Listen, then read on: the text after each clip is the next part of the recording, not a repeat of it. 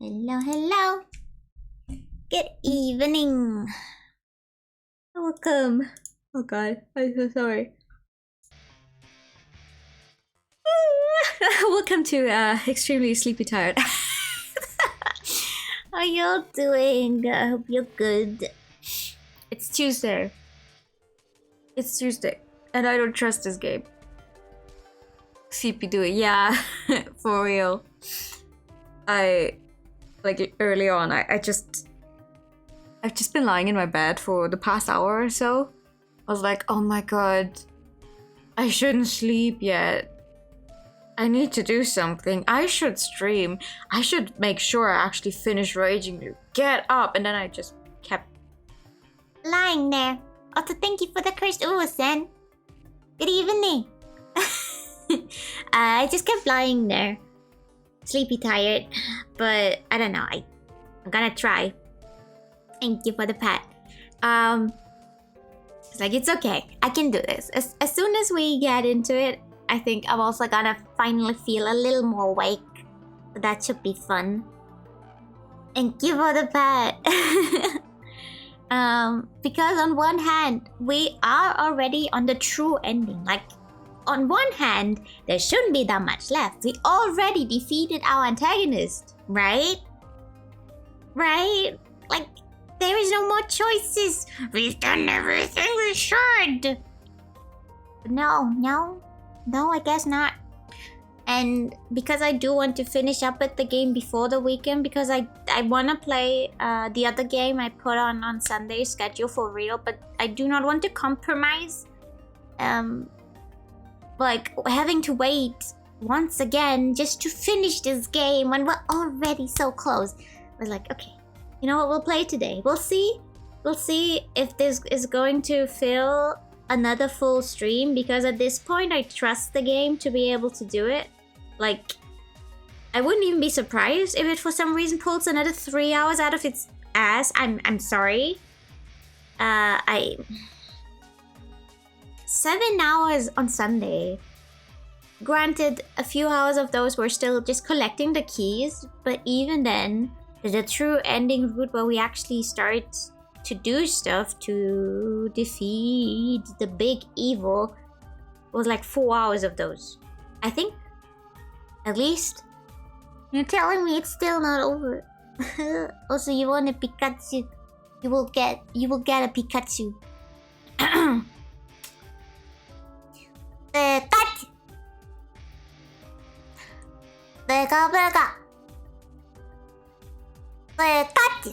You live. That is good to hear. I also live. But yeah, we're just gonna read, because I know I'm talking theoreticals here, but I know it's gonna fill yet another stream, because this game also has 2 alternate endings. So even if whatever happens next is just gonna be over in 20 minutes, which I doubt. I don't think it's gonna be over in 20 minutes. We have 2 alternate endings. We're gonna be here for a while. Raging new, for real. I like the game. I really do. It grew on me. You know, I had a slow start. It grew on me. It's not perfect. It doesn't have to be perfect. But isn't enough? Like, can we be done at some point, please? Not that I don't enjoy it, but oh my god. I don't think there has been a single stream of this game where I went for the normal time, because I've gone overtime every single time. The game needs to be at least 100. No! I mean, I've seen people say it's around 50, and I believe that. I underestimate how long games are when I have to read out stuff myself, obviously, and also streaming does make them go for longer, because I don't just sit here and just gnome through it, because I talk about it like I'm doing right now. I need to start counting that in when it comes to average game length. The end is never the end. The end is never the... Alright, so what did we do? We defeated the big evil. We also managed to get the Miguruma family to leave the town alone, we said goodbye to everyone, and we are technically on our way back to our bike. But then we wake up surrounded by mist, and that was when I said no on Sunday and stopped. So I woke up surrounded by mist. I woke up next to a pile of corpses.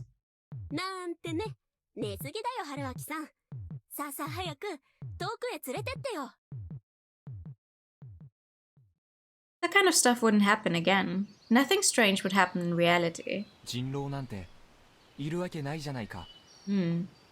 I whispered to no one. Then I gathered my stuff and left. The place where the convenience store was supposed to be was empty. It was all just forest. Of course, that was all just a dream. I didn't get lost anymore, but I felt like I'd soon forget this road. That was what dreams were like.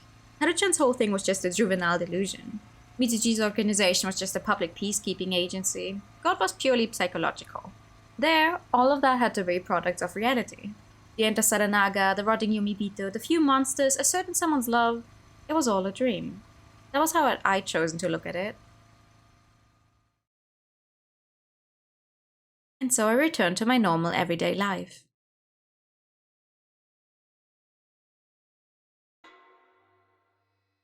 One day. A while after that.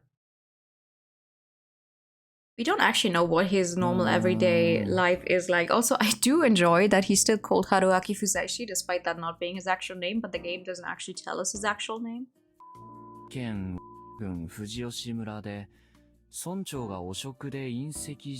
Oh yeah, Miguruma said something about, oh, you're gonna see something in the news, right?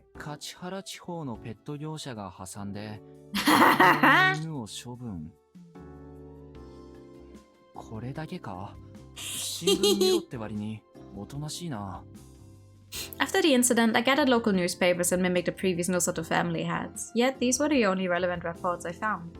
Though it wasn't nothing, it would be rash to underestimate this. Report. There it is. I said it wrong again. That's what you meant last time. A village mayor, probably a Miguruma, someone related, resigning was something that simply couldn't have happened there before. Even if it had, it would be something that went unnoticed. The people would simply decide it through secret power struggles. This could only mean that there was something a lot worse than just corruption, and this made it out to the public. This made it out to the public because they simply couldn't hide it all. The same went for the pet shop. If the Miguruma had really used rabies for the corruption, it would be national news. After all, it was basically a form of bioterrorism. Hell, with all the rabid dogs they had, the disease must have spread to other mammals like rats, according to what I looked up. If these rabid animals spread all over Japan would no longer be considered rabies-free, and that would cost the country a lot. Otherwise, those were just unhygienic dogs trained in a weird way. Or maybe the elitists hid it to prevent panic and loss of resources. Well, there was Mitsuji's job too. I hadn't heard from them yet, and I got nothing when trying to call her myself, even though I sang the Buddha's Ash Rock. You hear what happened? Nothing so far. We went back home and we're reading up on news, but it's just one of them resigned. So I guess life is back to normal. But a government or secret organization, I hope the group did whatever they had to in the background. Apparently the situation in Fujiyoshi was stable. There was a mayoral election and the Nosato head ended up taking the pass. The reason why they skipped the Higuchi was probably too complicated to release for the public. I was informed of this through an email left by Kyunosuke Nosatoshi. He was outside the village right now, along with Rikaku Uematsu-san. He rationalized this with his family by saying that he would seclude himself with her and keep the danger that was the Uematsu family away. Bold. He could easily contact his brother, current head and mayor, and get info from him, and I could probably learn more if I contacted them. But this was their problem now. If I went any deeper, I'd be just a rubbernecker. I did find out that life in Yasumizu carried on as always, which was good enough for me. Aw man. But the fact that I've been trying to copy the previous Nosatos mean that I still hadn't recognized the whole event as a dream. Or maybe I had some lingering feelings. I could still see her at the edge of my vision. Was it that hard for me to end it? Weird. My flashback was extremely vivid and still failed to leave me. Yeah. Oh! Yeah. Yeah! I almost screamed. Almost.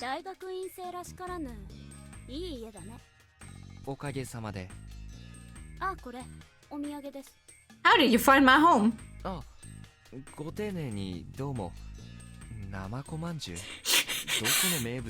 Also, I think it's really funny I know the background is not necessarily like within the same perspective as the sprites, but imagine she's just barely 4 books high. Small Jimmy. Or really big books. どこから入ったのかな。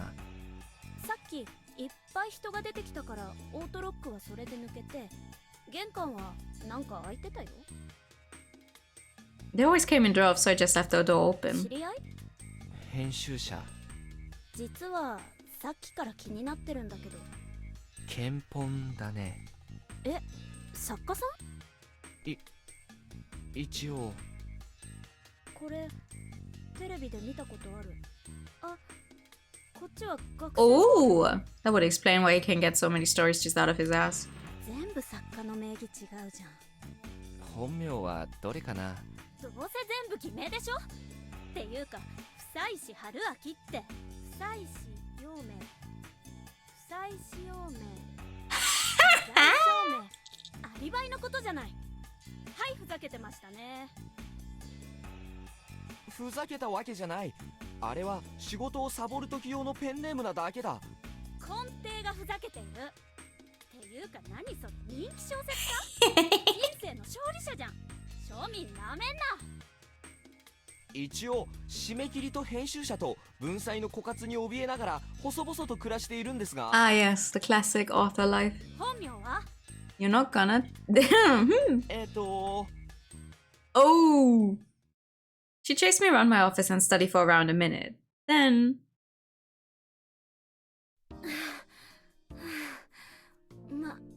まあいいですわ。そうだ。Also, how did she find this place? ここに。みっちゃんに住所を聞いて。You're friends with the ex now? みっちゃん。みつじさん。なんで仲良くなってんですか？あいつだけはやめとけって。Yeah. I think that would have been better for everyone involved. いよいよなんで来たの？あれから5社ほど落ちまして。おお、それは気の毒な。Mood. 大学は軽く夏休みだったりもしまして。もうそんな季節か。ちょっと気分転換が必要だな。そういえば二血してくれるっていうナンパの兄ちゃんがいたなって。I see. ああ、夢の中で。ちえみは夢の中とは思ってないけど。いいのかな。目の前にいるのはループの中で3人の女子に手を出したリアル狼だけど。あら大変。でもそばにいなきゃまた殺せるように。言うじゃないか。どう？いろいろあった甲斐あってちょっとはいい女。You still for some reason have your eyes set on him, so no, I think your taste is still horrible. 趣味は悪いと思う。Hey, at least we agree. お互い様でしょ。 Denying that would have pissed me off, so I said 一 nothing. 本取った。 At least he knows. じゃあ先に10本取った側の言うことを何でも聞くって賭けをしようか。やった何を？ちえみちゃんは自称春明さんのルールを破りに来たんだから、ここから先は一歩もあげない。一緒になったら2人でどこまでも狂っちゃうって言ってたっけ？ Yeah. だったらちえみは春明さんの敵でいいや。優秀な対戦相手。 Okay. あるいはお邪魔虫としてずっとひっついていくよね、神様。いい度胸だ、人間。She always smiled, stuck out her tongue, and ran off ahead of me. A cheerful, insane, weird girl. That was very scary and interesting. I'd play along. I'd catch up to her. じゃOh, man. かぶって。みっちゃんの別れてから買ったバイクですから、ヘルメットだって新品だよ。そっかそっか。ふむふむ。なんだろう。ネットかぶる前にちょうだい。ずっと我慢してたんだから。 Do we get a normal kiss CG for this one at least? Yeah, what a surprise attack. そんなん言われたらするよ。 Just as she asked, I kissed her. おめでとう。君はこいつに唇を奪われた You keeping 13 count? 人目の女の子です。おめでとう。春明さんは生まれて初めて中で敗北感を感じたため、 Boy. 過去のスコアを晒しました。行くぞ。はーい。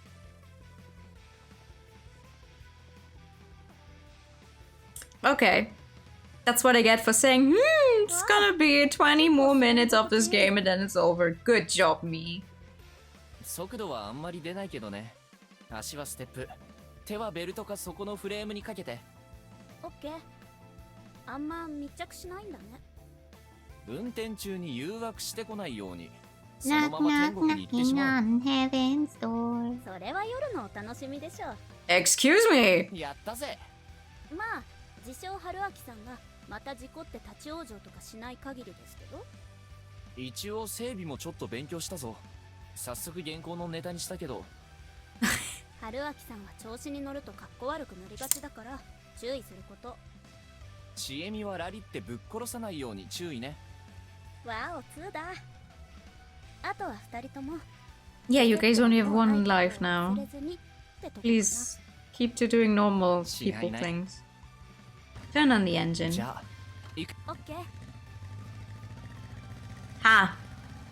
Gee, wow. Okay, I see. I felt defeated by those 7 hours only to be hit by this immediately. Thank you. Just as the previous journey led to a dream we could no longer return to, this one would surely lead us to moments so great they could never be repeated.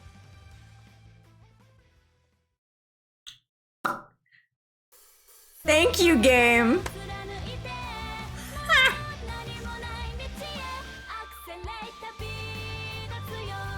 Woo! We're not done, no. We're not done. Well, we're finally done with the main story and the true ending, yes, but there's 2 more endings to get.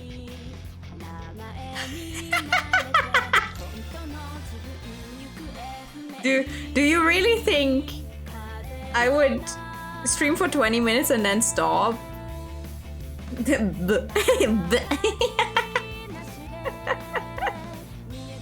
Yeah, but we're actually finally done with the true ending.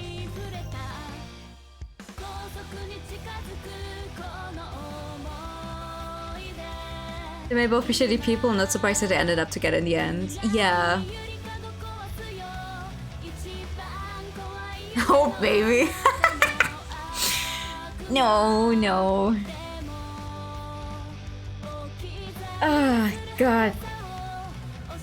I am, however, a little mad that I didn't have the energy to go for like 20 more minutes on Sunday, and then we could have just said, okay, true ending over, here we go. Maybe it was time to start a new game. Yeah.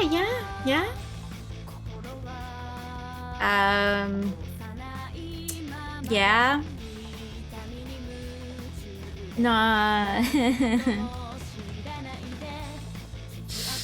I do want to start a new game. But the other visual novel we're gonna start on Sunday. For sure.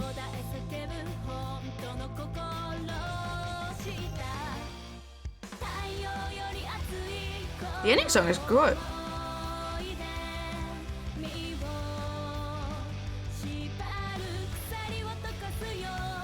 There's absolutely no such thing as werewolves.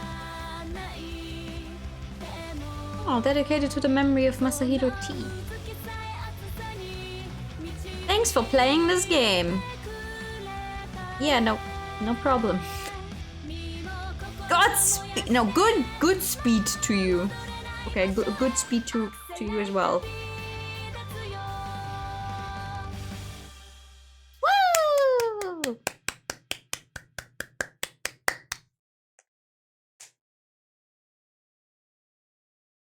Unlock Revelation mode. By setting it on in the options, you can replay the game with additional thoughts and flashbacks by Haruaki, as well as edit scenes from other characters' points of view. Oh my god. Bah, I'll be waiting there. Shut up. True ending. Watch Hint Corner. Hint Corner! It's a true ending! weird? 大将、ここまで至ってくれてありがとな。Yo, 今、一つの長い長 how い you 悪夢 doing? が終わった。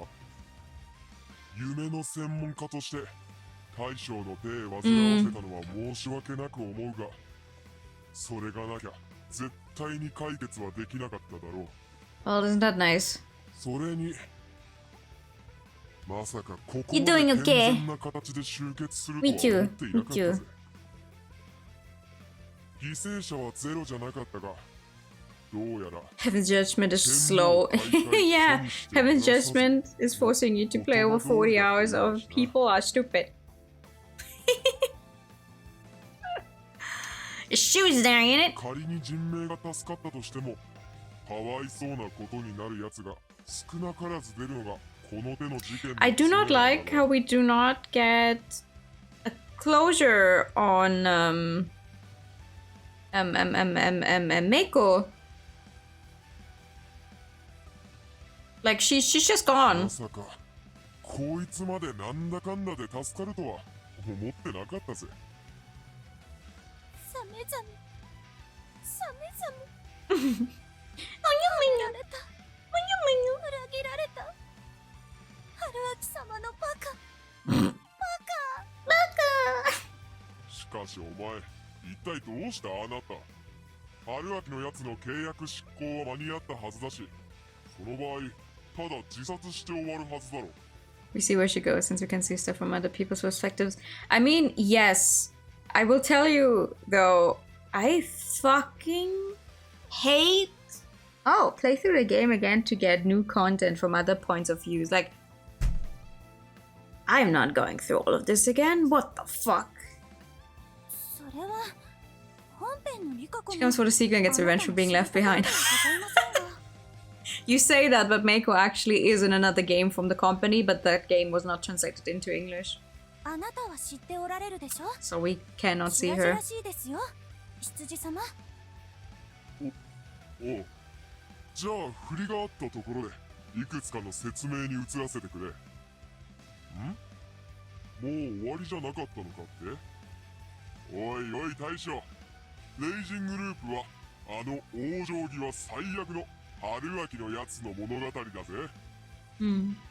事件は完全に終わったが、大将にはまだお楽しみが残ってるのさ。ええとても良い趣味のお楽しみが Oh my god, her little chibi form also gets those teeth. これには大賛成でございます She will bite you. She will bite you.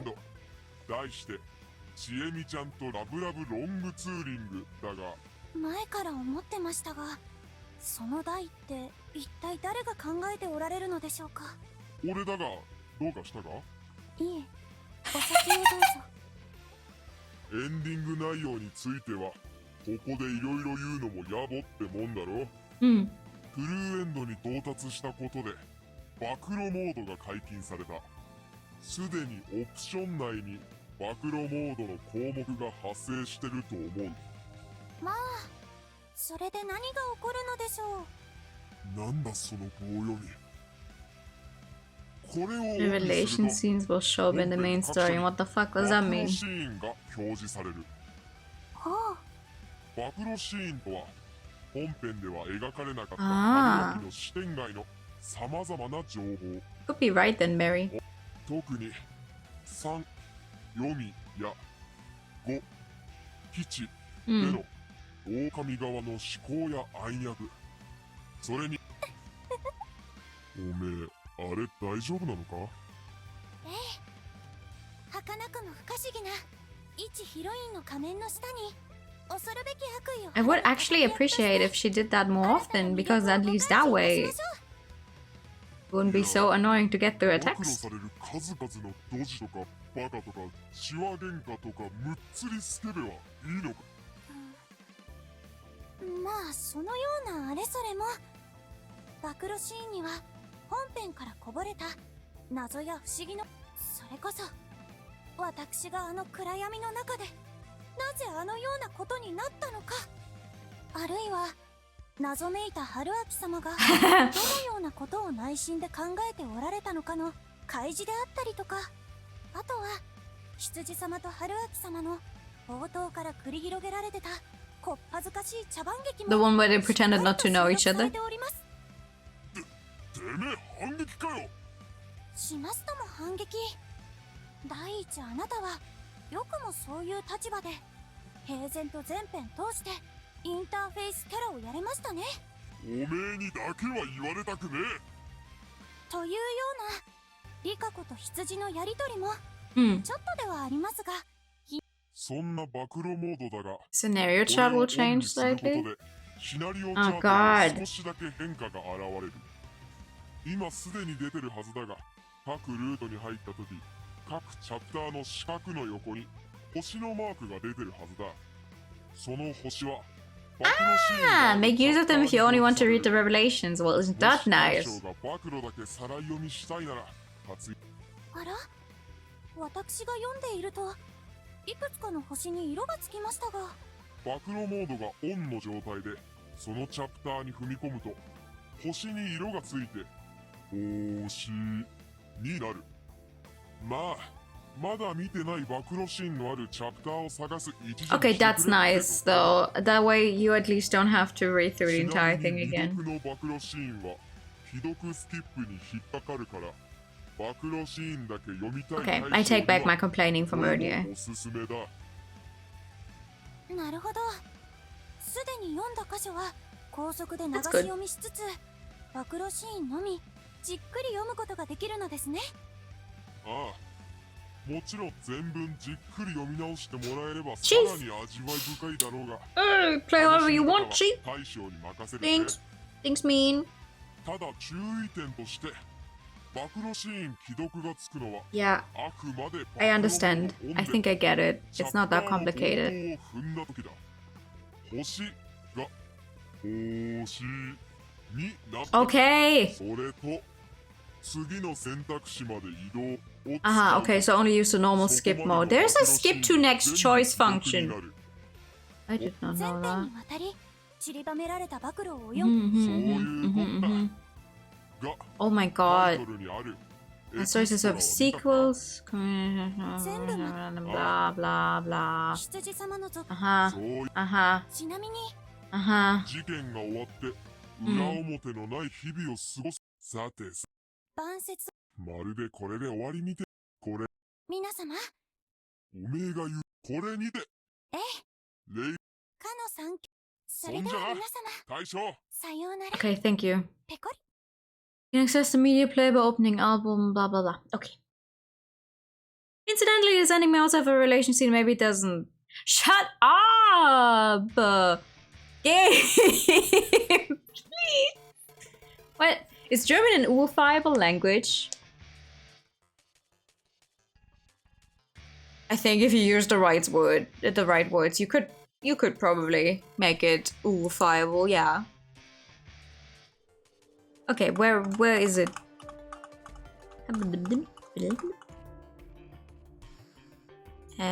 No? Where is it? Oh, there it is. Okay, revelations on. Well, let me see this then. We want alternate ending 1, and alternate ending 1 is here. I see. Oh my god. Got a long way to go down there. We do not care about the thoughts in between right now. We only care for the alternate ending. La na na na. Ne. Oh. No, we don't want to go that far. Hold on.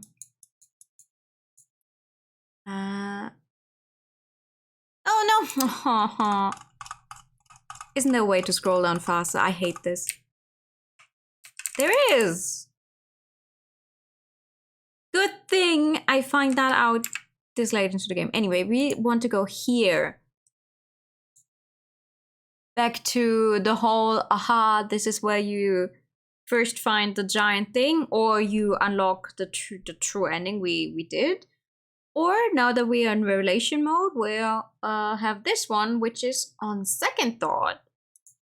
Seems to be something different. Whatever the fuck that one may be. Oh, it's red now. Huh? What the hell was this choice? I felt like I shouldn't have picked it. Oh well. Who cares? I was the kind of guy who wanted to test all options available. So, if I tried to pick this third choice, then there was only one thing that had to be done and I knew it. やっちまったな。お、 Hi. 棒切れ持ってとりゃいいぞ Good! I got rid of the obstacle. ー。何すんだおら。さすが三筋しぶといな。なんでてめえ知って。いやその、すごい何なんだてめえは。現状てめえのせいでこの国が滅。隙ありとりゃおぎゃ The little ping sound. ー。だから何すんだおら、春秋このバカや。何度でも打ち返すさバズー。悪ふざけはいい加減にしろよ。いやうわ What the ー fuck? ちょっと堅くなすぎねえ今回。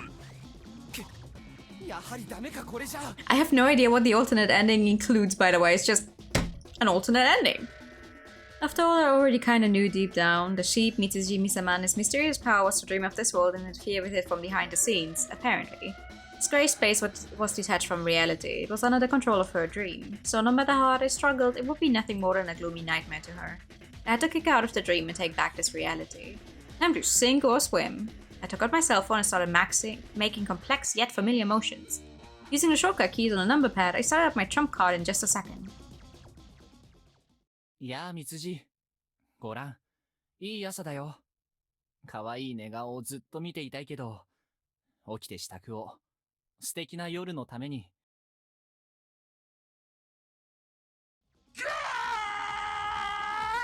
Oh god. くらえラブラブ絶頂期三筋の要求で作らされた目覚ましボイス知っての通りパート16まであるぞ Okay, okay, we're not taking ourselves seriously anymore. I 起きるん get. だ僕の素敵な羊ちゃん。 Ooh! All of a sudden, the vision of the unrealistic sheep faded slightly. Indeed, there was only one way to fight back against the one controlling the world through dreams, Mitsuchi. And that was to wake her up. さらにくらえライブとの合わせ技。おやおやまだ目覚めないのかい。しちゃうぞいけないいたずら。やめてよ。もう忘れたのに。削除したのに。 What followed were detailed depictions of naughty deeds, so I will not repeat what the recording said for a number of reasons. I prattled one embarrassing line after another without end. The sheep faded more each ダ time. メだミーミーミーミーラブミー起きるのじゃ。 I feel for her. Incidentally, there was a counterattack to this one called Oh Haru Haru, you're such a sweetie. I take massive damage if you said that, but it seemed I worried over nothing. 覚えてやがれ。 She vanished. The sheep, Mitsushi Misamina, had apparently woken up, separating her from this reality, this dream. ポカーン。 Hi! あそういやこの子がいた。メイコちゃん今見たものは忘れてね。超痛いカップルのノリ。 How do you know those words? うん絶対忘れてね頼むから。あとここで待っておいてね。多分じきに怖いお姉ちゃんが助けに来るから。ねえ、わかった。じゃあねちょっと行ってくる。 I tapped Mako's shoulder and turned around. I didn't turn back. まあ、仕方ありますない。すみませんね。まあ神様は神様でうまいことやってください。滅び蘇った神に貸し付いて。それで貴様はご満悦か？さあ案外悪くないんじゃないですか。やれやれ。やれ。雲に会えたら、訪ねてきません。真の山の神は火遊びに寛容ゆえ。When God's voice faded away, it was no longer the voice of a human, but rather a wind blowing through a valley, scattering like ordinary mist. じゃあね、メイコちゃん。 I wondered what form God would take the next time we met. It would be interesting. No, terrifying. I walked forward, never once turning back. I headed toward the majestic appearance of the Tsuchigumo of dreams, seeking the horizon. I had won. I had obtained everything. Yet, a certain thought plagued me. My victory is but a transient dream. This result would fade into the mist. Before long, I would feel bewilderment and despair and start tumbling down the path of my defeat. For some reason, I understood that. Whatever could this be? Ow! Spider beam fire! Kachihara was destroyed. Was it alright to destroy it? Ow! What the fuck is that noise? Also, hi, welcome back. Fusion spider beam! A nearby airplane was shot down.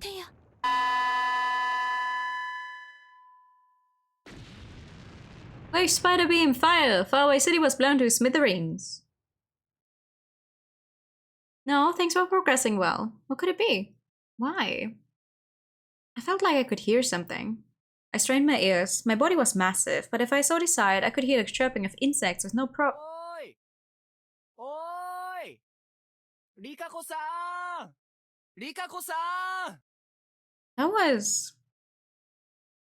夢の土雲巻き戻りの黒幕27歳独身ポンコツドエロビコ He knew everything. What was this? What was that? Besides, what was he doing here right now?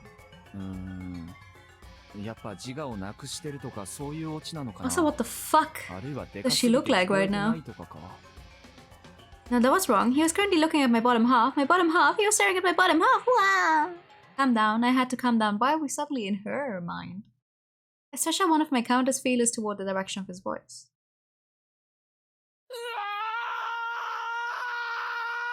Oh, it was so very simple. I could do anything in this body. I was omnipotent, an entity that transcended the principles of this world.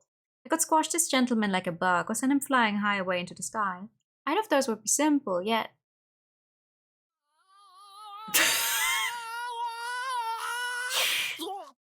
At least they're making good use of, you know, the sprites and everything moving. That's fun. Yeah, I wish they would have... I guess they made it obvious that I'm not in his mind anymore, but still. I brought him right in front of me, right to the peak of Tsuchiguma's gargantuan body, the place where what remained of Rikaku Uematsu's upper body lay, face hardly changed. I had Haruaki-sama pinched between my fingers. Hi! Okay. I could feel emotion sculpting my face. Irritation, skepticism, depression. いやリカコさん Oh my, he called me by my name again. Warm and fuzzy feelings welled within me. I temporarily ignored them, kept out the scary mask I was wearing. これ You're already blushing on the CG. You're not keeping up a very good mask.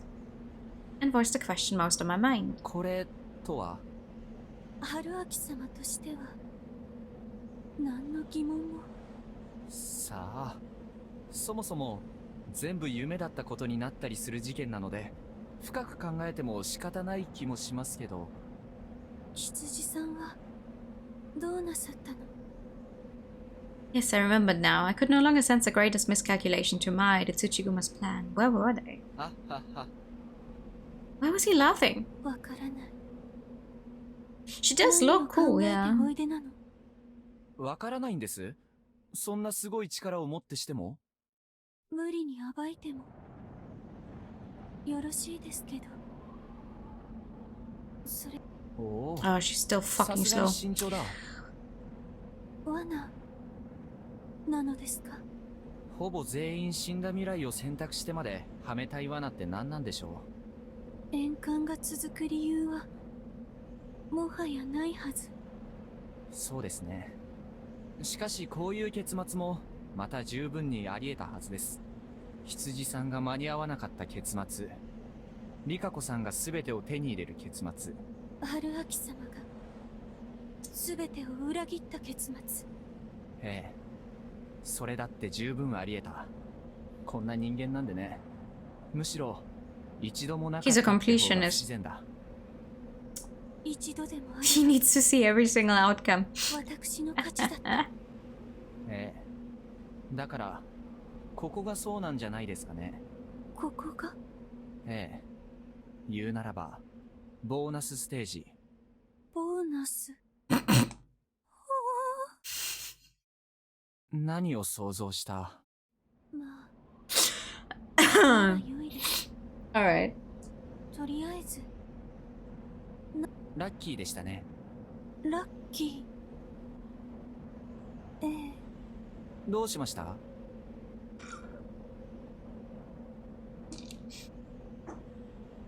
Was it truly alright to simply accept everything that was happening here? Well, I suppose it was fine for the time being. However, what I did not understand was, what I could not fathom was, why this gentleman called his outcome lucky with a grin. 不採し Maybe he's into tentacles, or whatever you would want to call those feelers of yours.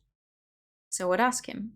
I could not tell if doubt still etched my features. Perhaps it had changed into bewilderment. あなた様は一体何を望んでこの私の名を呼ばれたのですか？日の本を滅ぼし Knowing this gentleman, I would not be surprised if he said he had come to laugh at my new form. I could easily see him throwing everything away for a foolish reason, like he had tried it because he didn't care about anything else. So I could not get my hopes up. 幸せな地獄。 However, Haruaki-sama said that with no hesitation. 僕はね、リカコさん、あなたと共に行こうって言葉は嘘のつもりで言ってないんですよ。皆さん、せっかく集まってもらって悪いんですが、僕は彼女と共に行きますよ。嘘ばっかり。その後、イケシャーシャーと。Well, but on the other hand, that scene only happened on the other route, not here. この人は、僕がもらいます。別に自分のことにする気なんかありませんよ。僕はフェミニストなんで。Now that's a joke if I ever heard one. あの賭けを使ってそれができたとしてもね。ほら、嘘だったでしょ？嘘じゃない。I was confused. I was playing right into his hands. 数えきれない夢と命を賭した陰謀を不意にさせる代わりに、僕があなたと一緒になるつもりだった。嘘。じゃあどうして？清之助氏がすごいやる気だったんで、じゃあまあめんどくさいし、どうぞどうぞって。Arr, feel a sound.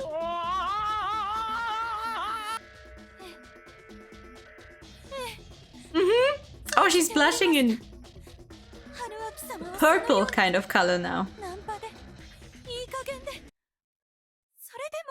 Aww. Hmm.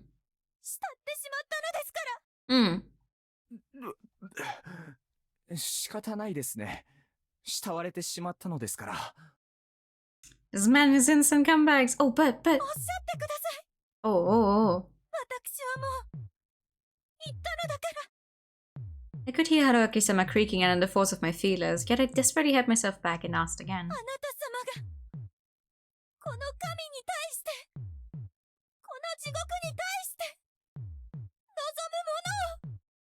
Heartbeat sound intensifies.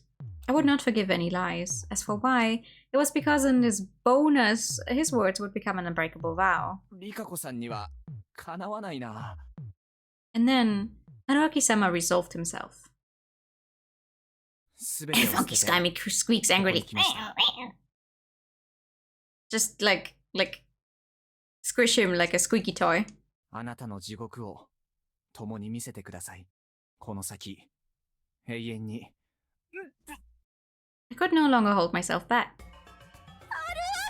Oh, Jesus Christ.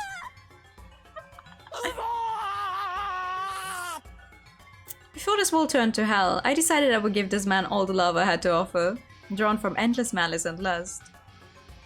Alright. Alternate ending number 1? Question mark. Watch message corner. Sure. Good day to you all. It is I, codenamed Demon Lord Nikako. I was just having my way with Haruaki-sama. No, wait, Anyway, I've done it. I've finally done it. I got the ending I wanted. I cannot thank all of you enough for your help. I can more or less tell that half of you staring with shocked looks on your face. I'm the Tsuchigumo of dreams, after all. What an insincere ending, is it not? And all the residents of Yasumisa would be dead here. I blew up several cities, and to be blunt, sooner or later I shall destroy this country. Also, to use the so-called meta-knowledge is what you would call unfair, is it not? It is frightening how much barbarity will be permitted and tested, all in the name of a gag route. How sad. Now then, about this ending, it is known as All-Night Betrayal. You can feel Sheep-san's influence all over the name. It would seem that after much wrangling, the writer considered that shitty ending when Sadisama-sama and Haruaki-sama go off on a bike together as canon. Therefore, this non-canon ending is strictly a so-called nonsensical ending that transcends all logic. Not that it particularly matters. Because there's an ending like this, that means there must surely be another possibility, and in the way that Nikako found happiness. For example, a situation where when I'm cornered and attempt to commit suicide, but none of those odious hindrances are there and Haruaki-sama stops me, I would surely be bound to my agreement with Haruaki-sama for life and spend my days in sorrow and tears, kindly cherished by Haruaki-sama. For those of you who want an outcome like that, just picture it and it will become real. After all, this is a loop story where all possibilities and outcomes should be considered to exist. Well, I'm happiest where I am right now, so it's all good. Do not worry, with my power I shall raise up all those who died. They shall serve as my servants under my rule. This way everyone is happy, I'm happy too. What a glorious outcome. I do not know why I'm doing her voice like this. At any rate, I'm busy destroying the country and showering Haruaki-sama with love, so I shall end it here. How exciting! Waku waku. What the fuck? Fucky scummy dictatorship. I don't think there's gonna be a dictatorship if everyone's already dead. Like, who's she gonna dictate? If she kills them all. Alright.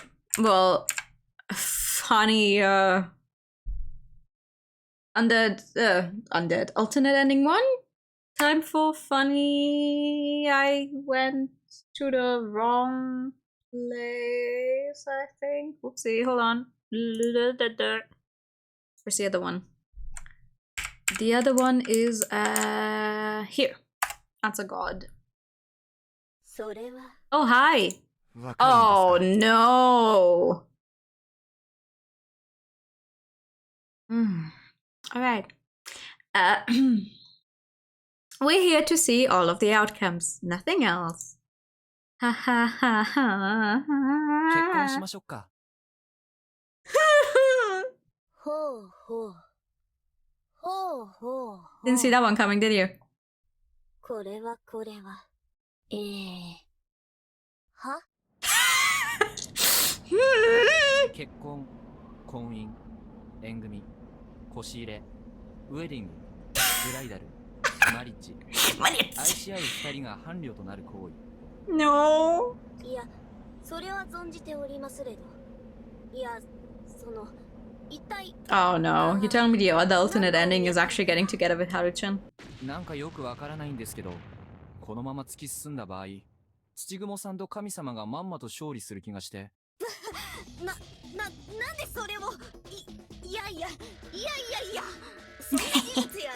Meta knowledge destroys the game. っていうか神様、自己犠牲のふりしてハルちゃん見捨てて、ネクタイも捨てて権限するつもりでしょ。だからなんでそれを。いや、別にそんな意図などみじんもなく、華麗で過激な解決策を授けんとすれば。なお方法を間違えた場合、土雲氏と僕の死体をめぐっての血話喧嘩が発生し、最終的に神様がしてやられる模様。読めぬー。悪党殿の心が読めぬー。はっはっは。僕が怖いか。2周目プレイヤーによる悪質なメタ知識攻撃を食らえ。なんですのじゃ。何が狙いですのじゃ。僕はハルちゃんと一緒の神様が好きなんですよ。Haru, or the ancient god known as Mujina, fell silent. あなたは、君は、ハルちゃんだ。ハルちゃんが演技しているだけの幻影だ。しかし、元が幻影だろうがなんだろうが、正しい形をとってしまえば、それは神として生命を得てしまう。そして、正しく力を得た神は、もはや肉体に依存せずとも容易に伝播し増殖し、携帯していくものなんだろう。でも、それは嫌なんですよね。僕は俗な人間なので。可愛い肉体と、やんちゃな野心と、意外な素直さを兼ね備えた春ちゃんと抱き合わせじゃな Why き would ゃ、 you say it like 信 that? 心は湧かないな。とことん下船な悪人で荒らしますな、貴様は。いや、神様自身も好きですよ。それなら我だけでよろしかろう。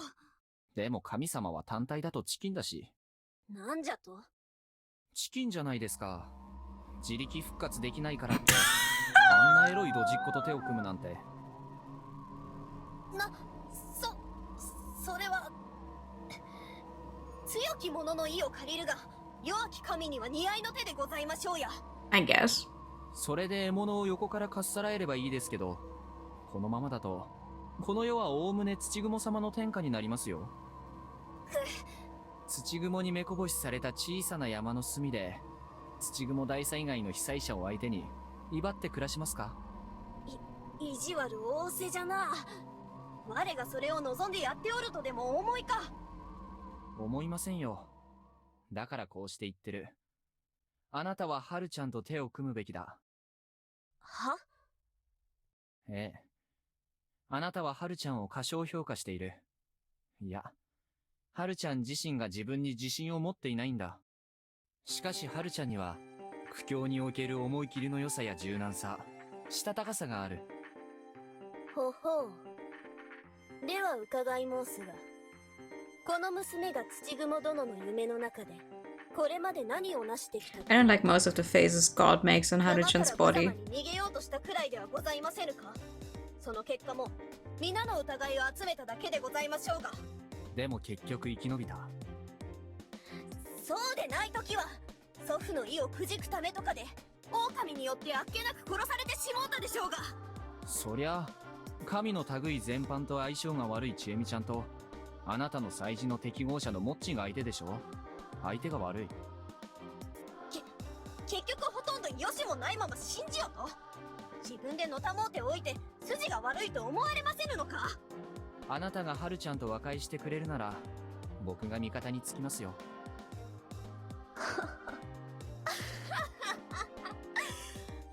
つくづくふざけてる。Hi! ああ、懐かしいな。どれだけ自分を過大評価するつもり？あなただって土雲に勝つ方法は一つしか思いつかなかったくせに。今は別の考えがある。このよくわからない降って湧いたボーナスステージ的ループにおいての2周目限定の反則知識を振りかざせる。それでもって土雲を打倒して神様と合体したスーパーハルちゃんとイチャラブで狂った人生が送れるなら、僕はあなたに力を貸してもいいですよ。結婚しましょうか、神様、ハルちゃん。 Oh my god. つまりそれは Run. 私のことが。 Run, Haruchan. Don't do it. It's not worth it. ええ。ハルちゃんであり神様であり。 Promise you it's not worth it, please. あなたが鏡となりて我の道に従うてくださると。ええ。牧島春と共に行くならば、我き神となるならば。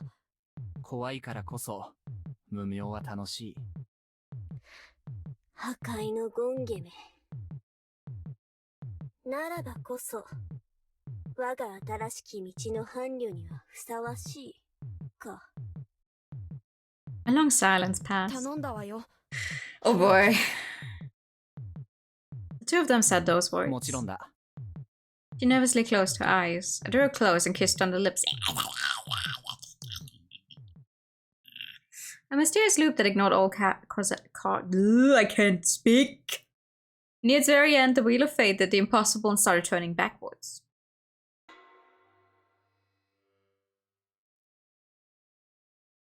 Shh.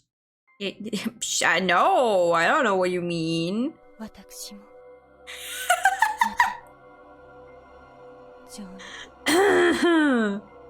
非常であるべき。読み意味の宴で This is all in good fun. We just want to see every ending. 名子のあどけなさに夫妻子様の人当たりの良さに Just want to see all endings, no matter what the fuck そう happens. かもしれないと知りな La がら la la. 私どもの人のもはやこれまで私くくられろという時はお呼びくださいさようなら Yeah, no, hold on.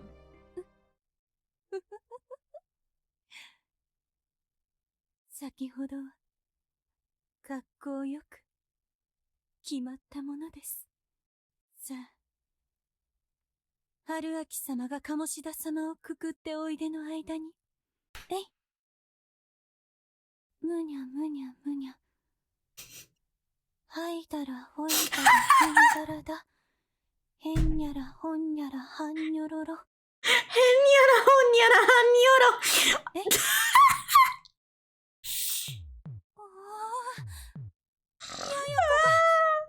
おびただしい There is no way I could play through this game again if you have access to these kind of like secret scenes. 今こそ夢の土雲様が蘇る Especially because she's always like this. あれ As long as she's like 何か off screen, like on her own. 待て Haruaki naked. Why is he naked?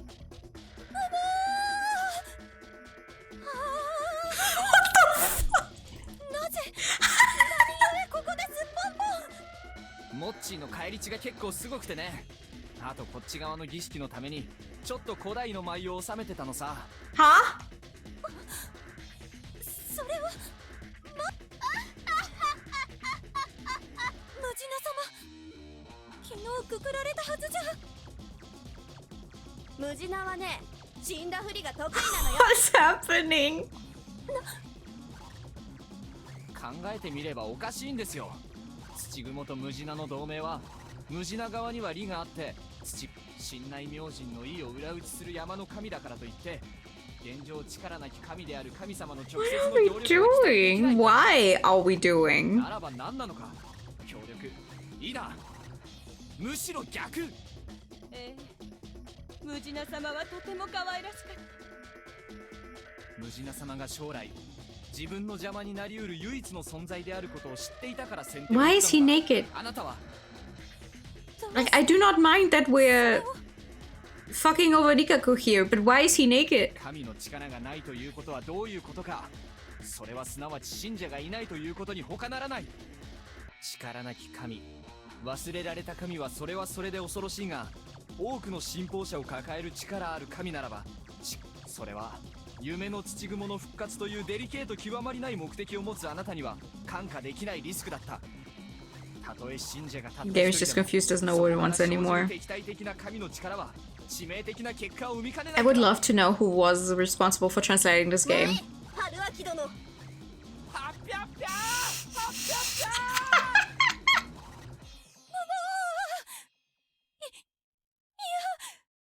一体何をしたの Like, 土雲様が I'm sorry. I imagine that whoever translated this did not actually get to see it in action. Most of it. They just get the script and stuff. So imagine going through a script like this and just being like, what's even going on anymore? 何？大したことではありません。山の持つ当たり前の力を、山の汚れを済ませ、正常なる霊気に満たしたまでのことよ。ややこじゃない Why is it vibrating? こうなったら一旦死んではっぴゃっぴゃーはっぴゃっぴゃ息ができないよくもたばかってくれたわね。 Oh. せいぜい浄化されなさい。気持ちいい Jesus Christ.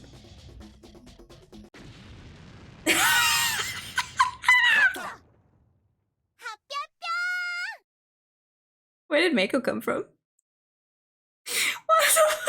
Alternate ending number 2. Watch message corner. Sure. Yeah. I've grown quite fond of that form of laughter. Yes. Mujina-sama is here. Wait, who are you calling Mujina? Just to be told, I do not know my own name. I've forgotten what the people of long ago once called me. In any case, I realize I've never had a chance to speak to all of you out there in front of your screens. Hi. The turn of events just now was rather horrible, was it not? Haruaki Dono got naked and blew Tsuchigoma-sama up with a dance. Sounds like a completely different game. And it was after Haruaki Dono slaughtered Mochi. Everyone's standards of humor are different, so whether it make me laugh or not depends on that. Well, this whole ending, including this message, is a complete and utterly insincere farce, so worry not about it. I see. Now then, back to this ending, titled Primeval Dance. You have done a noble deed in reading it. It would seem that Tsuchigoma Dono had more to say about these sorts of impossible outcomes in her own perverted ending. You can seek Gamon out for more details, but just so you know, this was my ending, and by extension, Haru's ending. Actually, that me saying all of this is in fact Haru, you know? I'm trying my hardest to do this, but to be honest, it is rather embarrassing. Well, if I change my way of talking, I could even be a different personality, but this game's world has its rules. I shall leave it up to your interpretation. I may grumble, but I'm probably more popular than Haru. Also, after this ending, Haruaki Dono and I vanished into the darkness of the city as villains of a sort. You know, that old cliché. I know nor care not what became of Mako. It appears that there were once plans to draw a CG of Haruaki Dono and I, lurking in the shadows of a city wearing stylish suits. I would have liked to see that, but the picture of naked Haruaki Dono and the explosion was just too funny to get rid of. Incidentally, just like Tsuchigoma Dono said, once you overlook this nonsensical ending, you can imagine that a more proper ending exists. Like, oh, I know. What about an ending where Haruaki Dono forces his way into Yasumisu the night before the mist, steals me away and awakens Skull with a passionate kiss? Then no one would have to die, right? Huh? Would something like that really wake me up, you ask? Such a wet blanket. If you so wish it, there are more troublesome and roundabout solutions out there. And any of them can be the truth to you. Please continue to keep us in your thoughts like that even after you have finished the game. Oh, I'm so sorry. Now then, I need to get going with Haruaki Dono right about now. Let's say farewell here. It says octopus rice. There's octopus in this? I can't stop eating it. What? Sorry. Sometimes I start reading too fast, I guess. Right, yeah. Okay, hold on. No, there's one more thing. You put out it at the pad. There is... I keep saying this one more thing. No, listen. So, now you see this? We've gotten all the endings. Perfect, right? We have a gallery. Which one is it?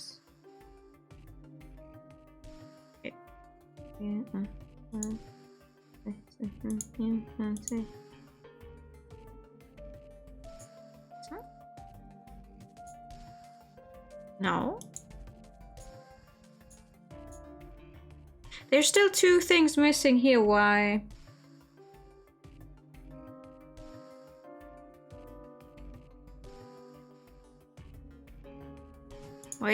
Wait. I'm just supposed to spare block it. Oh, right.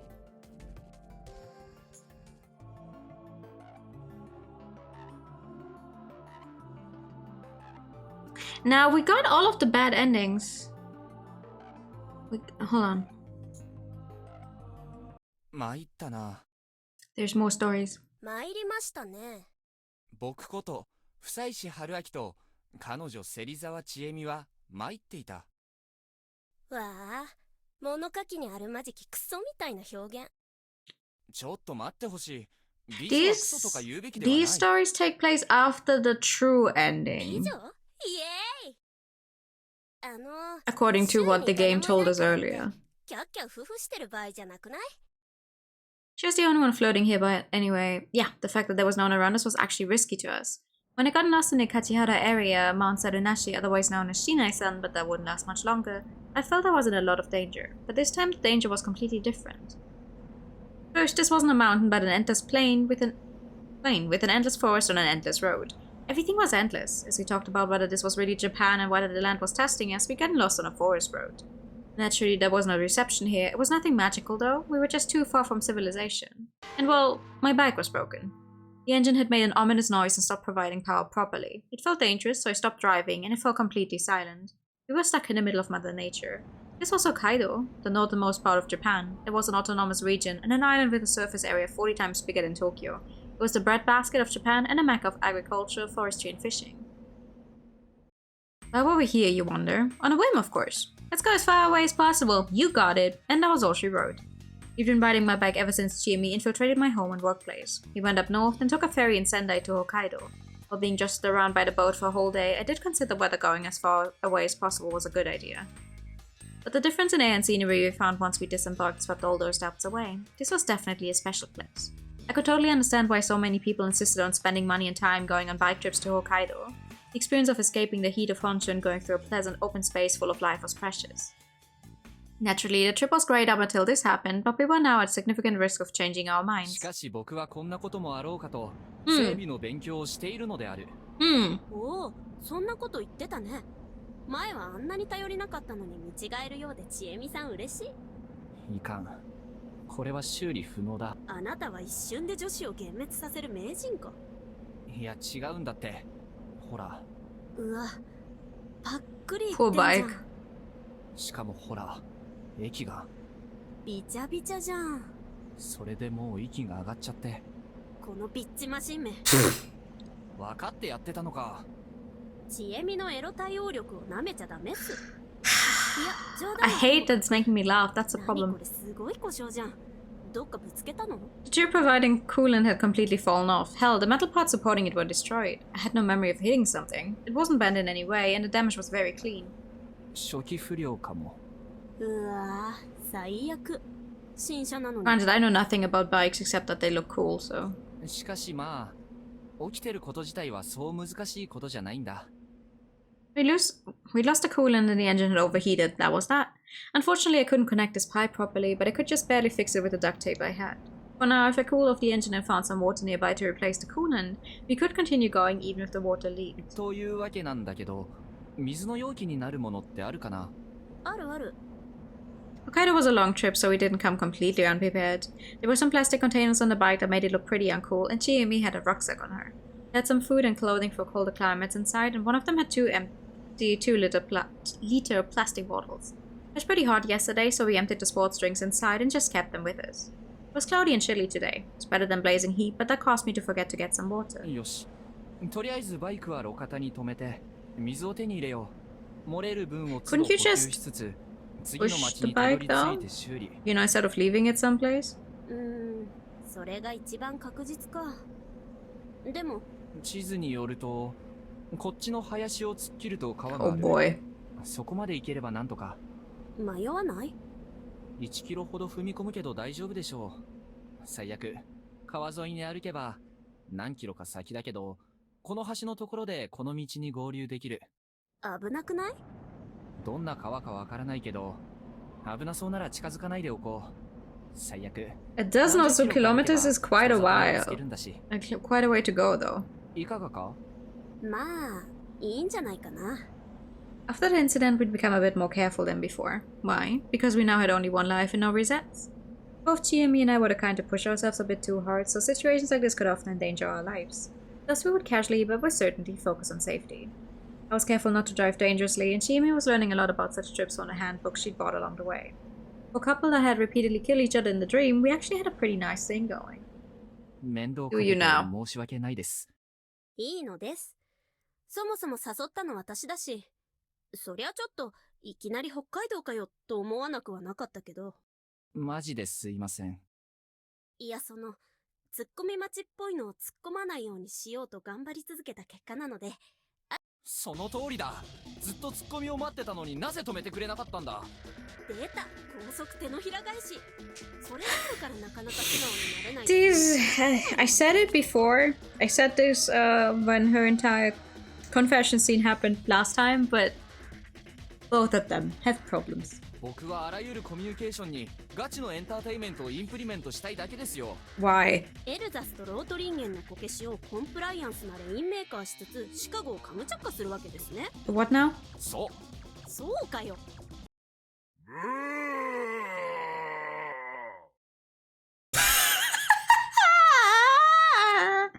Huh? Brown bear. A mature one weighed between 300 and 500 kilos. They were the apex of land animals in Japan. Omnivores but loved meat. Special skills, bear claw and bear hug. 確か、クマは本来おとなしい動物だから、驚かさない程度に騒音を立てていれば、向こうから逃げていくはずだ。私、芹沢千恵みーちゃん、油が乗って美味しいよ。 Swing! 痛い。その音がこの方を脅かす。逃げろバカ。 I don't think you can run away from a bear, though. Isn't that the one thing you should not be doing? You can't outrun a bear. Should you be running from a bear? Seeing Jimmy scream and run brought me back to my senses. Why was I joking around with a bear? Maybe because it's clearly voiced by a human being and not an actual bear sound, despite there being recordings of bear sounds? 背中見せないで。背中を追う性質があるから。 So what, run backwards? ブリッジ走行したらどうなる？いい加減見捨てるぞひねくれ人間。ごめんなさい。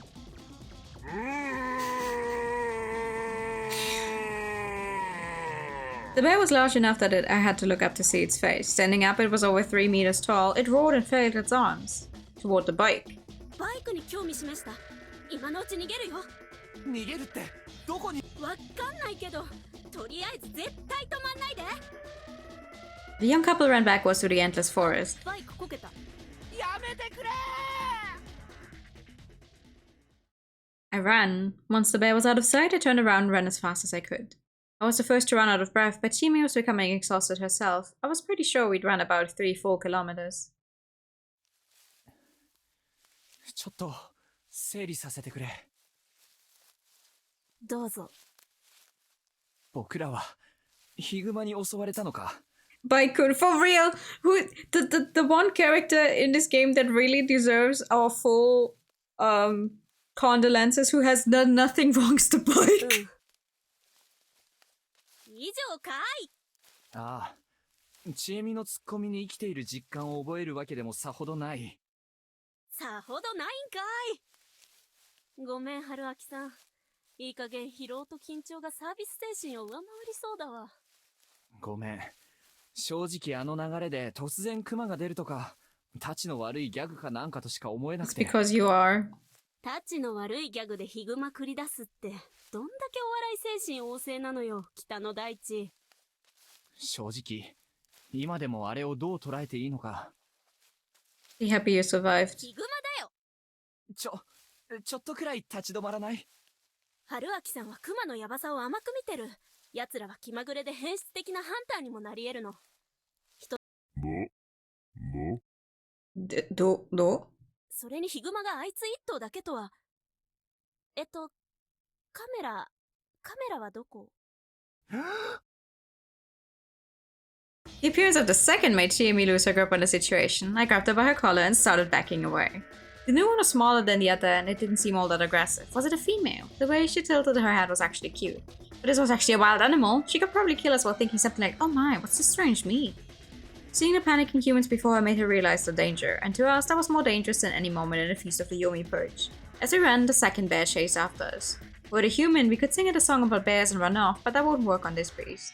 As Jimmy panicked, I calmed her down and thought of a way to get out of this. Of course, there was a golden rule for getting away from a bear. I took off the bag on my back and threw it at the bear. Naturally, the bear followed it with interest, spying us some distance. Lots of it even. ここまで来れば。 On saying that, I realized I fucked up. I knew where this was going. Wait, how? This wasn't a manga or game, right? There was no way that would apply, huh?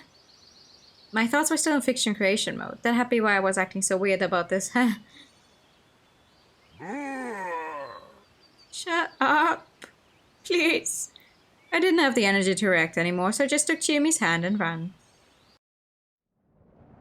I hated TV culture and the humor of its comedians. Both would be useless in a fight for survival in the wild. They would just waste my energy turning decisiveness into jokes. I knew that was unreasonable, but which seemed to show that I was saner than Chiemi at least. 私、生きて戻ったら、あらゆる番組ロケとクマが出るアニメを潰して回ってやる。 She charged as fast as she could, and her voice was dense with madness and seriousness. Crap, I needed her to stay sane. And no, I wouldn't destroy bear anime. Their lives would be in danger, especially the yellow one. The yellow bear anime? What? Again, something wasn't right here. We met bears no matter where we went, yet we were still alive. Incidentally, we left the road a long time ago and were now lost in an unfamiliar forest. That made the likelihood of running into bears all that much higher. What the hell was this? Bear world? Trap of some kind? Were we being chased into our deaths? Oh, if only we had God to help us this time. However, her holy land was hundreds of kilos away, and the lord of a mountain where you only had moon bears would probably faint upon seeing these beasts.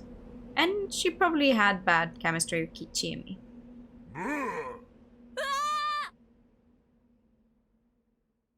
Chiemi had said that right after the incident she left Yasumizu and returned to college. Though she no longer thought that she didn't belong there, she didn't consider Yasumizu to be her ultimate home.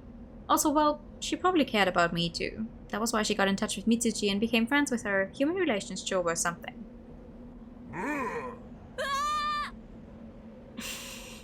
Why do we keep getting the same scene? What I wanted to say was, that was the reason why I thought that she and God wouldn't get along, since God was basically tied to the general area. After the incident, Chiemi had been able to settle the score with God and change her perception of the concept.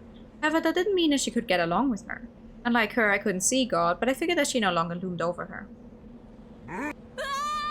Oh no! As we ran around, not sure what was going on, we arrived at a certain place. It's the same recording over and over, yeah. It was pretty large. Half of it was basically a rock large enough to look up at, while the other half was countless withered trees. So there were just 2 to 3 meter long wooden sticks that were placed against the rock. The materials were natural, but the result sure wasn't. I felt a similar thing like when I saw the Okiba. It seemed to blend in with the environment, but it was clearly somewhat unnatural. I looked around, all alert. There were no brown bears around for the time being, but... Chiemi looked at the structure with distant eyes. She then closed them, joined her hands, and bowed. It looked so extremely natural and spontaneous that I didn't know how to react. So I joined my own hands. Yeah, we keep running into brown bears, apparently. Home. I walked up and realized she was speaking the truth. Although running took us from a plain to a mountain area, the trees here were paired with large boulders. The largest rocks of them all canopied... I have no idea. Canopied? By an overhang of withered trees had a little bit of space on the inside you could live in. The boulders and the withered trees were like a roof and walls. Of course it did little against the rain and wind, but it could handle snow probably. This might have been a winter residence. There was dried grass near the withered trees too, and indeed this did seem like a proper dwelling. The iron pan hanging on one branch made it clear that someone had been living here. Unperturbed, Chiemi promptly took off her shoes and entered. She then sat down in the middle.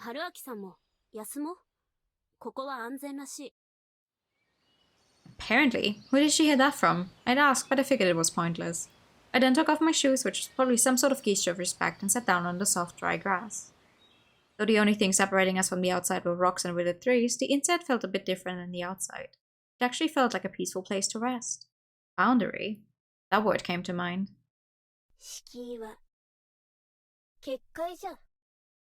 So bright!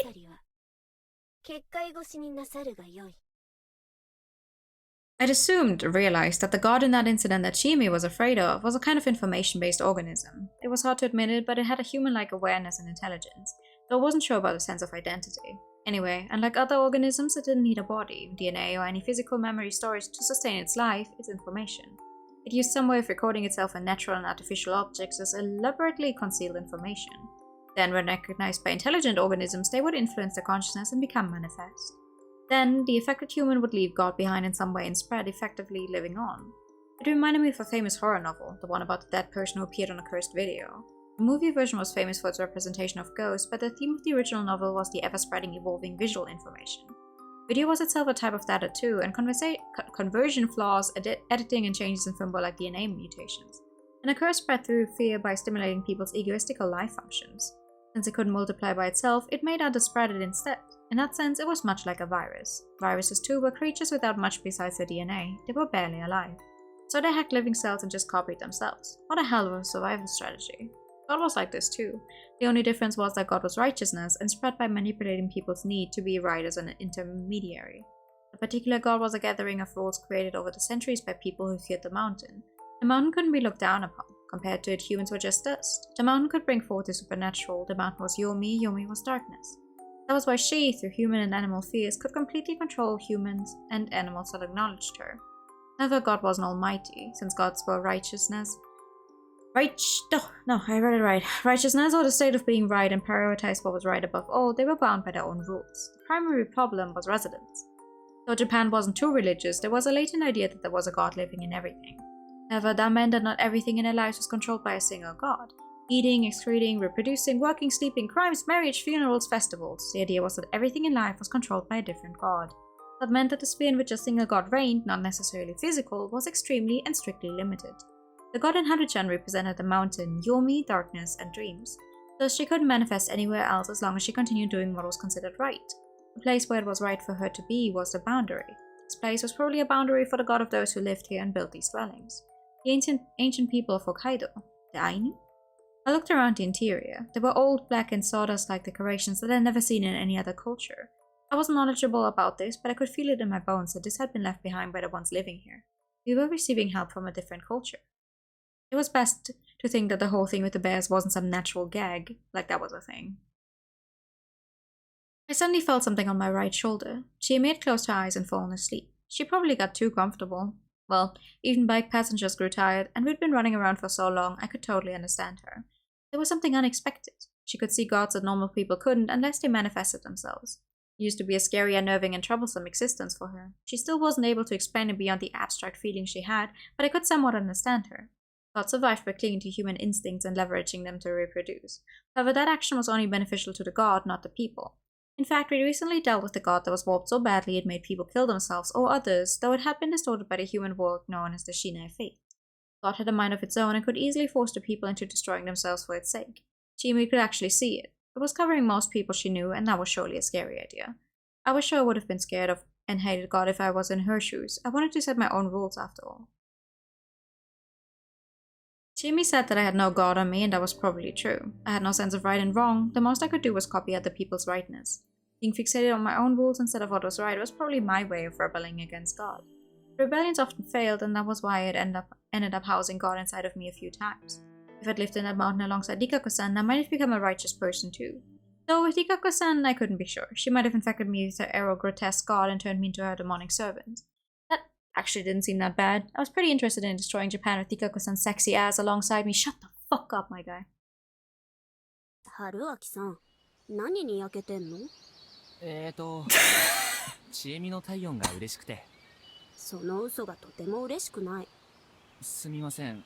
少々邪念に走っただけで、君がそばにいるのは What is wrong with this man? 男の子ってば、まあ許す。目が覚めた？うん。夢見てた。どんな？ものすごいヒグマに囲まれて。それ現実。いやいや、夢でもヒグマ天国だったんだよ。でも、ちょっと違ってて、あんまり怖いとは思わなくて。なんか、ヒグマから話しかけられた。What a fairy tale. I wanted to say that out loud, but I couldn't. In many cultures, dreaming was the right way to meet God. 知らない言葉だったんだけど、意味は分かったんだ。彼を送ってくれって。Him who? I did have an assumption though. I also guessed why we were sent here. Or why we, or just her, were chosen. どこに行けばいいのかわかる？多分。方法は？ Chimi closed her eyes and searched through the dry grass spread out on the ground. She took it out. A quiver. It was made of wood and leather, and there were detailed patterns carved on its sides. Inside there were 3 bright brown arrows. The feathers were brown and white, probably belonged to a bird of prey. All of it seemed too new to be relics. こっちには弓もあった。 Do you know how to shoot a bow? Jimmy took a bent wooden stick. It was also really elegant and had an amber string at one of its ends. She skillfully bent it, picked up the string, and hooked it to the other end. With that, the bow was complete. 君が使えるのは鉄砲だけかと思ってた。いや、私もそう思ってたけど、Ah. なぜかわかるんだよね。I see, okay. やり方が。 She put the quiver over her shoulder, took the bow in hand, grabbed the string with the other, pulled it back, and released. A sound. I'd heard that playing with bowstrings repelled evil, but I wasn't sure if that applied here. しかし、その弓と矢で彼を送ることはできるのかな？ I wasn't knowledgeable about this, but the bow and arrow seemed too weak for a proper battle. 毒を使うみたい。毒？うん。春明さんが一度死んだやつ。Now that wasn't something I wanted to remember. あった。 She crouched before some grass that had patches of purple on トリ it. カブト。うん。あとは、マムシグサと松ヤニと川の虫の川はないか。いいや、とりあえずそれだけで。なんだかモッチーみたいだ。そうかも。操られてるとかじゃないんだよね。うん。ただ、さっきの夢でヒグマが教えてくれたよう We're な気が going す to る。 actually shoot a bear. I see. It was divine info and I knew various ways to which it could be passed on. One example was the methodology behind the feast, which was too thorough for it to be word of mouth. I couldn't perceive the god here or the bear dream Chiemi had seen. The talent for seeing God might have been more powerful and profound than it first seemed. 僕が掘るよ。幸い、バイクのグローブをまだ持ってる。素手でやらない方がいいだろうから。大丈夫？ああ。今回僕は手伝いしかできなさそうだからね。え？いや、それは助かるけど、すっごく大事な役割もお願いしたいんだけどな。I had no idea why, but I instantly understood that the role she'd give me was bad と news. りあえず掘ります。ありがとう。 Whatever, this was a good role split. After all, she was the hero who'd killed God. It's hiding behind the chair. It's like, hello? As I dug up the Aconite, I realized there were brown bears watching over us from a distance. Just watching, though, not closing in. We knew they meant no harm this time, so neither Chiemi nor I were afraid. I just understood that this was just the kind of place it was. Aha! Aha! I brought back the poisonous plants and replaced their extract in one of the plastic bottles. We then dipped the tips of the 3 arrows in, creating the poison arrows. While we worked, Chiemi was whispering something as though she was praying. It was a prayer to the god of poison, one of the countless gods of the Yao Yodozu. Her sincerity made it impossible for me to joke about it, so I just silently watched over her. Honestly, I found her beautiful right now. Fantastical, even. I could almost imagine her wearing the ancient traditional clothing of the people who lived here. Other things that came to mind were eagles, wolves, and blonde ninjas. Crap, that was just fiction. Begone my weird delusions. Also, I had no business being in touch with any god. That wasn't in my nature. I simply wanted to be free from anything, god or not, trying to bind me into whatever I could do as a free man. In this case, that was... というわけで、 Of 春 course. 秋さんにはおとりになってもらいます。そうだと思ったよ、昆虫症。いやー、夢のヒグマさんが、あいつは別に死んでもいいからって。どんだけ神仏に軽視されてるんだ。 Because you don't respect them, I would imagine. Well, I could understand them, though. Anyway, I parted ways with Chiemi and started looking around all by myself. Though I was actually just carefully moving forward. This was an animal trail. The grass carpet here was thin, and the young trees siding it were like a fence, making it somewhat clear that it was actually a road, a beast path. Body odor, reek of excreta, remains of hair, claw marks. It had plenty of info for you to conclude that this was beast territory. Unfortunately, we humans weren't sensitive enough to catch such hints. Thus, it was easy for us to get lost on a beast trail. It wasn't meant for human feet. It led to the realm of the mountain god. However, I didn't feel like I could get lost here. The gazes of the brown bears at the sides kept me on the road. That meant that I was on the right path. This was the path once crossed by the god we'd hunt. Chiemi was hiding about 100 steps behind me. Now I just need to wait until it showed up. Why are we fighting another god? I thought this was just a cute little extra story of what happens in their life afterwards. What the hell? Still nothing. I had been walking for an hour. It was actually getting to me now. Was Chiemi still behind me? Hell, was the divine vision she'd been given even right? What if you had to do something completely different? Like sacrifice me, for example? Well, I really didn't think I was heady enough to become a target right away, but still. What if our positions were reversed? If it was me, leading someone stuck in Hokkaido into a super dangerous scenario, then as they somehow survive, cracking a smile and telling them it was just a prank, man, would that be fun? I was actually worried right now. I wasn't sure if I could survive if someone got back at me for what I usually did. I turned around and headed 100 steps behind me to Chiemi. She wasn't here! She actually abandoned me. I shouldn't have trusted her so easily. Wait, she said she'd be my enemy. Our relationship was all about who could fool the other more. What was I to do now? How could I survive this? Darkness bear. There's a growl behind me.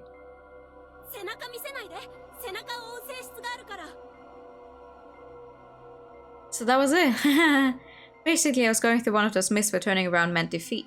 God's passage showed its true form when you turned away, and I had just turned around and walked 100 steps to find Chiemi. My back had been exposed to the anomaly. Knowing that it was too late, I faced forward again.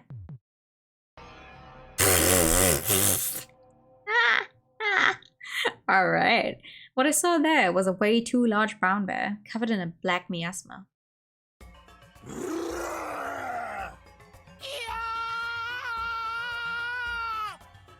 This was definitely the boss, this evil aura, those shining eyes, the bloodlessness it emanated from every part of its body. Winnie Pooh real!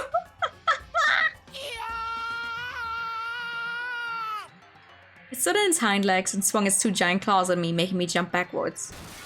The trees, young and dead, as well as the earth beneath, went everywhere. My flesh wandered among the stuff. Yay! Why does the bear sound like a Yakuza guy? But the monster's specialty was going on all fours. Upon realizing it missed, it got down and charged at me, and I was unable to get back up. My death was imminent. I solved such a major incident, and now I died to some bear monster I met after going to Hokkaido on a whim. What kind of reader would tolerate this? Shit. Once I died, I would become a really annoying ghost and go around shouting lewd things around the Chiemi city server.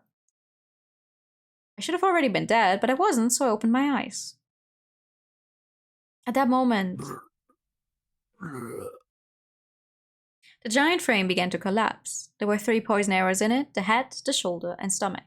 With a tremor, the creature collapsed. And Haruaki-san, 大丈夫だった?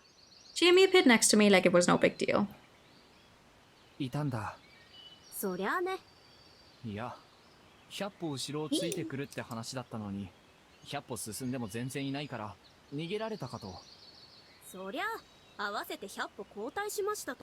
いや、突発的なトラブルかもしれないじゃないですか。いきなり連絡が取れなくなったら不安じゃないですか。You deserve it. そうやって僕が不審に陥り、その道を逆にたどるのを待ってた。This little. いいじゃん、ギャグ。It's just a prank, bro. ブラックな信頼関係。そんな春秋さん。Don't bro me. 予想してたことをまとめて言った挙句、度卑怯な手でごまかさないでほしい。そんなん言ったら逃げ出したかもって本当に疑った春秋さんにも文句言いたいかも。僕じゃなくても1時間森の中でさまよわされたら不安になるっての。あ、ごめん。春秋さん、この件は後にしよう。というと Wait, we were completely ignored by all the other brown bears still around us. Was that a problem? まあ、後でまとめて話すから。She reached into her coat's pocket and took out a useful little tool, a hunting knife. 春秋さんは見ないであげて。Oh yeah, she does know how to. それなりに苦しい。Oh god, do you all know how to take apart a bear? Ooh. Chiemi had surely gone on to dismantle the giant bear. I knew from the incident that she knew how to do that. I had no idea what his action was significant. However, at this point, I didn't believe that she was doing something she shouldn't have. If that were the case, the brown bears watching over us wouldn't just sit by. And I also figured that me not watching the act was an important part of it. I was an outsider whose only role was bait, so I wasn't allowed to see the sight behind me. It took a long time. I mean, it's a giant bear! Do you really think taking apart an animal is easy work? 30 minutes, an hour, maybe a lot less than that, but honestly, actual time didn't matter here. It took as much time as it needed to. I spent the whole time waiting. 終わったよ。Upon hearing that, I finally stopped acting like a statue. Damn, did my joints hurt. Once I turned around, I saw no sign of the ominous brown bear. It was only a large wooden stick. It was taller than me, and at its tip it split into 2 and held up a pure white, beastly skull like a weather vane. I vaguely understood that this was the result of her killing a god. I heard brown bears grunt in the distance, and it felt like they were urging us to come with them. Jamie led me by the hand for a few minutes, and we made our way out of the forest surprisingly easy. The bridge I'd mentioned before had a bus stop with a phone booth nearby, so I used it to call road service. We got in the road service's car and returned to my bike, which strangely wasn't collapsed on its side. In fact, even the bag I'd thrown back at the bear chasing us was hanging on a handle. I looked at Jamie's face, but her eyes seemed to be looking at something else. We then returned to a repair service in a nearby town and checked the damage. It was actually an early failure and there was going to be a recall soon, but I needed it to work, so I just paid to have it fixed. Fortunately, they had spare parts and the bag containing my wallet had returned to me, so I had no trouble fixing it. Nice.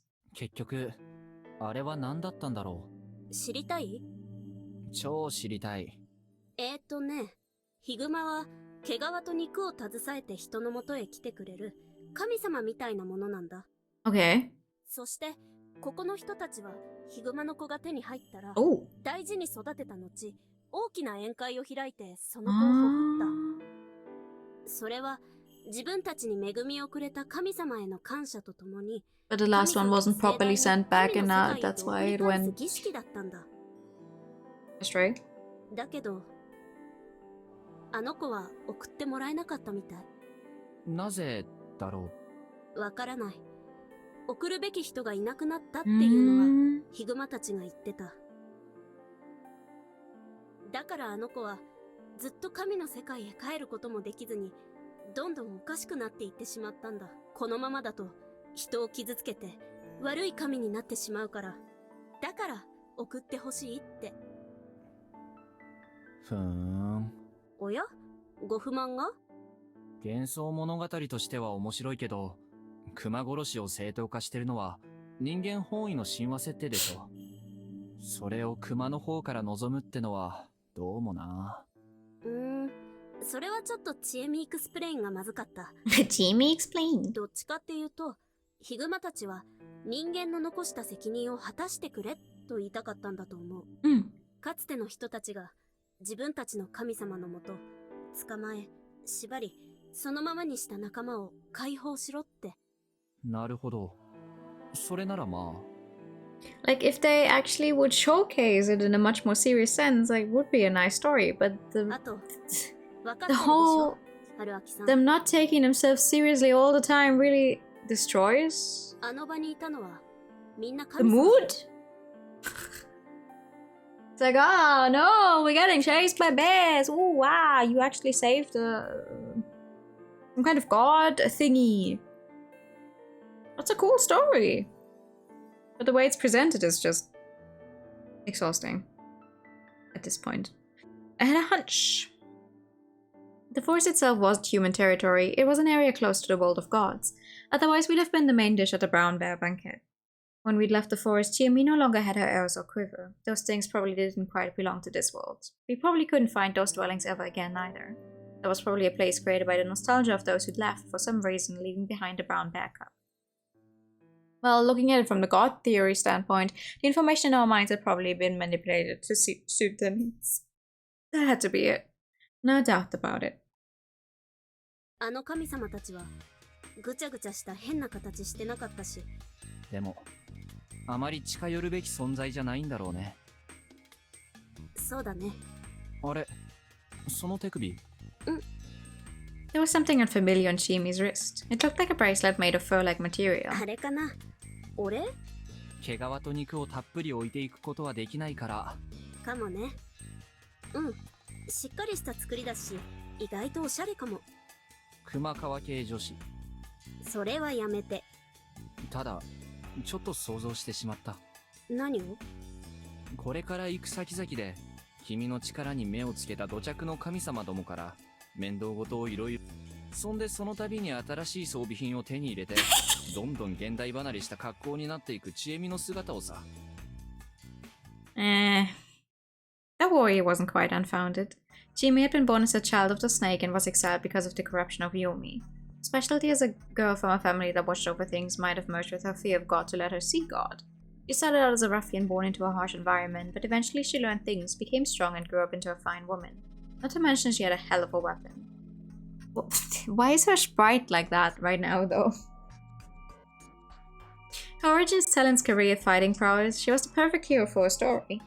A story of a god killer. This reminded me that she had also retained memories of previous loops during that incident. She could carry her memories over to the next time without borrowing Mitsuchi's power. That was probably the result of her god killer talent, giving her that ability as the most important weapon in that endless loop. She resisted, chased down, and eventually killed God, and her weapons were the memories from her previous loops. She herself couldn't use this ability properly, but with my planning she was able to kill God. Yumi was now a real hero, and as such she was probably in for a strange fate. That was what I was worried about. It made me wonder whether I had the right to stand at her side. やめてよ。なんか冗談になんない気がする。そうだよね。I played it off as nothing and thankfully she didn't で notice. もちょっと面白いかも。エキゾチックな謎グッズまみれになってゴッドハントの大暴れってか。神殺し姫とか言って映画化希望。こいつはどえらい中二病。なあ、あの200メートルほど先からものすごい勢いで走ってくる存在は何か追加の要件でも言いに来た神様。多分普通の凶暴化したヒグマだと思う。グマだー！グマが出たぞー！警察呼べ、またぎを呼べ。気分かむよ。静まりたまえ。逃げよう。逃げよう。 And so we'd experienced another divine, paranormal, incomprehensible scenario. Shimi saw that the hero had gained some EXP, and I, who lived in reality, didn't quite like it. Though if our journey continued, I would soon become unable to deny it. And oh man, that was so scary I couldn't bear it. And... aha, it was so scary you couldn't air it. What the fuck? Are all of these gonna be like that? Illusion comedy, comedy horror, horror, comedy, documentary. Oh god, this one's gonna be about Rikaku and Kyonosuke's life, huh? 上がったか。 Oh boy. よかった。今日はゴミを出さねばならん。 Comedy そ horror. れに洗濯物も。買い出しもあったな。確かいくつか特売があったはず。やれやれ。つくづく。 Why are you talking to yourself, my guy? Kyonosuke Nosato was aware that he was blessed. Though Fujiyoshi wasn't the best place to be born in, his family was rich and upheld good values. Unlike his wise, talented brother, he was a normal person, but he was given all he needed and then some. He'd also survived the horrible disease he'd gotten. Upon growing up, he began to feel like something wasn't right and left the village. Thankfully, no one was there to stop him. Outside, he was no longer one of the special village heads, but even so, he continued to be blessed. There were no major accidents or failures, and he knew decent people. With the degree of education he had, he'd become able to be a doctor. That was when he'd realized that there was nothing in particular that he wanted to do, but even so, he was blessed. It was a simple happiness comprised of nothing but the fact that he couldn't complain and didn't ask for most of the things he could easily gain. Enjoying his relaxed lifestyle, fully aware of that, many months and years passed by. Then in March, his family called him. They told him to stop wasting time playing around and come work at the village clinic. That was the first moment of actual discomfort he'd experienced. Naturally, he'd expected to be told something like this. He didn't want to return to the village, for he understood that he couldn't act the way he wanted to back there. In that village, village heads were supposed to command authority. It was right for them to be superior to the common folk and look down on Yasumitsu. Thus he'd acted exactly in that manner and was mocked because of it, earning the unwelcoming moniker of the Nosato blockhead. Looking foolish wasn't a matter of being right, the problem was that he couldn't display talent worthy of his position. That was why he didn't want to be dragged into this at all. This was the reason why he'd left after all. Truth was that there were ulterior motives behind it. The ones who'd ordered it were the Miguruma. They'd broken the non-interventionist policy and ordered the Nosato to summon the second son, and the family couldn't say no to that. However, Kyonosuke wondered if the Miguruma actually knew why they had to invite him. After all, not even he could really believe that he'd been saved from a supernatural conspiracy which had nearly killed him. まあ、そんなことでもなければ、信じられないことだらけではあるがね。For example, the fact that the snake's family abandoned their absolute power over the village, lost many of the people to a strange disease, and scattered completely. For example, the fact that the monkey's family abandoned their control over Fujiyoshi's livelihood and suddenly escaped at about the same time as the Miguruma fell. For example, the fact that the dissolution of the two most powerful families meant that his family, the crow, would control the village now. And the final example, the fact that the descendant of the spider who controlled everything from the shadows was in his old house. It was no time to grow complacent. The situation had been completely unlike what he had imagined. It wasn't a happy ending, at least for her. He wasn't warped enough to enjoy being with an unhappy girl, and he shouldn't be.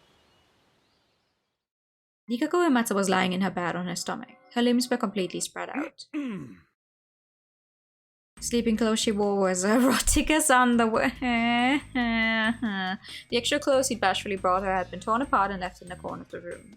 He then asked for Chiemi Surisawa's help, but she'd only bought blue clothes. She thought it was a bit of bullying, but upon seeing them, Rikaku turned bright red, shifted uncomfortably, then agreed to wear them for some reason.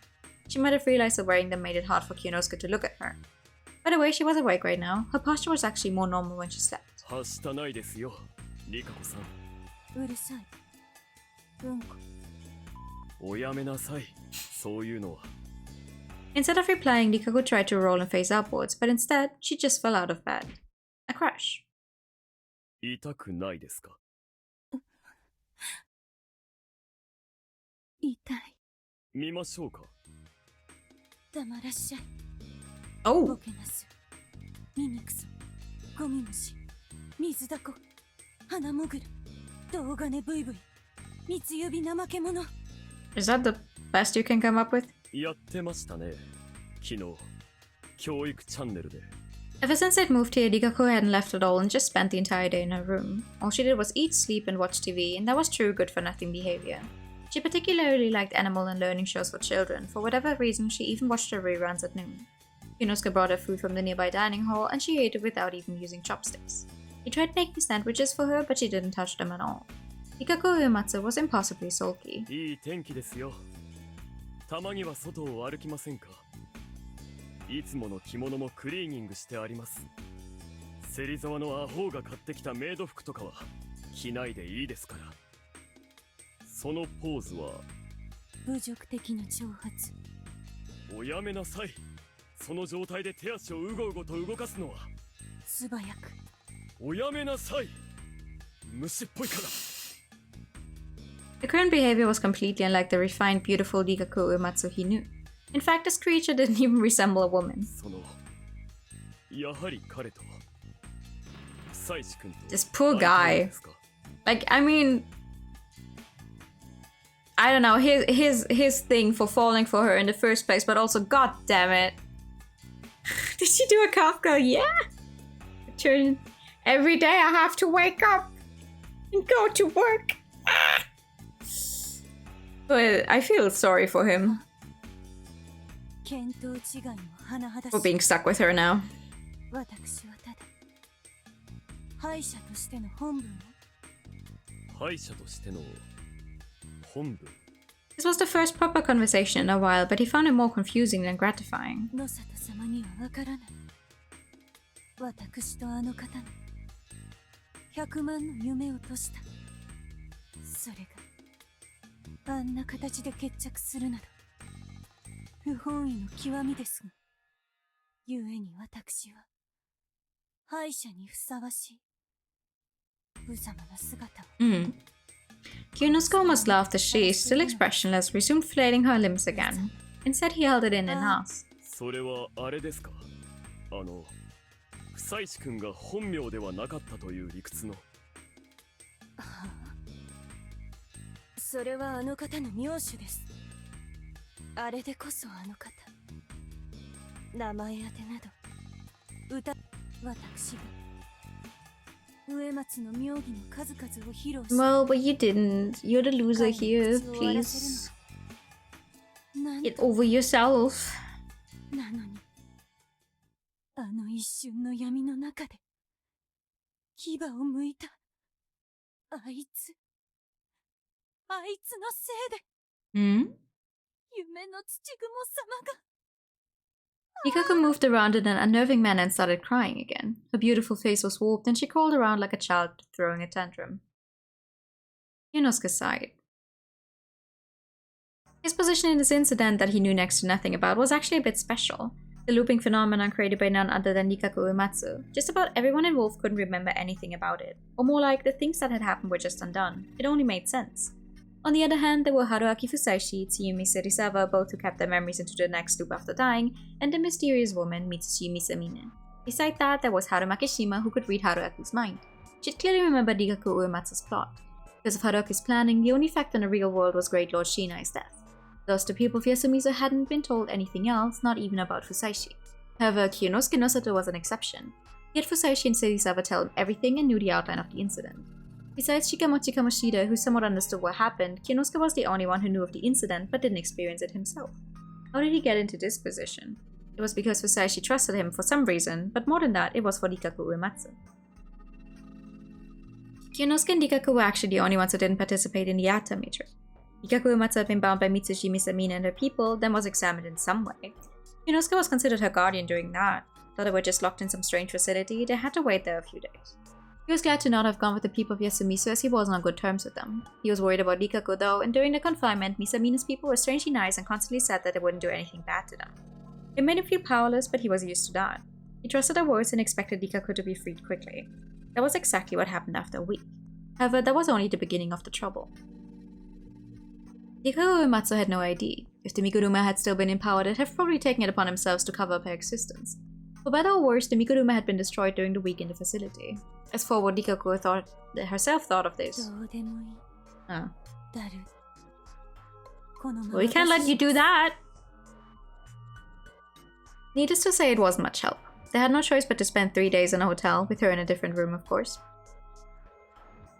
One day, Chimi came to visit. She'd been the one who told Kyonosuke of the incident while he was running to 私が Nikako. こんな気を回すのは筋違いだと思うけど、野里さんも困ってると思うから手伝い。リカ子さん、もう安全ってなったみたいですけど、これからどうするんです？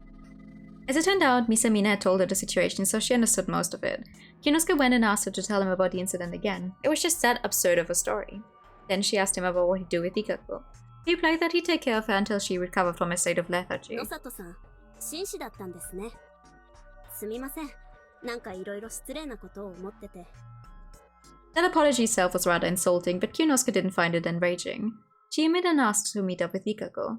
Kyonosuke wasn't sure about it, but Nikako insisted to have a one-on-one with her, so he ended up staying outside as they faced each other. お久しぶりです。芹沢様。愚かな負け犬を笑いに。やーいやーい。負け犬、クラレグモ、いじけ知女。Jesus Christ. いつかはよくも言いたい放題言ってくれましたね。誰が小便娘で売れ残りか。あなただってむっつりとかなんとか好き放題言って The girls, they're fighting! 喧嘩売ってきたのはそっちでしょ。てかくっさ。リカ子さんくさい。どんなうるさい。私の勝手でしょ。くらえ悪臭攻撃。うぎゃー。なんじゃこいつ。なんか一周して面白くなってきたけど、さすがに女として終わりすぎだって。しょうがない。いろいろあったけど、なんだかんだ他人だとは思えないから手助けします。いらない。帰って。あれ？負け犬に選択権があると思って？ Loud teeth grinding sounds! After the exchange, which could easily be heard from behind the door, Serizawa spent the whole day buying lots of stuff for Rikako, most of which Kyonosuke couldn't comprehend. Serizawa said her goodbye after demanding Kyonosuke pay an absurd sum for the items.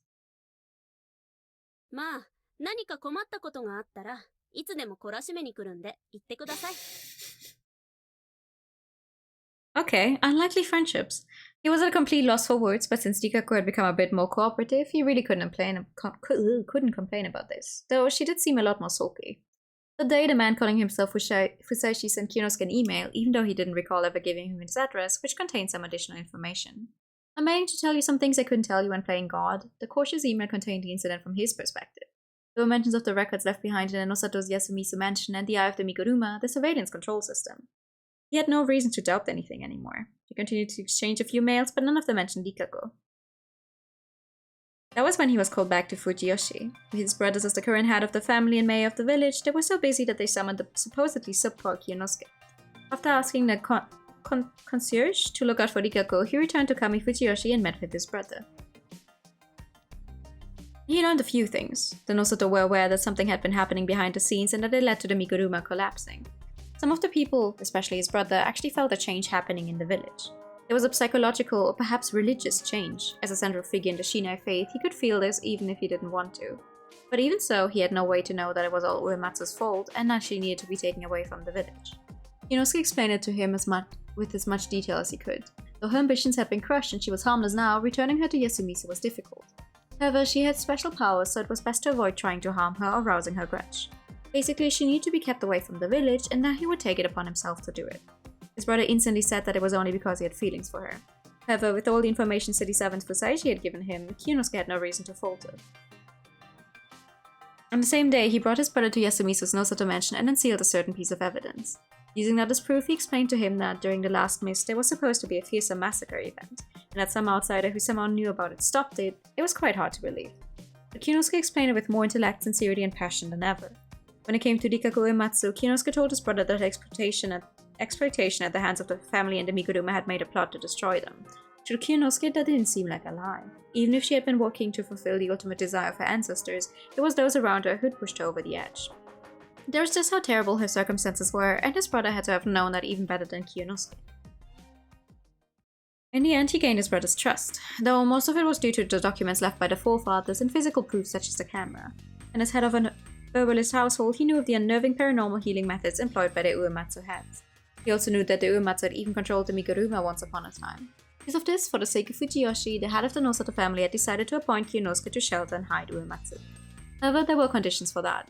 She couldn't come near Fujiyoshi, and he had to watch over her at all times. Kyonosuke also couldn't expect any help with matters regarding her. If you consider the state of the Nosato family the threat of the Uematsu, Kyonosuke's brother was basically cutting them off entirely, but he'd agreed to that. 家を追われた。しかしその先で自分の立ち位置を見つけようとしている。巣立つべき時というものはあるんだろうな。Oh yeah, right. 少々遅すぎたとすら思う。 Mochi. I was like, what? Whose son? But yeah, right, he's Mochi's uncle. この資料で先々先代の再評価をしても、鹿持ちのやつを呼び戻そうなどと考えんことだ。その顔、少しばかり考えていたろう。 I wonder what Mochi is doing now. それはともかく。 Like, 今後は休 I みに guess ついても今まで通りにはいく。 him and Haru are dating, but like, 彼らの側の事情もいくら what are they doing? They're children. そのあたりについては、また別途相談をさせてもらいたい。そのくらいは時間を割いてくれても構わんだろう。 Inosuke then left the Nosato mansion. The mist had cleared long ago, but there was someone waiting for him here. It was Takumi Mudo. Oh, hey! 出てくのか。笑わば笑いたまえ。これで私も長者でないも同然だ。え？そんな大事なのかよ。ああ。今後ここに戻ることも稀になるだろう。神様との約束くらいは。植松はどうなったんだ？ああ。彼女は私が。長者で流行ってる病気って聞いたが、一体何にかかったんだ？君に言ってもわからんよ。お前は最後までそれかよ。そうとも。野里のボンクラは野里でなくなってもボンクラだったというわけだ。さっきの取り消しだ。なんかお前変わったか？さあ変わったとすればこの村なのではないかね。それならば少なくとも君は変わる瞬間を見た一人のはずだが。今でも夢だかなんだかわからねえよ。ああ、私もそうだ。まあ Big dream that we all had together. 達者でな、ムロ。とうとう先輩をつけずじまいかよ。今さら呼べるか、恥ずかしい。休みずも。大昔みたいにマロードの100人や200人笑ってもてなせるような場所になるかもしれねえ。誰だ？そんな大それたことを考え。さあ、ただなんとなくうちの神様が賑やかに従ってるみてえだからよ。いずれ若い連中がなんか始めんじゃないかって思って。やれやれ、騒がしくなりそうだな。どうやら西洋のために Hey, let's change the world. 落ち着いたらお前も来いよ。美人の嫁さんも連れてよ。彼女とはそういうものではない。それに彼女こそ。そんなに悪いのか？いや、初犯の事情だ。んなもん気にすんな。ここは安水だ。来るもの拒まずだぜ。村長様もおめこぼししてくれるって。I highly doubt it. そうかもしれんな。After that, he became extremely busy. He prepared a residence, prepared to move, and secured a workplace. However, it all went swimmingly. With the help of one of his teachers from college, he got a position in a countryside clinic a decent distance away from Fujiyoshi. He'd also been able to buy a cheap place in the mountains not too far from where he worked. It was the perfect place to shelter Rikaku and live in secrecy. He quickly signed the contracts and moved there. All that was left now was getting his things from the main Nosato household transferred to him. Once that was over and he realized how well it all went, he became aware of how blessed he was. There was only one problem left. It was Rikaku Uematsu who was menacing him with a strange sound. What was he to do here? He had no idea. She'd become a monster too much even for him to handle, and he loved her. The fact that she didn't go wild or try to run away implied she was okay with these conditions, but that was as far as it went. What if things stayed this way forever? He couldn't give up just like that. The key to this was persistence. Rikako-san, はしたないですってば。I tried talking to her. あなたは一体何がしたいのですか? She stopped menacing him, and he wasn't sure how to react to her question even after thinking about it for a few seconds. 何とは私をどうしたいのですか？どうって。なぶり者にでもすればいい。 The game is お望みの over. ままになさいませ。ほら、そい。 With her face as dull as a hammer, she rolled to the side and started spanking herself. It was a negative sort of sex appeal. She'd been like this ever since talking to Chiemi. It was an unproductive, hopeless relationship. Kinosuke had no idea how to handle it. Why is the slapping sound continuing? He would start working as a doctor. The job would be hectic, and though he worked as an intern for quite a while, he spent too many years not doing anything, so he was quite worried. When he would be away, a portly housekeeper would look after Rikaku, informing him if there were any problems. He hoped the time would fix her, but what if it didn't? Worrying to himself, he left Rikaku's room. She continued spanking herself regardless, but then grew bored of it and crawled back into her bed. She couldn't even sigh. Rikaku felt like an empty shell now. She'd felt this way ever since that moment of darkness from the end of the incident. Something had taken the Tsuchigumo of dreams away from her, or more like, it ate it. That was how it felt at least. The Tsuchigumo of dreams was dead. At the very least, it couldn't fulfill her desire now. She could feel it in her veins. She had no idea what that monster did with the Tsuchigumo, nor did she care. The Tsuchigumo was her everything. The previous Uematsu had raised her just for its sake. Thus, now that it was lost, she had no ambitions, desires, hobbies, or goals. 僕は上松里香子が土蜘の復活を放棄し、ただの人として、女性として、まっとうに幸せになることを。That curse was binding her to this life, but her life was full of pain now. Someone who'd lost her heart couldn't find happiness again. The happiness was supposed to come with the Tsuchigumo and Fusaishi. Now that she lost them both, she was like a loser with a consolation prize. Perhaps she could let herself break easily if Kyonosuke Nosato just had his way with her. However, that wasn't happening, and she was left to live as a bored animal, fulfilling only his physical desires. She just grew more irritated. She was surprised that she could still feel irritation. She'd felt a blazing flame of irritation when talking to Chiemi, but looking back on it, it was strange. Rikaku Uematsu had thought that all of her emotions had come from the Tsuchigumo. She thought that both the aloof Rikaku and the bewitching Uematsu personalities had just been given to her. Perhaps some emotions and desires remained inside her. What of it though? Would it let her become happy again? No, absurd. She didn't care. She rolled to the opposite side in irritation. That was when she saw a small spider. What the fuck? She could instantly tell that it wasn't just a normal spider. It was very roundish in all aspects, resembling a spider straight from a manga. And it was pink. Could it be? Could it really? It couldn't be. Did her late master actually survive? Rikaku looked into it and called out to it. If I saw a spider like this in real life, I would move out immediately, I think.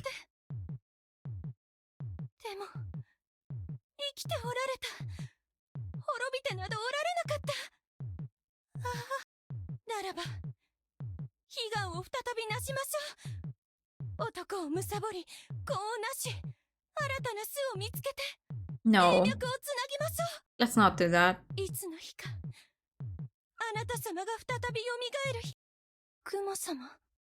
Something wasn't right. It was certainly different than what she knew it to be, but she thought it was simply because it became smaller. However, there was something inherently different about it. The spider actually avoided her when she tried to touch it. It backed away as though falling on its backside or out of embarrassment. She caught up to it with her fingers and tried touching it. It was soft. It was more soft and warm than any other such critter. After a few pokes, the pinkish spider began to convulse in a strange way, and when she retracted her finger, it fell on its side. Did it die? She assumed that for a moment, but it was still moving its legs slowly as though breathing. It was just sleeping. Rikaku somehow understood that this was a fragment. The wicked, grand, and powerful Tsuchigumo was a being that represented a scary brand of motherhood that birthed and consumed all, and this was just something hiding within its shadow. It was paired with the Tsuchigumo of dreams, and it was small and weak from the start. And it was also the entity representing the extremely bashful yet really love-craved personality that was Rikaku. Might not have been as empty as I thought. It was just something that the dark creature had failed to consume, but it was a sign that Rikaku was still there. However, she didn't know how to interpret it. Still perplexed, she rolled over again. She hadn't even considered what it'd be like to live as just Rikaku. Was there anything she wanted to do as just herself? She was tired and annoyed, but she remembered how Rikaku had once wanted to try loving someone. Without a TV on, her room was a very boring place. She hadn't bathed in a while. That reminded her of Jimmy's grin, and with great irritation, she went to use the shower. Thank you for the airtime. Listen, I don't mind after the actual ending stories, but this one just feels cheap. It's like the entire way of her, them defeating her in the first place felt cheap, and now it's like, ooh, you can become a normal person. Ooh. Like,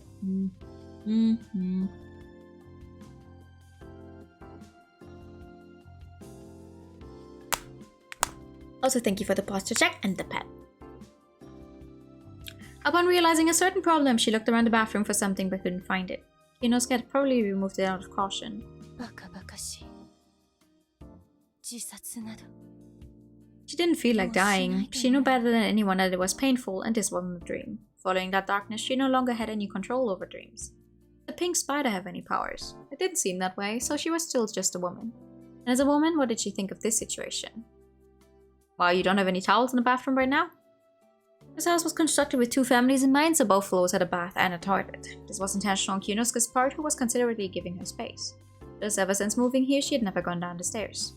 That was why Kinosuke was at a loss for words when she came down all wet and wearing nothing but a bathrobe. Rikako-san? カミソリをください、野里様。何？そんな、何をするおつもりですか？無駄毛を処理します。ご覧ください。我が方々とちなみに私は、いつも明日も。うわー！なんてことをおっしゃるのか！何ですか？騒がしい。お医者様ならば。わかりました。安全そうなものを買いに行かせます。行かせる？ええ、まあ私にはそういうのはちょっとわからないから紹介したでしょ。明日彼女に買いに行かせますから。野里様が買いは？ついでに植松家では月の者が来るときは特別な小屋で物意味をしていましたがそれはそれなりの用具Oh boy 市販されているかと。テレビで宣伝しているあれですね。そろそろ入り用ですので。それこそ彼女に頼んで。と言いますか、あの家政婦様にはお暇をお出しください。どういうことですか？ Hygiene ahoy, yeah. 気に食わない点でも。しばらく他人と接したくありません。それくらいなら。I don't know. I'm still not a fan. 自分で身の回りの世話くらい。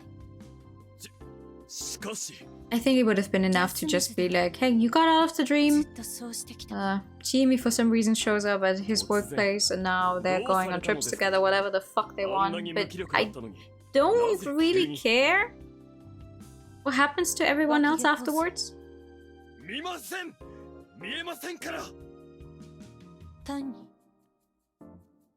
I'm still reading it though, because if we're going for 100% anyway, we might as well, but... あなたに借りばかり作れば、後でどんなひどい要求をされるか、極力迷惑はかけぬよ。いい兆候ですな。なるほど。しかし私はもう少し様子を見るべきかと。You do that. 逃げたり死んだりもいたしません。何かのために苦しむ甲斐も。そんなわけで家政婦は不要です。私を家から出したくなければ野里様が買いに行ってください。あなたはどうであれ。 That's what you signed up for when you took her in. You saw this coming, no? 嫌いになりましたか？では仕方ない。どこぞでまたネヤのはしためを務め。行ってきますから待ってなさい。 After saying that with a flushed face, Kinosuke left the living room without even looking into her eyes. For some reason, her irritation had subsided. After getting into her under-kimono, she rummaged through the kitchen and found a tea caddy. She didn't know how to use boiled water or fire in general, but she had used a microwave before, so she just warmed up some water and tea leaves in there. She then took the hot cup with its leaves, sat down on the sofa and drank. It was too hot, too fragrant, and the leaves were bitter, but she still found it delicious. If the sensations weren't stimulated, people's minds and bodies would atrophy? Atrophy? What? やはり違う。 Even she wore the same clothes as before, she was clearly different now. Back then, there were no times when she didn't think of anything. Whenever she was alone, she would think of the Tsuchigumo. Okay. She would think of the ancestral grudge she inherited and pile yet more upon it. By doing so, she would make its Tsuchigumo stronger and more malicious. But now she often thought of nothing. That didn't make her feel empty, however. In fact, the emptiness was fulfilling. She recalled that Buddhism was basically about that. Thinking about such things, she looked to the side. Most of the things Kyonosuke had brought over had been unpacked, and there was already a large TV and bookshelves in her living room. After drinking some more tea, she walked up to a bookshelf. His family were readers, and it was full of large books. Most of them seemed to be about medicine. Avoiding dictionaries and technical books, she picked up a thin, smallish new text. 看護学の基礎理念。ナイチンゲールの看護覚書に学ぶ。 The title was complex, but the text inside was in a large, easily read font aimed at newbies, apparently. She decided to read a bit as it would stimulate her brain more than the TV. Upon hiding it in her sleeve, she looked at the shelf again. She found a small pink spider sitting there. Upon noticing that Rikako was looking at her, the spider jumped into one of the nearby cardboard crates. She followed it with her eyes but quickly lost sight of it. She then walked up to the cardboard box and opened it. Winwy 4, The Afternoon Grail, The Secret Class, The Music of Smeedmods, A Lustful Hospital, Prescription of Love and Immorality. It was full of books with black covers. She quickly opened them, closed them, then stuffed them into her sleeves. Then she quickly returned to her room and hid them under her pillow, all with a cool face. She sat down on the sofa and drank the cold tea. She said that out of embarrassment, but it didn't hide anything. It was still before noon. She didn't want to read that so early. Instead, she chose to read the first book she found. She hadn't read since middle school, so she read really slowly, but it gradually came back to her, so it wasn't a pain.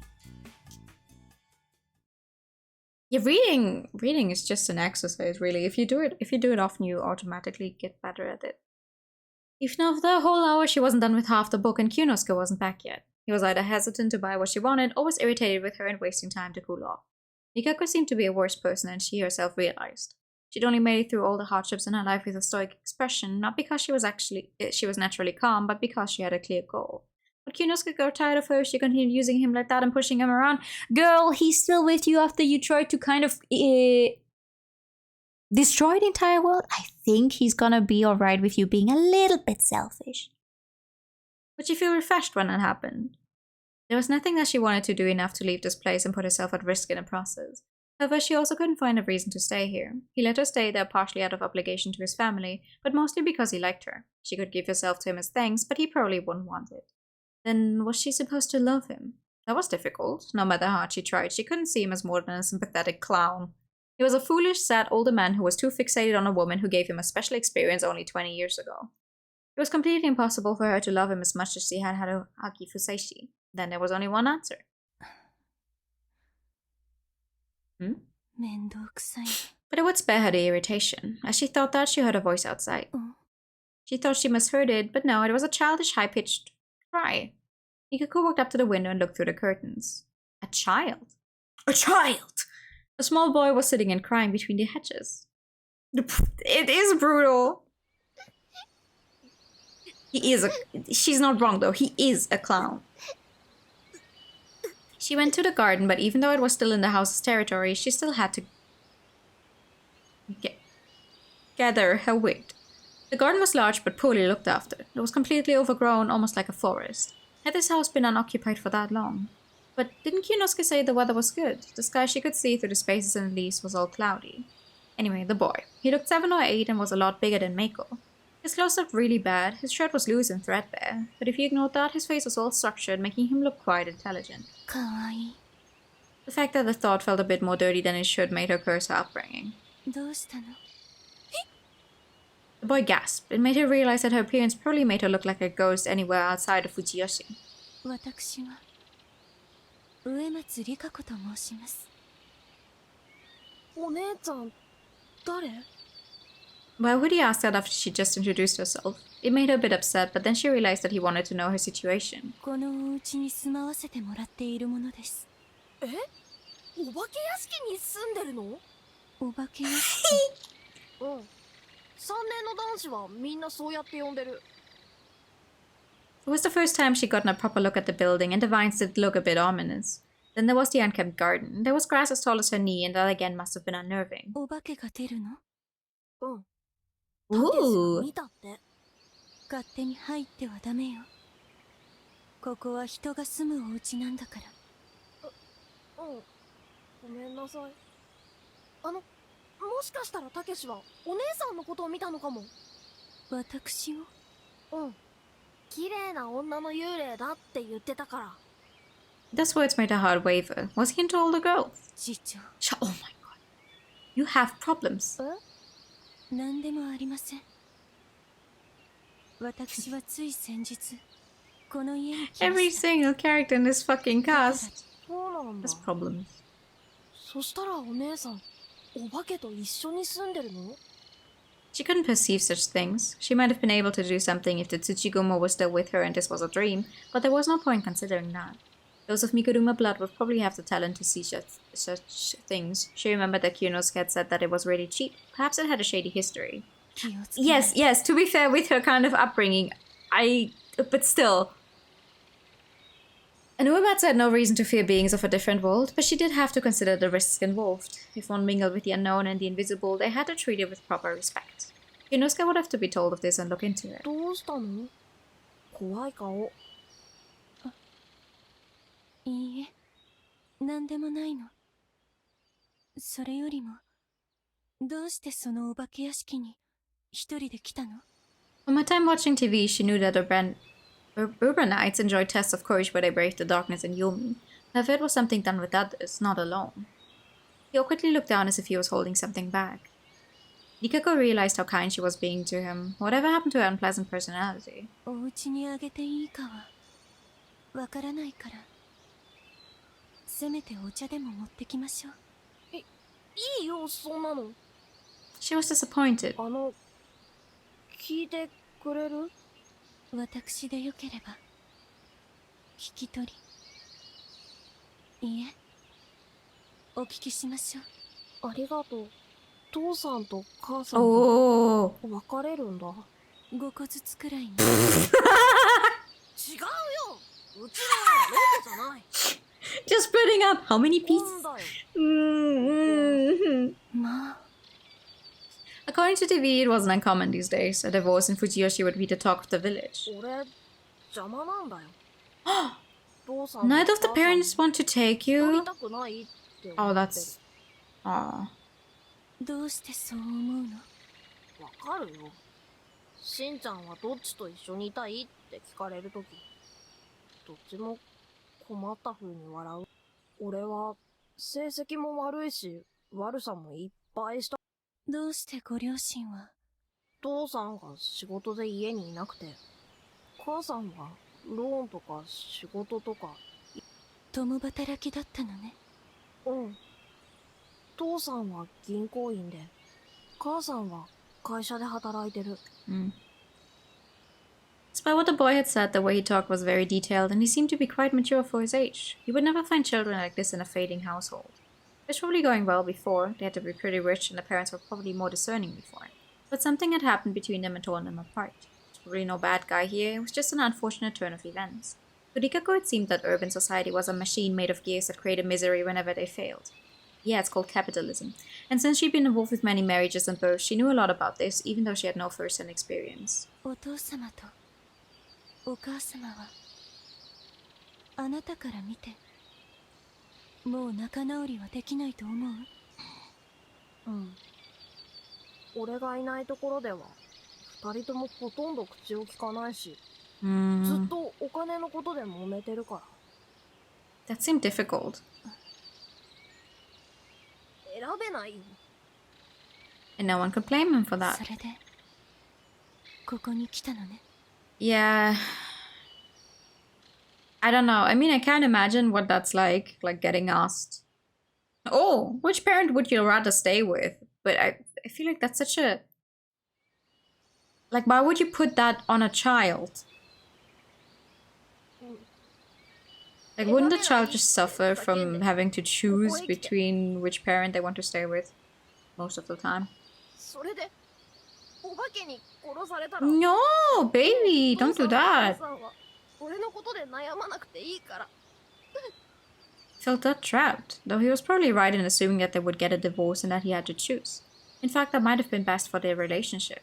There were many examples where parents continued to be parents even after divorce, and many examples where the ex-spouses managed to be on good terms again. However, she didn't want to console him with such optimistic thoughts. Life was oftentimes unreasonable and thoroughly filled with despair. It wasn't unlikely that this divorce could lead to the end of this child's future. Rikako didn't know what to say to him. Would he calm down if she hugged him and told him she was there for him? Who knew? But his Uematsu-like solution was a path she didn't want to take. As the boy resumed crying, Rikako looked around. Her eyes became fixated on a red thread coming off his shirt. For no real reason, she reached out to pull it free. When she touched it, どうしたの？あなたのお母さん ooh! 少し前に大きな手術をなさったかしら。どうしてわかったの？ She then touched another thread she noticed. お父様は命令でどこか遠くに行くことになっていた。うん。それも当たりだよ。His collar was covered in countless colored threads. Most of them were so thin they were almost invisible. They seemed transparent too, and only became more and more transparent as they went on before they vanished. But those two stood out a lot. After all, they were cut. そうか。 This was a first for her, but she instantly understood what it was. There was a pink spider on the boy's head. This was the power of the frail spider. The timid little creature made it possible for Rikako, who'd wish to connect to people, to see such connections as threats. And if they were here... あのね、よく聞いて。あなたはこれからお家に帰ってお父様とお母様の質問に。だけどその時にお父様とお母様が嫌な笑顔にならないように。だからあなたはよく考えて。あなたがどちらといたいか、どちらがあなたを必要としているか、どちらが今度は逃げずに決めるのです。 She said such complicated words without hesitation or restraint. He seemed to sense her honesty, and nodded slowly but surely. 良いでしょう。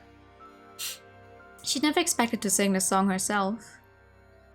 嬉しまれ瞳へ来たり Rikako's finger took one of the cut threads. 嬉しまれひとまとい線 The other hand searched through an empty space, creating a cut thread of the same red color. くくれやひとひにひとに切りたた Threads could be bound. Rikako quickly connected the two threads with a knot. もう一晩特別ご奉仕です。 Blessed guests arrived to be welcomed with arms open. Mirth with the honored guests is a call to celebrate. On Soka Day now to bind, the mist rise away again.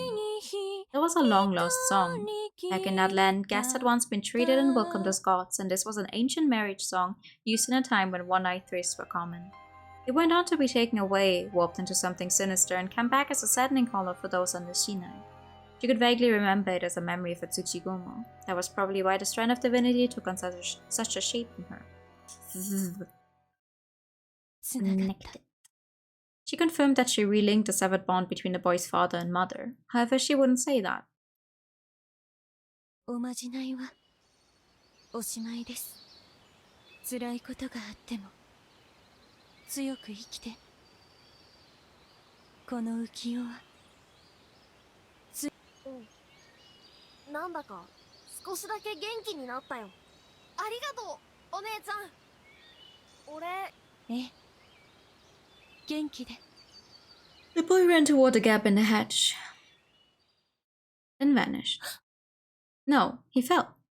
She ran up to there and found an unused well hidden by the grass. Its sides were low enough for someone to fall in. Bruh! She could hear sounds of water, screams, and ragged breaths from down below. Are you kidding me? That was when Kyunosuke no Sato appeared nearby. A child fell down the well. A child. There's a child. Child.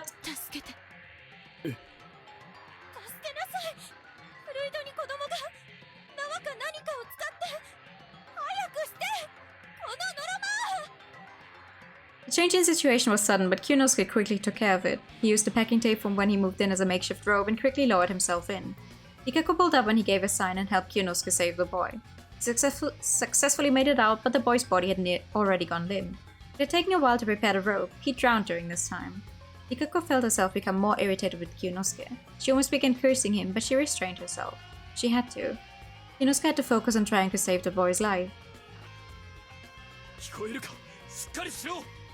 While occasionally calling out, he performed CPR on the boy. He was a true doctor right now, and his whole being was invested in saving this dying boy. Why? Ikako had wanted that herself. Why did such an unreasonable tragedy have to happen? Why did she have to feel such sadness? Was it because there was no God here? Did God just not exist and the people had to fend for themselves alone against this cold world?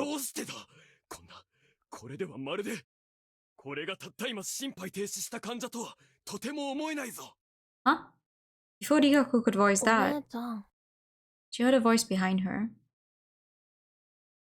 There was a childlike presence there. He was all smiles, and right next to him there were the presences of two people. Though invisible, there were bits of warped space or distortions in reality. She could also sense that the boy was accompanying them. Oh,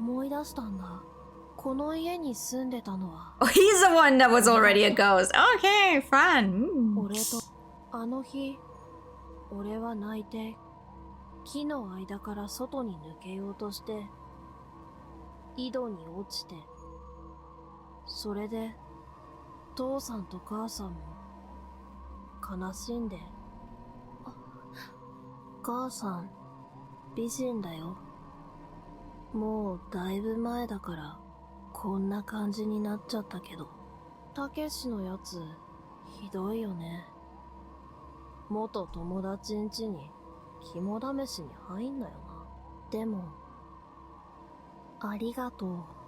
お姉ちゃんが糸をつないでくれたおかげで、俺は父さんと母さんを引っ張って、じゃあね。落ちなかれ。というのは、さようなら。The boy smiled and she smiled back. The next moment, the boy and the two distortions vanished. Sunlight leaked through the trees. The sky was so bright it was hard to believe it. It wouldn't be strange to experience something like this in the mountain's darkness, but she didn't expect it here in this town. The world sure was a strange place. Inosuke's pitiful voice made Ikako turn around. He was completely shocked. The freshly drowned boy had become a white skeleton about as tall as him. The appearance of human bones had turned this into a matter for the police. They'd already known about what happened here. The married couple committed suicide with the child had vanished without a trace. This house was quite a paranormal hotspot. The strangest thing about this was the fact that they had records of searching for the child in the well. Police were confused and expressed their sympathies for the couple that had unknowingly moved into a ghost house. Ikako replied, それは大丈夫です。Hmm. もうきっと成仏なさっていることでしょう。あと、私はこのボンクレとは Kyunosuke never gets a break. 夫婦ではありません。Exhausted, Kyunosuke lay down on the sofa in the living room. Way too many things had happened today. Ikako had left her room, instantly given him an impossible task, made him buy something embarrassing, then experience something paranormal, and then he'd had to deal with the police. All of that was coupled with Ikako's eccentricity and harsh words, and it was taking a toll on him. Consider whether he would really start living here. Was this plan for his life in his town too incomplete? Was he attempting something far beyond his limits? As he thought to himself, 何を難しい顔をしておいでですか。 he heard the voice from right beside him. リカコさん、いつの間にそこに。何ですか。私は幽霊ではありませんが、あなたがうんうんと考え込んで気づかなかっただけです。なるほど。しかし、 Well, is this not a house you share? Is she not allowed to be here? 2階に閉じこもれとおっしゃるなら、そのようにいたしますが。Her tone was as harsh as always, but for some reason she felt strangely close. そんなことは言いませんが、どういう風の吹き回しかと思っただけで。勝手にすみません。先ほど、その本棚から本を借りました。看護に関する本です。差し支えなければ、引き続き読ませていただけませんか？いえ、構いませんよ。事前に伺いたかったところですが、今後ここの棚からはご自由にどうぞ。すみません。この椅子は座り心地がいいから、今後読書に使ってもよろしいですか？それはもちろん。何をしょんぼりとされているのですか？その貧相な表情を見ているとイライラするのです。 She was in a bad mood again. Kyonosuke sighed. さっきは一瞬かっこいいと思わなくなかった。 Man, give the guy a break. あな He's た putting 様が everything 来た up as is. 何でもありません。とにかくどうなされたのです？ Was she only acting mad to hide that she was worried? 最近はどうも超常現象づいていて、調子が狂うなと思っていただけです。私もそれに含まれま Nah, す。 you're just the way you usually are. You're fine. あなたについては、目に見える部分ではそんなに派手なことが起きていないからさほどは。しかし、夫妻地君は、神の振りについてはともかく、巻き戻りについては信じるしかないですし。まったくとんでも。あなたのせいだったんでしょ？それはともかく、 She played it off. あの親子についてはあまり共感をなさらないがよいです。休みずを読みとみなすのは不当な見下しですが、読み人と目を合わすなという情者でなければ引きずられます。Mm-hmm. ああ、私の恩師も、医者はあまり霊安室には行くもんじゃないとか言っていたな。そういえば、あなた様は死体が怖かったのでは？さっきはそうでもなかったですね。結局は単なる場数不足と度胸不足だったのかもしれません。あの両親はなんであんな見た目になっていたんでしょうね。自殺や心中をした方は Mm-hmm. 成仏できないと聞いたことがあります。あの子、ご両親を黄泉へと無事に連れて行ってくれることを。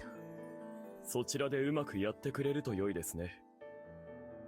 Higako looked down and felt silent. Kinosuke couldn't really understand what she was expressing. ところで、ここが良くない家だということは知らされないのが妙です。お家屋さんに掛け合って苦情をお伝えになってはいかがですか？ Mm. Good idea. 家政婦様にはお暇は出されましたか？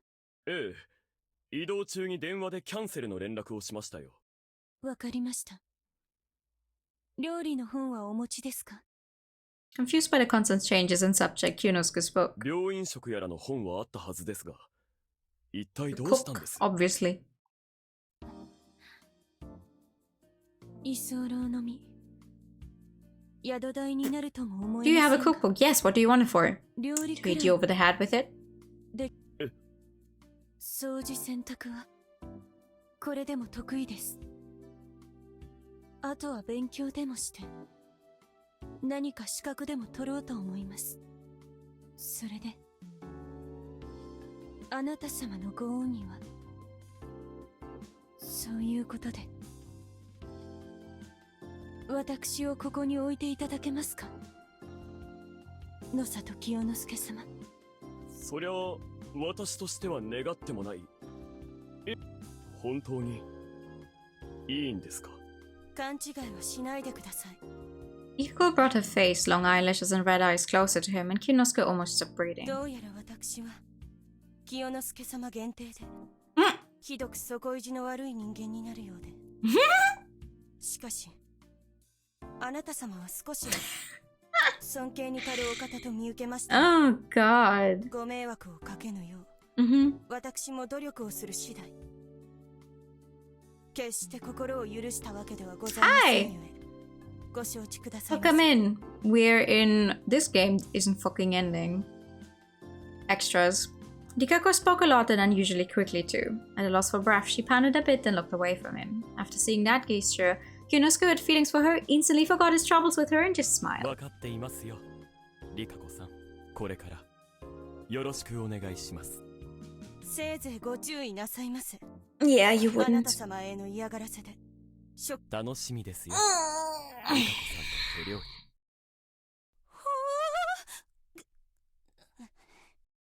Kinosuke was blessed. Aware of that again, he looked up at the ceiling. He thought he might have seen a pink bug out of the corner of his eye, but it had to be his imagination. Well, if it's a spider, it wouldn't have been a bug. ところでリカコさん。 Well, you mean ant and then you give me another scene. 本当 もちろんです。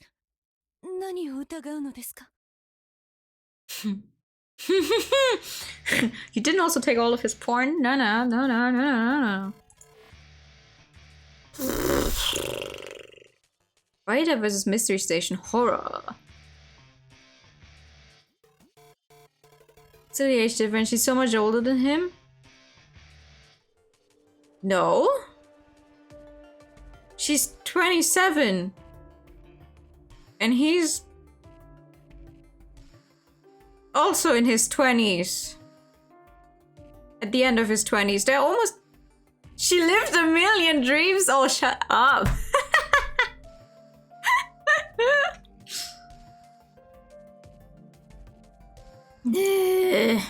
Okay, who's this one?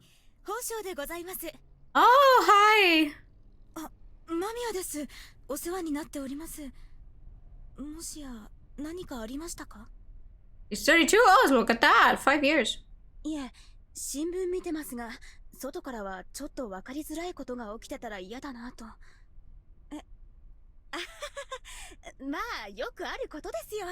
なんとかストック使ったので、原稿は落とさずに済みました。それで、ご用件は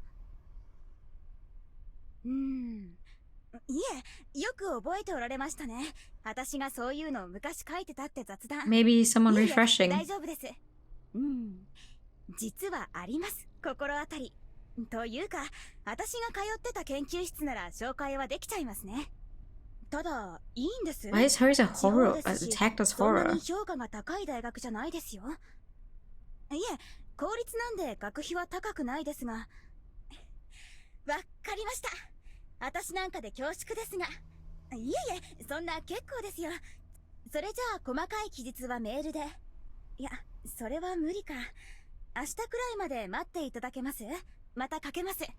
あ、そちらのお電話番号伺ってもよろしいですか？番号通知がないみたいなんで。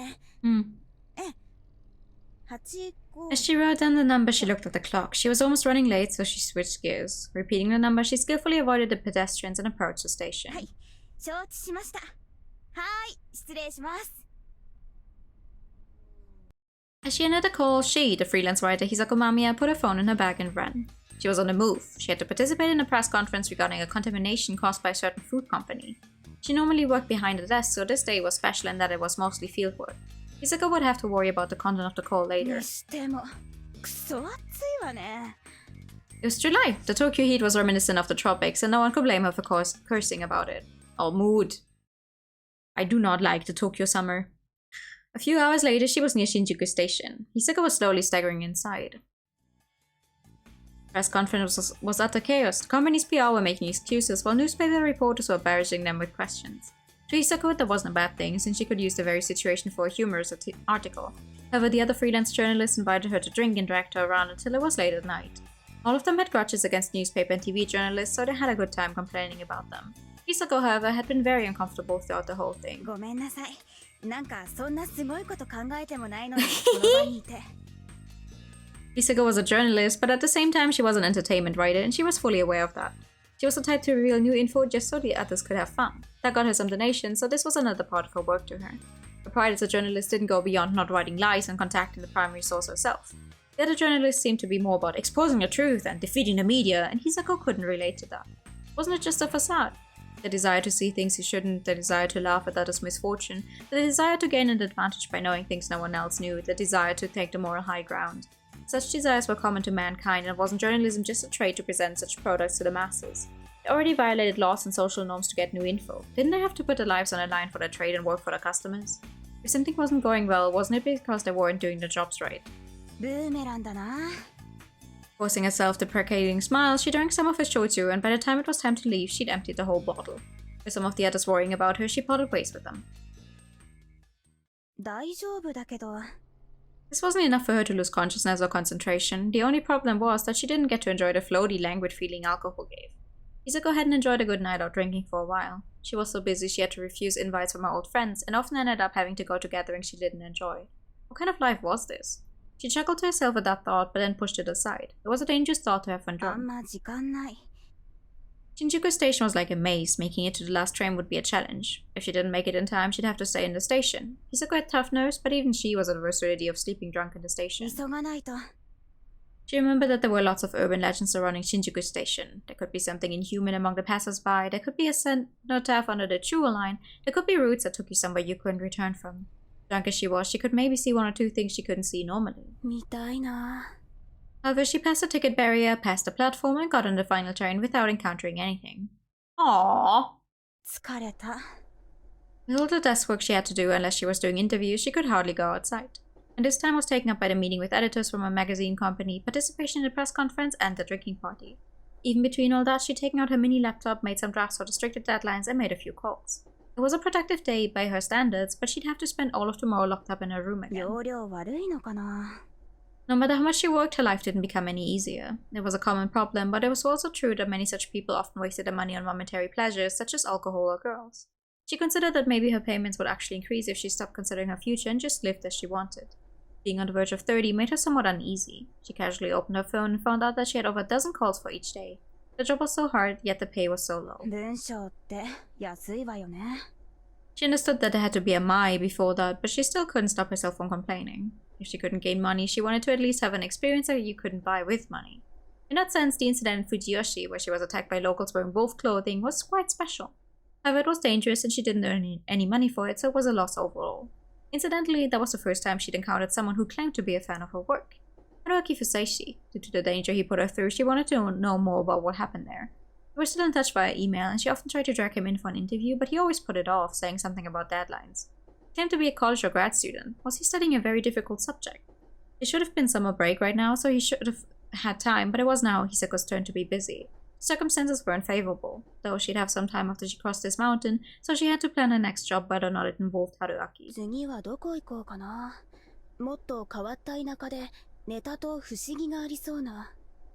Hisako was always a curious person. She was born in Shikoku and often interacted with stories of the 88 temples, Kyobo Tanuki, and any other mythical cultural aspects. She'd taken up folkloristics in a college near her home, and it was very interesting and she could study it with passion.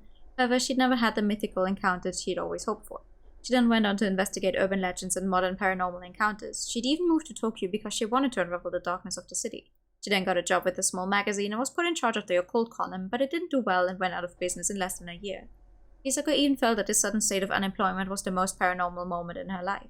She couldn't decide where to work next, was writing articles as if it were a part-time job, and eventually ended up freelancing. She was happy that she could feed herself, but she realized that this wouldn't keep going forever. Perhaps getting married would make her future more stable. Who would you get married to, though? The people in the publishing and magazine companies were either other women or had families, while her old friends from her homeland were already getting married. She wasn't really interested in the other journalists, especially after that drinking party. Yudai Hashimoto, the cameraman she briefly worked with, was someone she greatly respected. He was a man of character, skill, and always looked at things with the eyes of a professional. The little consolation after party they had after the Fujiyoshi trip was actually the first time in a while she'd enjoyed drinking with someone. She was so drunk she even aired her complaints about the other journalist. He responded with a flat expression. それは、Q ちゃんが頭が良くて、洋式家だから、言えることだね。僕は思うんだけど、世の中の6割とか7割の人は、良し悪しや物事の是非をあんまり考えずに生きてるんだよ。そういった人たちが社会を乱さずに暮らしていくために正義なんてものが必要なんだ。ジャーナリストも同じだよ。正義という錦の御旗は必ずしも自己満足や建前のために正義であることをやめた途端、際限なく悪どいことをしてしまう連中はこのだからそういうのは必要だと僕は思う。空々しく聞こえることもよくあるけどね。君が言ったのと同じように。Even if some ideals seemed empty, losing them could bring about an endless hell. Hisako didn't know if that was Yudai's own take or if he was just playing along with her subculture-like idea. But she did feel that he was right. あの人くらい懐が広くて見識があってダンディーなおじさまがどっかにいるかな。So she'd have liked someone less horizontally challenged. She didn't mind fat or slimmer people, but someone on Yudai's level was bound to cause physical trouble. In various situations. Girl, get over yourself. When she was little, Hisako was a daddy's girl, and so far all the men she dated were older than her. She was entirely aware of her own Electra complex, and that it might have warped her eye for men. 何考えてるんだろう。 The inside of the train was almost completely silent. There were some other people in the car, but they were all sleeping on the seats. Many of them were as drunk as she was. She herself was half asleep too. Whenever she closed her eyes, her thoughts became a mess and she almost leaked saliva from her mouth. でも眠ってるわけじゃない。 Oh man. What is her story gonna be about? It was a strange sensation. She was certain that she wasn't having a dream, but was somewhere between waking and sleep. Perhaps this feeling itself had been given by a dream. The drunk person's senses had no stability or certainty. She couldn't sense the passage of time. She couldn't hear anything. She couldn't feel the shaking of the train. Drowsy as she was, she did notice how the train stopped. Excuse me, and a female passenger got off into the darkness outside. Hisako's house was in Kawagoe. It was a 15-minute train ride away from Shinjuku, then 10 minutes on foot. She wouldn't know how to respond if someone asked her where there was a good spot. There were far more potato fields and residences there, so it was pretty dark out due to the lack of streetlights. The place Hisako was running was at the edge of such an area. The only reason she took it was the cheap rent and the fact that the area reminded her of her homeland. The dark night road was nearly empty. Of course, she'd never encountered anything paranormal in this past. いるとすれば痴漢くらいか。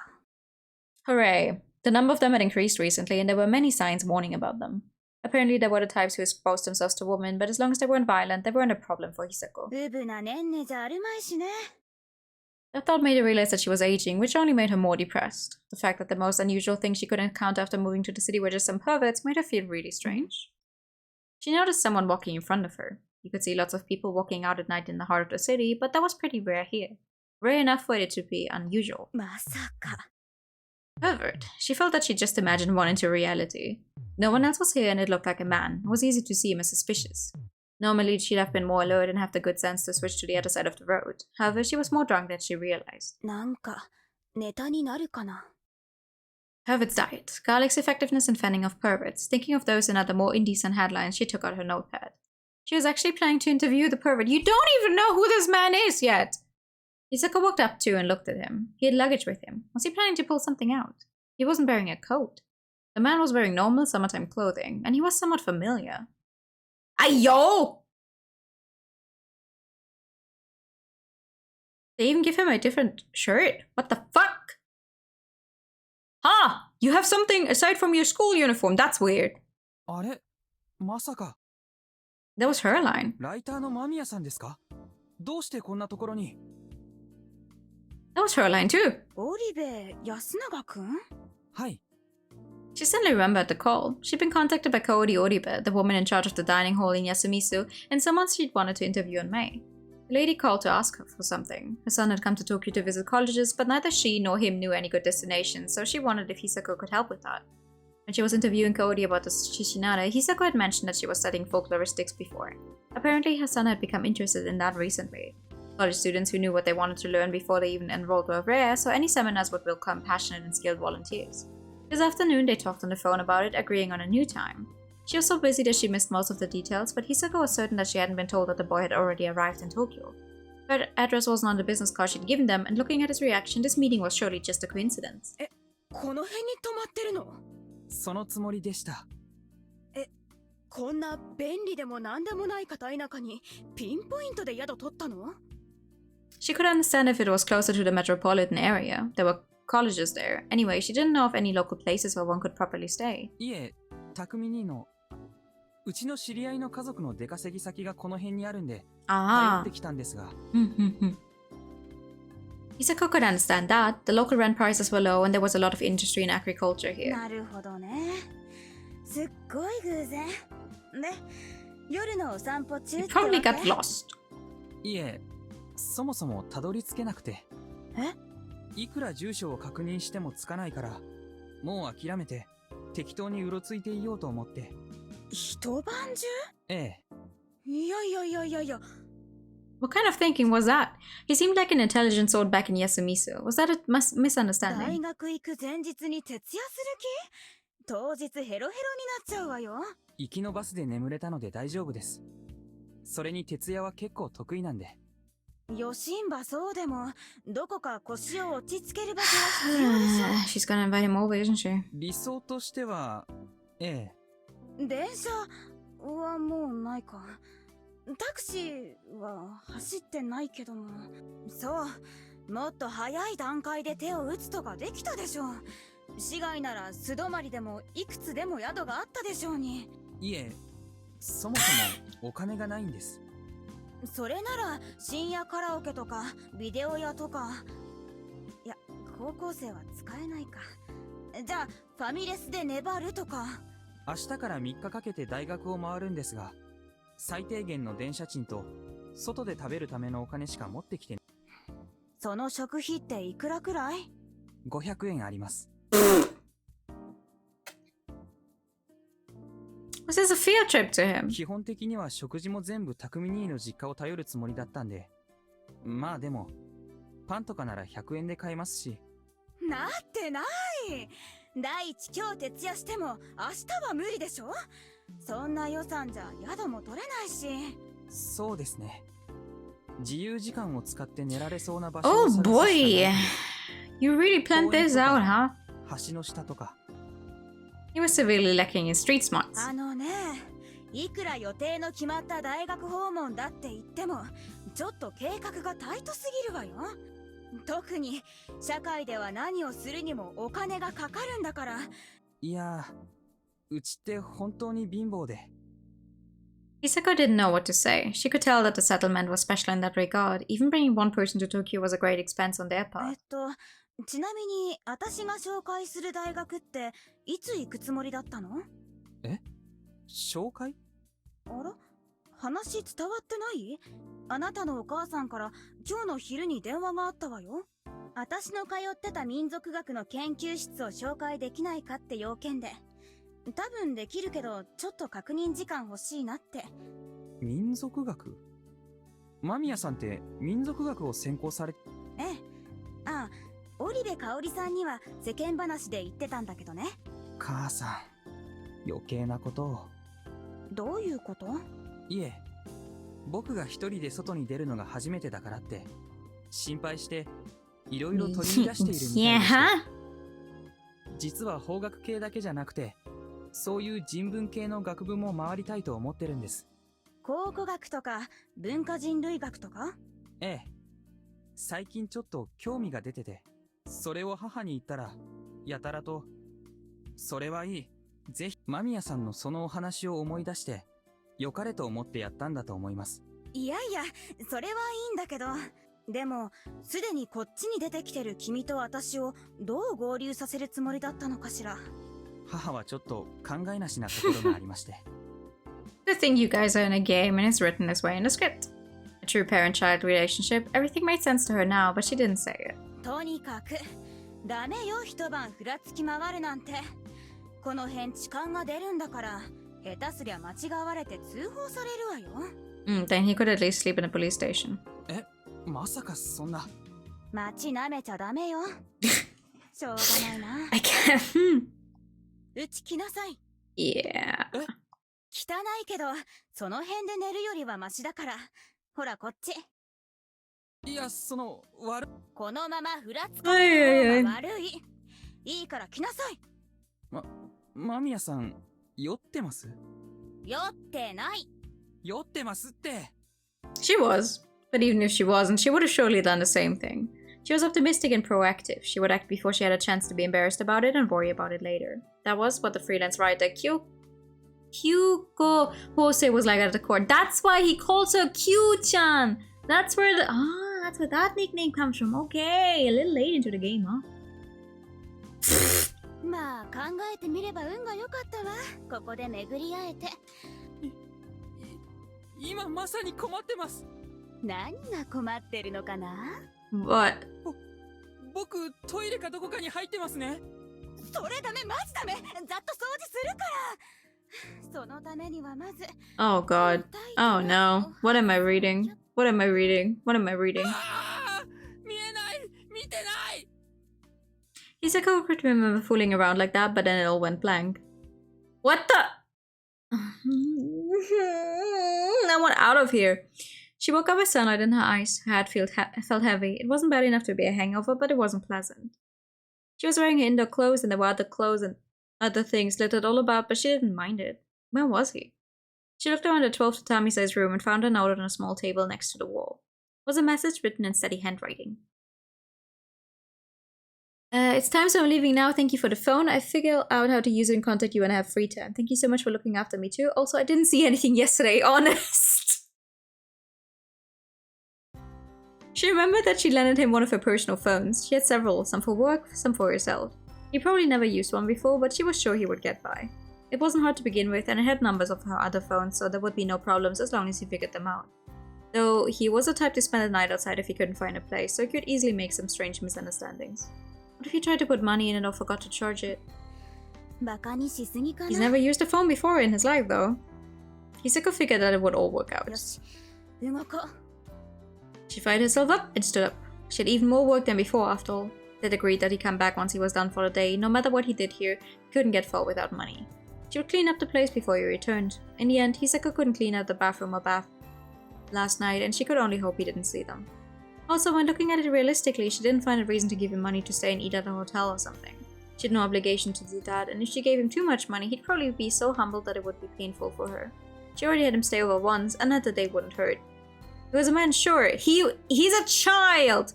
He was like a dozen years younger than her. If he was the sort to make some sort of mistake, he would have surely made it last night. He was a man. He's not even of age! Was it a good idea to call his mother as proof that there was nothing special happening here? She figured she would do it when he was around. If he would stay over again, she figured she had to prepare food for him. What though? Curry? Steak? Fried food? A 17-year-old had to be gluttonous, so the food had to be something substantial. Okay, he's 17, but he's still in high school! Stop laughing like that. Or maybe something weird yet extremely delicious. It was time for her to show off her knowledge as a critic of strange foods. Hisako would leave the boy awestruck with her excessive knowledge of ingredients and cooking methods. That meant that this was basically part of her job. Nothing personal. It would surely take more time and effort than just ordering something, but this was a matter of initiative. With that decided, she had to open up her afternoon for shopping, washing, and utensil preparation. Hisako had 3 articles to write today. It was 9 right now. She'd overslept. 3 articles in 3 hours? Was that a joke? So instead of giving up then and there, she removed the makeup that had been on her since yesterday and faced her desk without even changing into something. She felt like she could do it. You understand now why this is considered horror. They're desperately putting together every single pairing they ever alluded to, because it's like, haha, well, he doesn't get Chiemi and he doesn't get Haru, so pfft. After breaking her speed record writing up the 3 articles, she faxed and mailed them to the clients. 1 was signed off on instantly, while 2 needed some minor changes, which she'd done in no time. She wrote these out really fast, but it didn't damage the quality. In fact, one company even praised her. The text has more oomph to it. Did something good happen? Good. Hisako herself was well aware that she was having fun right now. It's just haha, see what happens to all of them after the true ending, but like...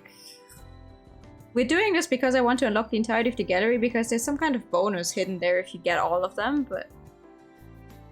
She'd shown her skill at the drinking parties she'd had with the girls in her college years, and she treated her previous partners to handmade food.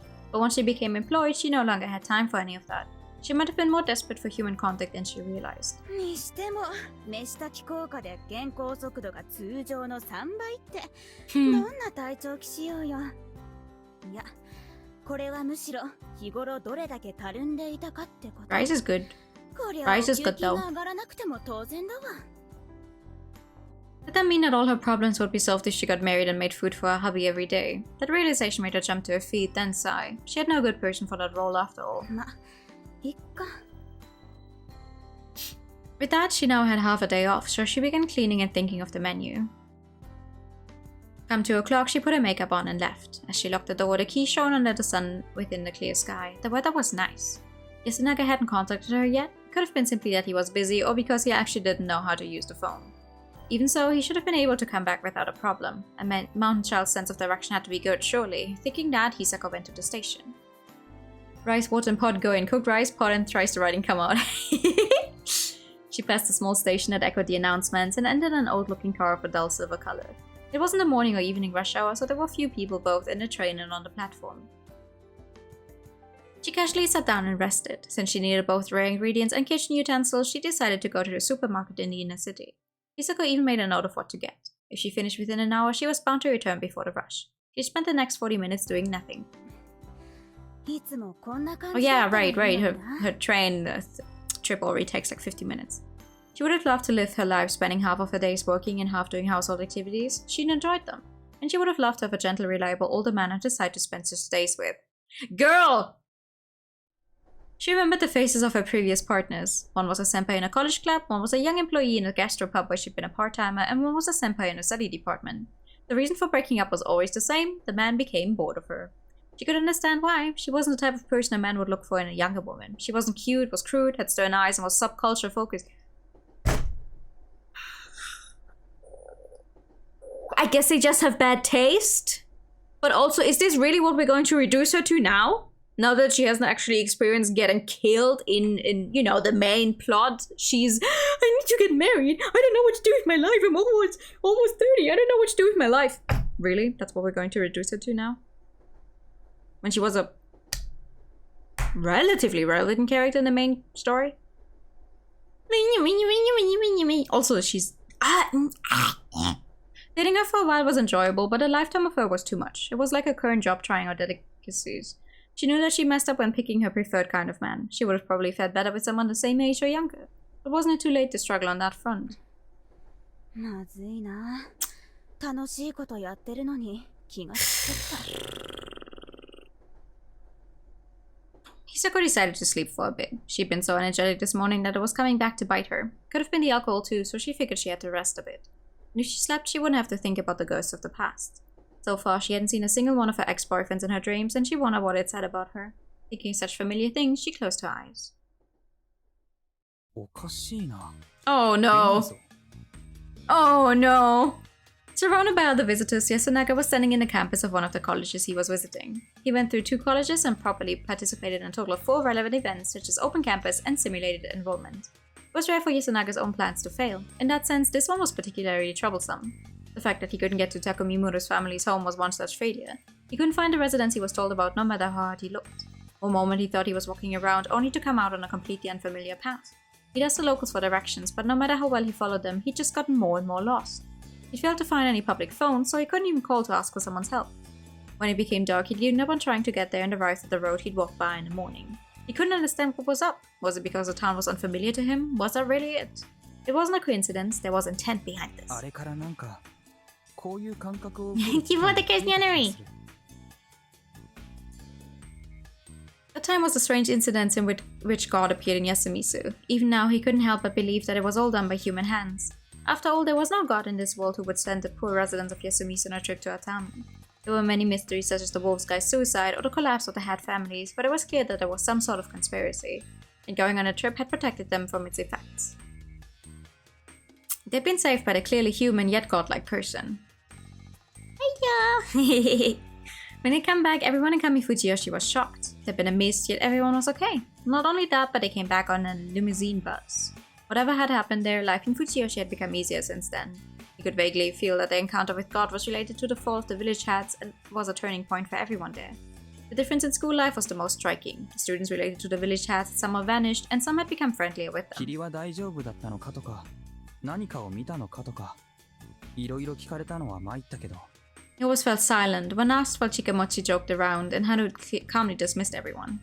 But it wasn't just the people that had changed. He could feel something else. The thing that had been oppressing them had vanished, and there was now someone else who watched over them instead. He could feel it even now when he was far away from Fujiyoshi. It wasn't unpleasant. He felt like he could keep calm and live with confidence. だからって迷うのは困るけど、あるいはワイルドにその辺に寝ろとか。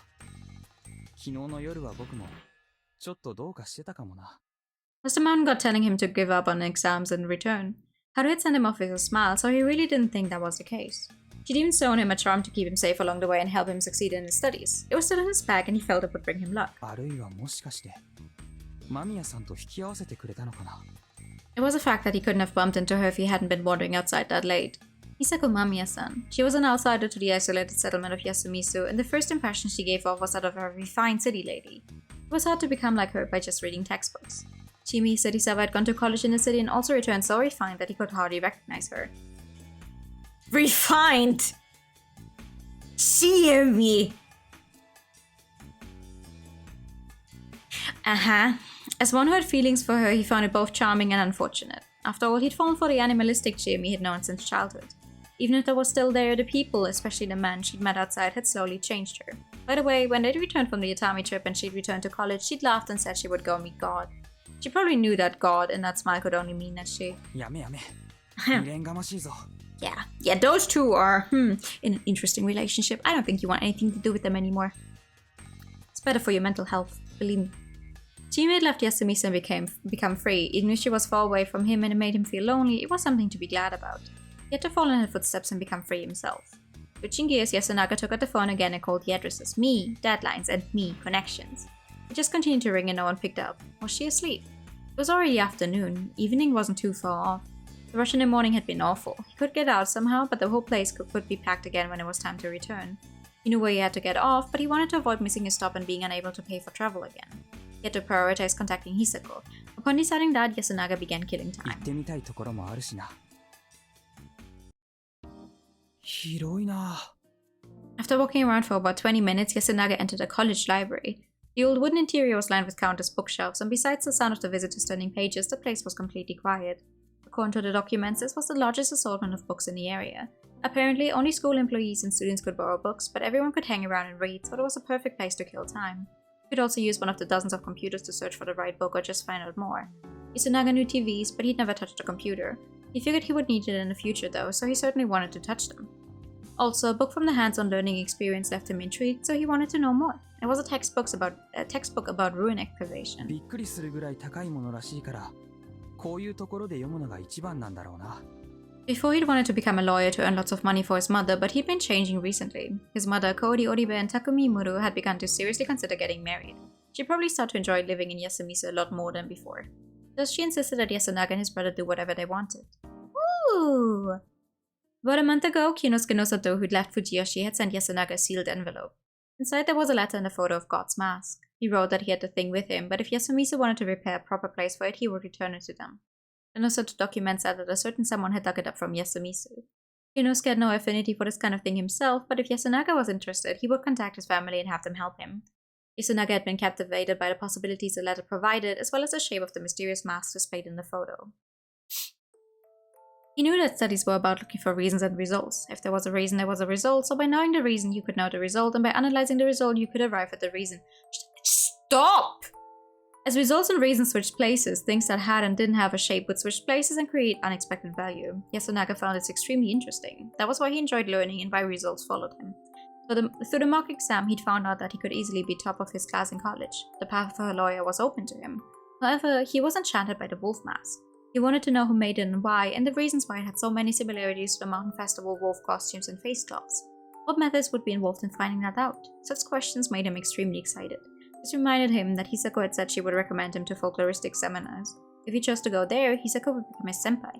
He had a few more questions about it, so he would stay at her place again. He wasn't sure if she'd allow that, but he wanted to talk. Last night she'd fallen asleep in an indecent position, and he couldn't even ask her anything. He remembered how she turned around and... ダメだっての。 He shook the memory off. It was best to act like he hadn't seen anything. Yasunaga was quite perplexed by the difference between her usual self and her when she was drunk. 間宮さん、いくつなん Too だ old for you! She did seem older than him, but still far from old. As he thought such things, he realized something. He might have a thing for unprincipled older ladies. やめよう。最低だ。 He failed to get Shiemi, so he would go for Hisako. That would be too simple, straightforward, and hasty. Instead, he focused on the library. He tried calling her on the phone again, but the result was the same. Yasunaga sighed, put the phone away, and entered the library. Oh boy, oh boy, oh boy. She regained consciousness, but couldn't properly process reality yet. On the surface, it looked like everything was normal. She couldn't realize that there was no conformity in her awareness and that something was really off. It was night. Outside the train car was pure darkness, and the lights inside only seemed to emphasize it. Hisako Mamiya instantly assumed that she was riding on a late-night train, returning from work that tired her so much she'd fallen asleep on the ride. She clung to the story for a few seconds, but as her thoughts became more clear, she became more pale. Had she slept too long? Had she been sleeping here for a whole few hours? What happened to Yasunaga Oribe? She'd abandoned the boy who needed her help. What a horrible thing to do. Hisako quickly dug into her bag. The 2 phones she had both said it was 4 minutes past midnight and that there were no missed calls or texts. Not only that, but both of them had said that they were out of service range. Out of range? On a train line? You come to Germany, you'll see that! She didn't realize another thing. This wasn't a loop line. If she'd overslept, she would have been awakened and kicked out. Even if that didn't happen, she would have been caught up in a rush. No way she could have kept sleeping then. In that case, what was happening here? She naturally assumed the reverse, i.e. that her meeting with Yasunaga was just a dream. She gotten drunk, got on the last train, and that was when reality ended. She began having a dream where she met Yasunaga Oribe and let him stay over. That wouldn't explain everything. She didn't have her personal phone with her, unless she dropped it somewhere she landed it to Yasunaga. Then there was a shopping list she'd made. It was hard to argue that she'd made it while sleeping. She definitely got on a daytime train and had somehow arrived here. A train with no one else but her. Something wasn't right. Hisako finally realized that she was in an unnatural situation. Basically, something paranormal. Unlike a certain swindling author, when faced with the paranormal, normal people felt only fear. She licked her lips. Hisako had been dreaming of seeing something paranormal her whole life. Even though she knew by now that there were always just people behind the curtain, she'd still chase the darkness. And this time she'd finally gotten what she wanted. She'd been waiting for this for long and she was ready. She prepared and put up a front. It was time for her to show off her skills as an ex-occult writer. She stood up. The car was the 4th, the same as when she'd gotten on. It looked like a normal train if you ignored that there were no other passengers. Hisako moved through the car and opened the door. There was a soft curtain wiggling at the connection, and it seemed to visualize the loud but organized sounds and vibrations. The train was still running. To the 3rd car. All was the same. To the 2nd car. All was the same. All was the same. The train was still running. To the 1st car. All was the same. All was the same. The train was still running. All was the same. All was the same. All was the same. The 1st car was the front. Hisako covered her mouth. Even though she hadn't eaten much since morning, she was hungry. In fact, she felt an intense urge to vomit. As she went onward, she became aware that it was some sort of anomaly that affected the nervous system. Her thoughts became dull, and a paralyzed sense of danger made her unable to realize it. Her physical condition was just getting worse and worse. Urge to vomit, headache. She finally realized that something was even more wrong than she thought. Lack of oxygen, odorless gas. The journalist who looked into cases of carbon-based suicide had told her that carbon monoxide poisoning made people fall asleep and just die. There had to be someone at the front. The train wouldn't be moving otherwise. Hoping for help, Hisako staggered over her head. She felt like she could fall at the slightest curve. How long would this train keep going forward? Upon arriving at the front, she looked through the window into the conductor's seat. There was no one there. Or rather, she couldn't perceive it. The part of the scenery through the window where the driver should be seemed to be cut out. She couldn't see it, as if she was actually blind to just that part. Though it didn't look like there was something there, it was probably worse. The place itself just didn't exist. Basically, it was a space that rejected the laws of the physical world, something fatal for human perception. She quickly looked away, her vision returned, but the car wasn't the same as before. It looked like it had been left underwater for half a century. There was rust, tears, and rot everywhere. The doors were dirty, the seats were torn, the walls had eroded, and the windows were covered in dirt. However, none of that could compare to the advertisements hanging here and there. After all, they weren't in Japanese. It wasn't the alphabet or Hangul either, nor was it Hebrew or Arabic either. The text seemed like warped, heretical, evil hieroglyphs that couldn't have been created by a human hand. It made her realize that she'd been seeing them for a while, but only found them suspicious now. You wanted to see something paranormal. Don't go screaming no now. Hisako's courage was quickly overwhelmed by fear and panic. Those who only knew wild beasts from zoos didn't know the fear of being inside those cages. The fear filling her throat and crawling up her skin was just too great to resist. However, she could overcome it just enough to create a goal for herself: escape. She had to get out. With only that thought in mind, she closed in on the nearby door. Above her, there was a rusty metallic cover hiding an emergency lever. Instructions on it were written in the same cryptic hieroglyphs, so she looked away. For a moment, she almost felt like they extended like tentacles and wrapped around her fingers. She forcefully opened the cover, moaning because of the tearing pain in her hand, and pulled the rusty lever. There was an alarm. She knew it was because of what she did, but she felt like it was a scream of the train-shaped yokai. The high-pitched, wet, annoying, lowly, belittling, insulting sound. The train began to slow down.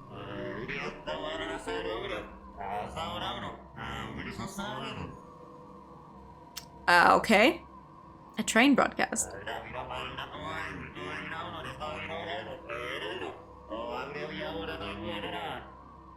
It was a male voice. It sounded somewhat monotone and sleepy, just like the train. She couldn't understand a word of what it said. Unable to bear it, she finally vomited, but even then she didn't let go of the emergency lever. Her fist turned pale from how hard she held it. Hurry up and stop. Hoping for just that, she directed her cloudy eyes into the darkness outside, where she saw a white, square, luminous object. It was a station name in the Japanese language. It was there for just a moment, but she read it. The next moment the train shook. Hisako almost fell and the train stopped. The door opened up. Upon realizing that, she noticed that the other train cars were as clean as she remembered. She couldn't trust her senses anymore. Breathing raggedly, she made her way outside. The voice from before followed her. Kisaragi? That was close. She couldn't see the outside well, but she realized that only a small part of the first car was next to the platform. If she walked out from any other car, she would have fallen on the tracks. Feeling hard concrete on her knees, she tried to stabilize her breathing, which was when her surroundings became dark. The bright lights from the train had vanished. She turned around and saw the train lying there like the corpse of a large beast with its jaws hanging open. It still made some mechanical sounds, but she felt like it would fall completely silent soon, like a cadaver. She didn't know why the train had to shut down right after the emergency stopped. She didn't even know if there was a reason. Once her breathing stabilized, she stood up. There were no light sources anywhere. She concluded this was a platform because of the signs she'd seen from inside. Ignoring that, this was just a concrete ramp. Even empty stations had nightlights. What was this place?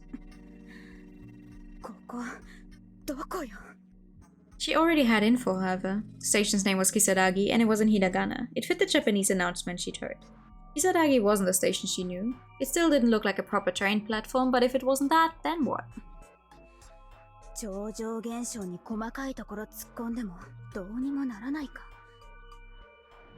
But she quickly remembered that there was no guarantee that this was supernatural. Looking back at all the phenomena so far, it was likely that this was just an illusion.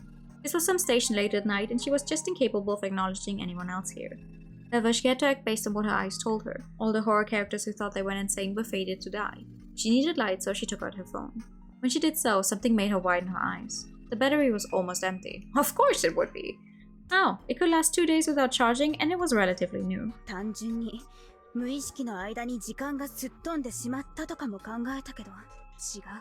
She concluded upon looking at the other phone, it ran out of battery faster, but it somehow had more than the other. And both of them were out of service range. She thought she'd escape trouble when she left the train, but that idea was shallow. Maybe it would have been better to just stay in the fourth car.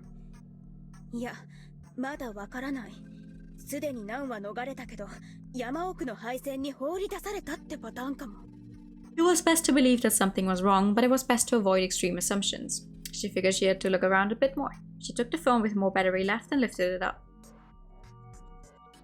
The weak light illuminated the platform and the rusty fence. There was nothing but a dense hedge beyond it, and there was no way to tell what was further.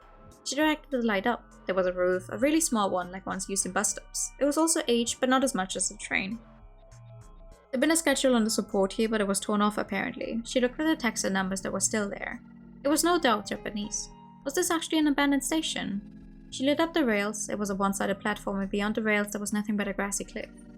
Further in there was a ticket booth and a small station-like building. She thought that she saw a dim light beyond it. As her eyes got used to the dark, she could finally differentiate between the dimly lit cloudy sky, the lights in her hands, and the lights inside. There was something there. The station sign, perhaps. Hisako walked by the ticket gate and directed her light to the other side. Darkness, or rather, the outside was so vast that the backlight couldn't reach it. That meant she could leave. There were no workers at the ticket booth. It'd be too scary if there were. She shook her head, went forward, and looked inside the station building through the broken window. There was no one in sight. There was a mess, but it didn't look like there was anything significant there. It looked like it had been abandoned after a thorough move, nothing more and nothing less. All that was left now was finding out what the light was. She'd expected to find just a station sign, but what she actually found beyond the building surprised her. It was a vending machine. Coffee, fruit, juice, sport drinks, green tea. For some reason, most were warm, and there were even brands she knew well. Hisako sighed in relief. Finally, she came across a piece of the civilization she knew. At the same time, she became hungry and thirsty, and the puking had given her a sore throat and stomach. Additionally, it was also summer. The air around her was warm, and the tension had made her sweat a lot. She wanted to drink some water. She took out 100 yen from the wallet in her bag and put it in the machine. She pressed on a button for the mineral water, and it fell through the tray. Hisako stuck her hand in and felt the cold of the bottle. It was a standard European hard water. She opened it and brought it to her mouth. Oh boy. Would you really start drinking water that a random vending machine in the middle of fucking nowhere just, like, gave you after you barely escaped some kind of murder train? At that moment, she wondered what had happened to her caution from before. She didn't know what this place was. It could have been exactly like that train. There was no better time to question her senses than now. European water never? Really? I think we have good water here. So why did she choose to drink something from here? She knew better than the usual person that eating the food from a different world was an expression of willingness to become a bride of that world and reject the old one. Before her throat could enjoy the water, she threw away the bottle and vomited again. With that, she was assaulted by a powerful dizziness and headache. She spat and tried to keep herself together. Then she looked at the vending machine. It was no longer just that. It was a gathering of creeping vines on a stone wall. The leaves were all bigger than her arm, and she could see it clearly now, for it shone. It was a white closer to blue. It was a beautiful blue hot flame casting a light you would only see in places like nuclear reactors. It brought about destructive energy that didn't allow life. It propagated and diffused and spread maliciously. The plant bore fruit. Hisako unhesitantly looked at the gel-like fruit, colored a malicious blue and filthy red. One of them was right next to her feet, and its fruit juice was spread out on a granite-like floor she was standing on. She just ingested the juice of a fruit from a plant that was not of her world. She spit it out though, or did she? The surroundings no longer tried to hide the evil nature. The building was exactly the same as before, however the base material had become granite. I don't know how you say that, granite? Granite? It was covered in the same cryptic hieroglyphs as she'd seen in the train, and it made her scream a little. The train was now all rusty and rotten, just like the interior of the first car was. It was like a metal ship that had washed ashore. It seemed to symbolize the defeat of the human mind or the victory of the evil lurking here. Struggling to keep her footing, she looked for proof that she wasn't going insane. However, that hope was shattered when she saw her phone screen. It showed granite. Granite. Oh, granite! Okay, granite. It showed only static, a field of unintelligible black and white.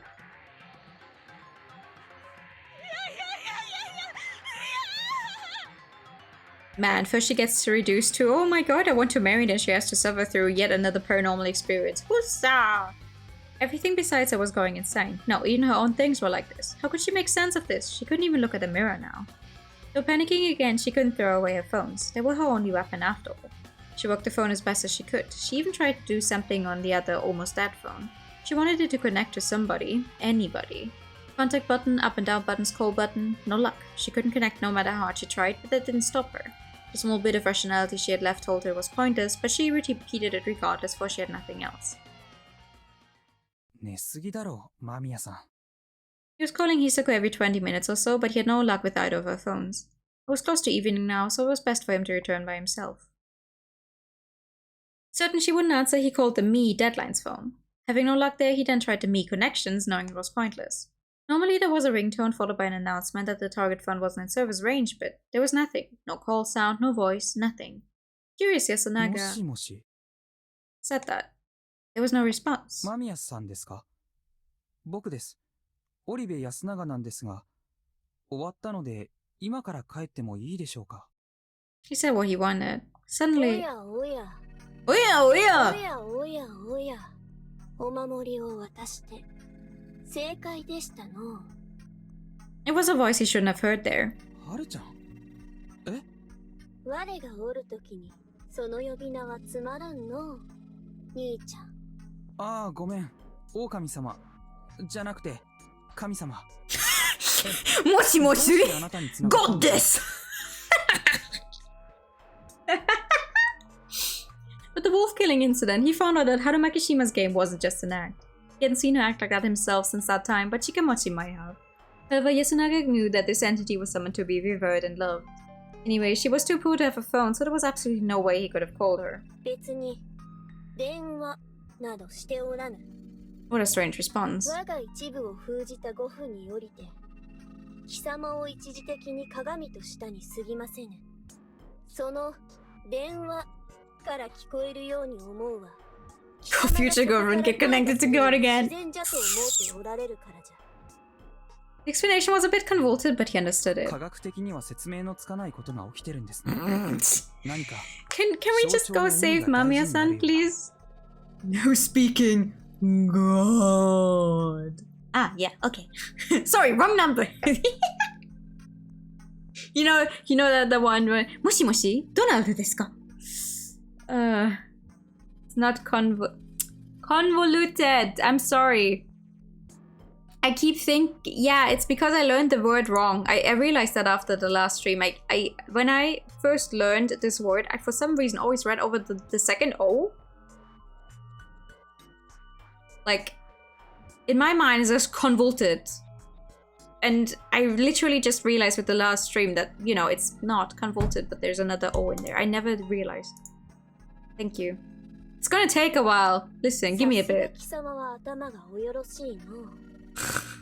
あの町のお方のようじゃ。とにかくじゃ。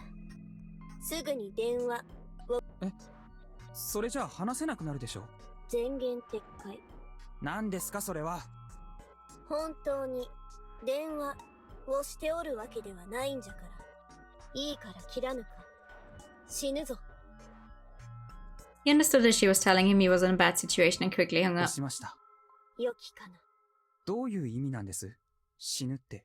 もう安心してよろし。説明してほしいです。小難しい説明は苦手じゃ。そこをなんとか。貴様、先ほどどこかに電話をかけたじゃろう。かけました。He was confused by the so far you cannot reach them part, but he nodded.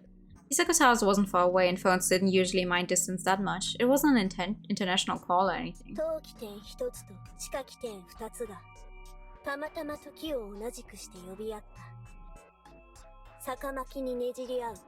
三角の結界を。本来交わりがたき二つの世でも点が三つあれば結界をなす。ひどく無作法で不全なる解ですがの故にそれは黄泉の無地なを呼び込む。 God's words were too hard even for him to understand, but he did remember that God had once been called Mujina, a badger. それはあなたとは違うんですね。似て非なるもの。不浄なる約定によりて人の闇から真の闇へ生まれ落ちし者ども。D20. Yeah, it's built D20 with God. 最も鋭き核から現れ、貴様を襲うやもしれなんだ。ようございましたな。He really didn't feel like he'd escaped some sort of danger. However, God's roundabout words were enough for him to learn a certain truth. A distant point and 2 points that were near. If standing on a triangle made by this was dangerous, it meant Yasunaga was standing on it too. But the 2 other points, the phones Hisako had. 間宮さんは今、そんな遠くにいるんですか？タコにも、いな、いかにも。神様、山の神様でしょ。熱海のお刺身、いい意味じゃったの。食いしん坊を発揮してる場合じゃないだろ、はるちゃん。間宮さんはどこにいるんです？物理法則が効かないくらい遠くって。じゃからその名で呼ぶな。気が散る。しかしまあ。You're talking to someone who's very scientific. Force is going to be wasted on you. There. On him. Oh, great. The word wasn't in his vernacular. He instantly turned around.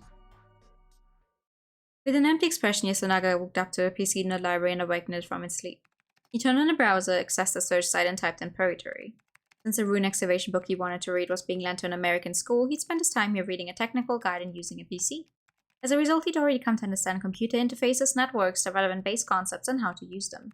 He looked at the search results and opened the purgatory entry on a dictionary.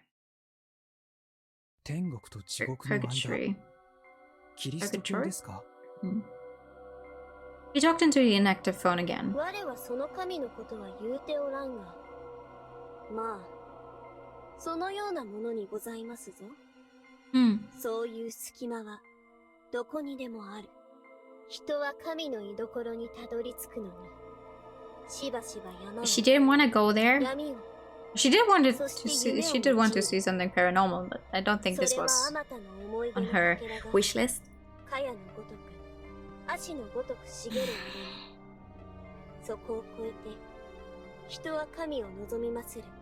間宮さんは死にかけてるっていうことですか？ Yes. そうとも、 Also 違う no. とも言えましょうな。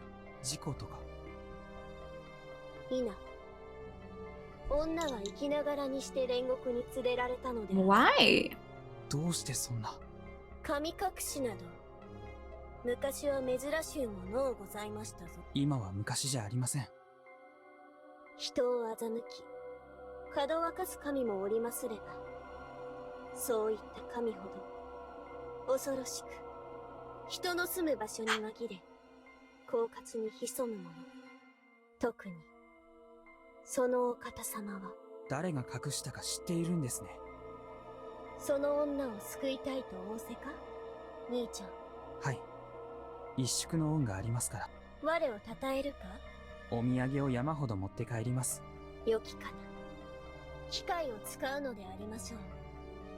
さらば、この国の道を行くことなかれ。聞かれているからとか。そら恐ろしいお方じゃな。物分かりはいい方です。He could always bring himself ahead of the rest with his inhuman thought processes. This might have been due to the Hikuchi blood in his veins. They were known to be good at government planning and tactics.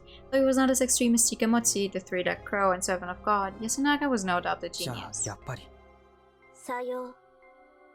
神なき国を経由し、文をしたためよ。 Suddenly the phone next to her ear rang and Hisako, face wet with tears and snot, stared at the screen in shock. She could read the text.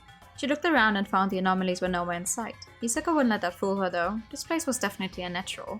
Or perhaps she herself was going insane. It was impossible to assert that the paranormal was just a delusion. More importantly, the phone.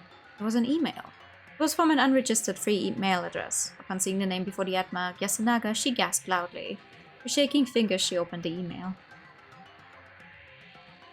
I pray you aren't filtering this domain. I assume you aren't, since the phone you gave me didn't have that setting. Due to certain circumstances, I found out that you might be in danger, so I'm emailing you to confirm.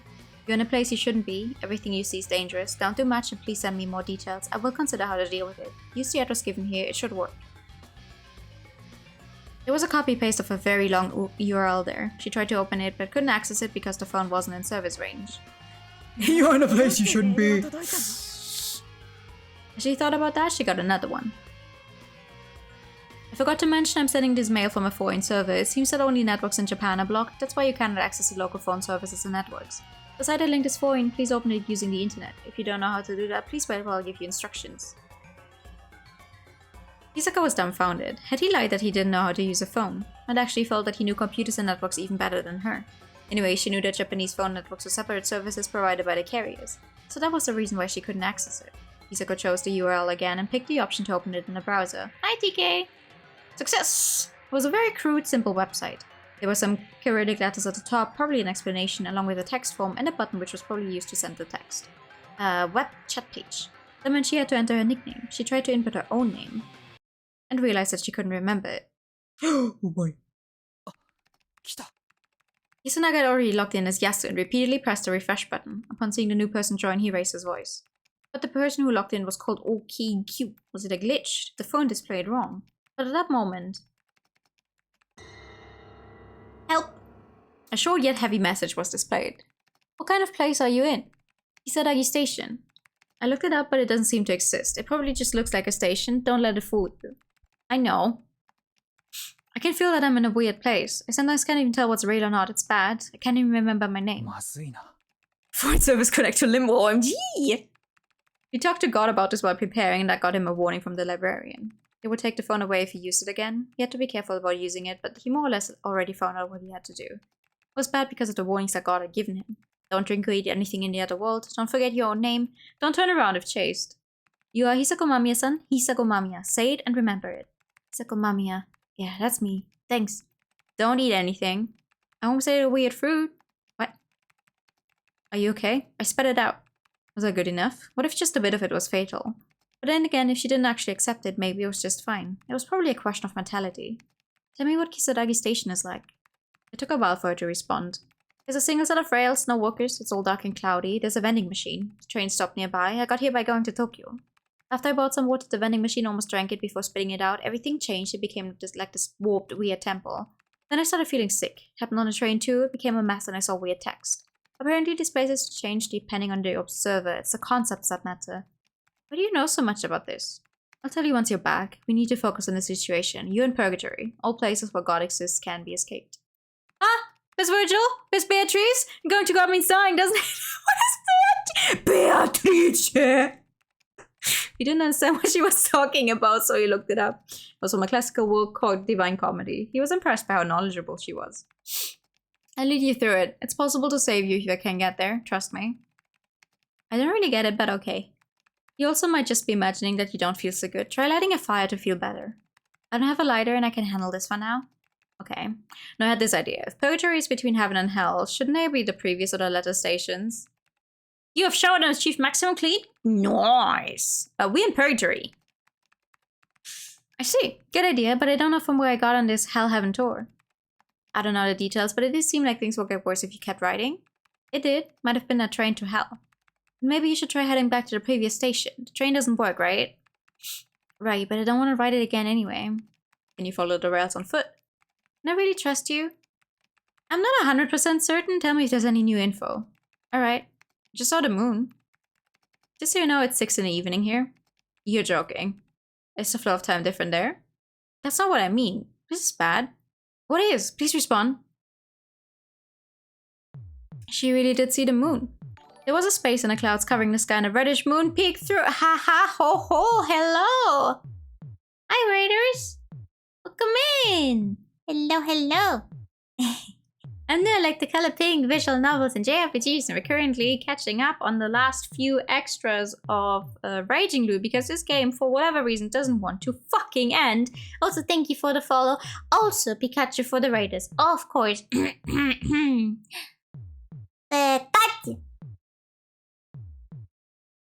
Pika Pika. Pikachu. And an over voice for 2 minutes. Okay, hello. Which Kingdom Hearts were you streaming? The first one? I'm assuming New Friendship Bean. Yes, that's me. Hello. Hello. The first one. Okay. Alright. I was like, I'm assuming it's the first one because it only said Kingdom Hearts on the Twitch thingy. Newest of Friendship. No, you. No, you.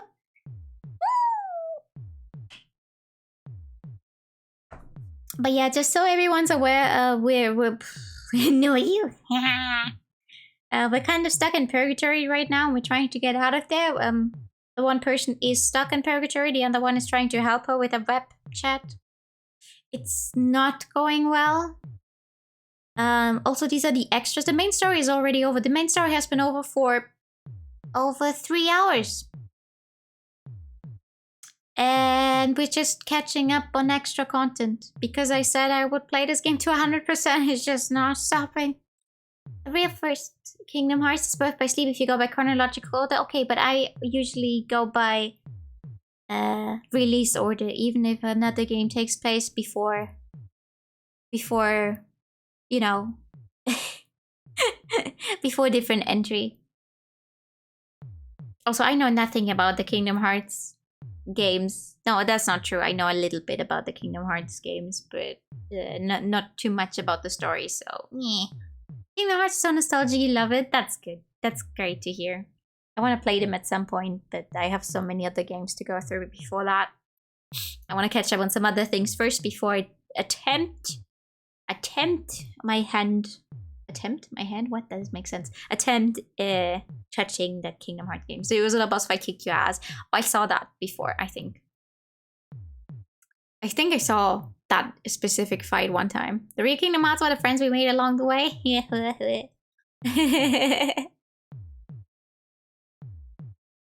No, I meant I think I saw when I watched someone play Kingdom Hearts. I think I saw also that exact same boss fight. I didn't actually watch you get your ass kicked. I've been sitting here the entire time. I was not able to watch someone else as well. Also, thank you for the Christiana Reberry. You getting your ass kicked is normal. Valid. Me too. That's why I only play games that cannot get my ass kicked. Haha. Well, that's also not completely through. We're getting our ass kicked right now. Because this game wants to torture me. You kicked ass. Good. We're trying to get out of purgatory, so... There was a space in the clouds covering the sky and a reddish moon peeked through it. It was in its first quarter, a half moon. Though it wasn't bright, it had a powerful presence and seemed to shine over all the platform. She just realized. The strange unknown structure she couldn't see in the darkness had been right on top of this station. For a moment it seemed to be a light hanging strangely high, but there was no light source. It was a giant lens that gathered the moonlight. There were also metal mirrors around, and they all occasionally released a light akin to the moon's. They were probably there to help the lens gather moonlight through focused reflection. You bullied enemies in League. Okay, good job. Good evening! Moved despite there being no winds. The more immediate problem was the fact that the unnatural device focused the moonlight into a ray of light. That created a red dot on Hisako's chest. The redness filled her with fear, but then she jumped back, feeling that she was being targeted on purpose. It was like a moment from a movie where a wild sniper trained the laser sight on the protagonist. The light didn't follow Hisako. Instead it went away from her and the platform to target the train. Suddenly, like a bit of ice melting under a laser, the train lost its false appearance. The new-looking train instantly became a crumbling, rusty wreck, and then it finally exposed its true form. She instinctively knew that the new appearance wasn't harmless to the sane world of man she knew. The moonlight was no light of judgment, and the moon was not the moon she knew. It was the evil moon of a different realm. Its power was to return things to their true forms. That was the light in the device. For a moment, below the pillar supporting the lens, she thought she saw a silhouette which was either a small human or a gigantic amphibian. You're gonna lurk. Okay, yeah, get something to drink, get some food, I don't know, get some rest. Thank you for coming by. She no longer was in a situation where her eyes could be trusted. The train had begun... My god, who translated this part? The train began to melt into a soft, transparent, yet still metallic material. It had chemifluorescence, the anomalous quality of the fruits. If Hisako had any knowledge in developmental biology, she would have compared it to the cellular change that happened during differentiation, which took place during the start of life or regeneration. Her impression of this event was more straightforward. It looked like a pupa going through metamorphosis. Oh yeah, remember Pupa? The most horrible anime adaptation you could have gotten of a manga in quite a long time? What was once a train was now standing. It was an extremely large beast. From head to toe it had become a transparent body that could support its own immense flesh and bone. The white, slimy skin quickly became a red-purple colored geloid that spread throughout. Breaking through the bark-like material and spewing lots of mucus, the object grew branches, legs with multiple joints. It was small compared to its body, but it had the numbers. It grew more and more of these legs. And once it was done with that, the creature looked like a screw pine she'd seen in Okinawa. You go look too, you do that! It felt like a malicious heretical caricature of the strange tree that grew countless roots. It probably wasn't the best comparison. The thing was by no means a peaceful plant. This was a vile, gluttonous animal that lived only to eat and reproduce. Partially on reflex, she recorded a summary of her thoughts on her phone. Even though the extreme fear and shock had numbed her mind, she was well trained enough to pull that off. She looked down and saw the phone vibrate just before it stopped working. It had run out of battery. Hisako could no longer get help. She had to handle this herself. Her goal was to return, and for that she had to go to God, which required her to move and run away from the greyish pillar of flesh with comb-like teeth. It was even puking something. After looking at it, she realized something. With the train gone, she could see something that she lost sight of before. It was a station sign. It glowed white like a lamp, and she could see the hiragana for Kisaragi from there just fine. She jumped off the platform, landed with all her limbs, and began running, ignoring the pain of the impact. She could hear thuds behind her as something soft was puked out on the floor, but she couldn't observe it. Following the rail running on the rocks, she hurried to the station sign. It looked like this. Kisaragi, Katasu, darkness. Looking at how the train went, she'd come from Katasu and traveled towards darkness. However, this left her confused.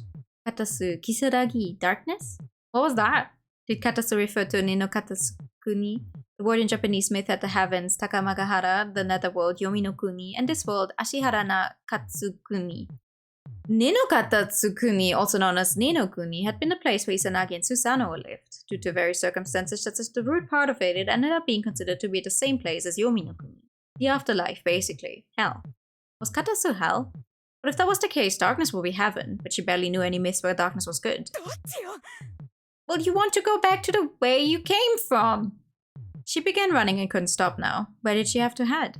She was attacked by the unpleasant feeling again. Of course she would be. The sun had now displayed those disgusting hieroglyphs. She had no idea what it meant now, and behind her... Oh dear. The monster had begun to seem beautiful and lovable to her. There was a mother beyond all bonds and blood, and an incarnation of motherhood that had manifested here in this world. You better run, ha ha ha! Ew. Then that all as she birthed would be consumed by her, then birthed again. It was an honor and a joy. The anomaly, still covered in transparent gelatin, had somehow retained a human form. It was summoning Hisako, welcoming her. She would embrace the child with those wet hands and summon her into reincarnation and the greatest pleasures. She almost felt like crying. She wanted to take off her clothing and be purified by the Great Mother embraced by all. Even so, she could bear it. She successfully endured it. After all she knew. Her discovery made her laugh in a strained, maddened manner. The puzzle she'd had in her hand had finally been solved. Izanagi-kun's hint was necessary, but its direction was off. Purgatory, Rengaku, She wasn't Dante, but Randolph Carter. Kisaragi meant moon-like. That meant that it was a place to gather and use power from the distant moon of illusion. The moon's power had been prepared to open up a route into the great darkness. It was the pinnacle of the madness involved in connecting to a device from a universe that rejected the laws of physics. It looked like this simply because she was Japanese and a modern person. The place was basically a kind of hell wrapped in Hisako's imagination, but if you recognize that, if you acknowledge the Necronomicon, Carter Dreamland, Lang Plateau, Shub-Niggurath, Cthulhu, we're not getting started with Cthulhu again! If you realize that the many mysterious stories left by H.P. Lovecraft could manifest as a real threat, then didn't that mean that this world was on the verge of ending? As if that mattered to her. Hisako was an adult. She knew how to pick out things that were good for her and turn a blind eye to the contradictions and survive in a way that was in no way fair. Hisako, who knew the truth, could ignore the fear it inspired to deal with the immediate threat. That barely made sense, but it made her pull herself together. She had no reason to hesitate any longer. Her destination wasn't Nino Katatsukuni, there was something hidden in there. Kata Station.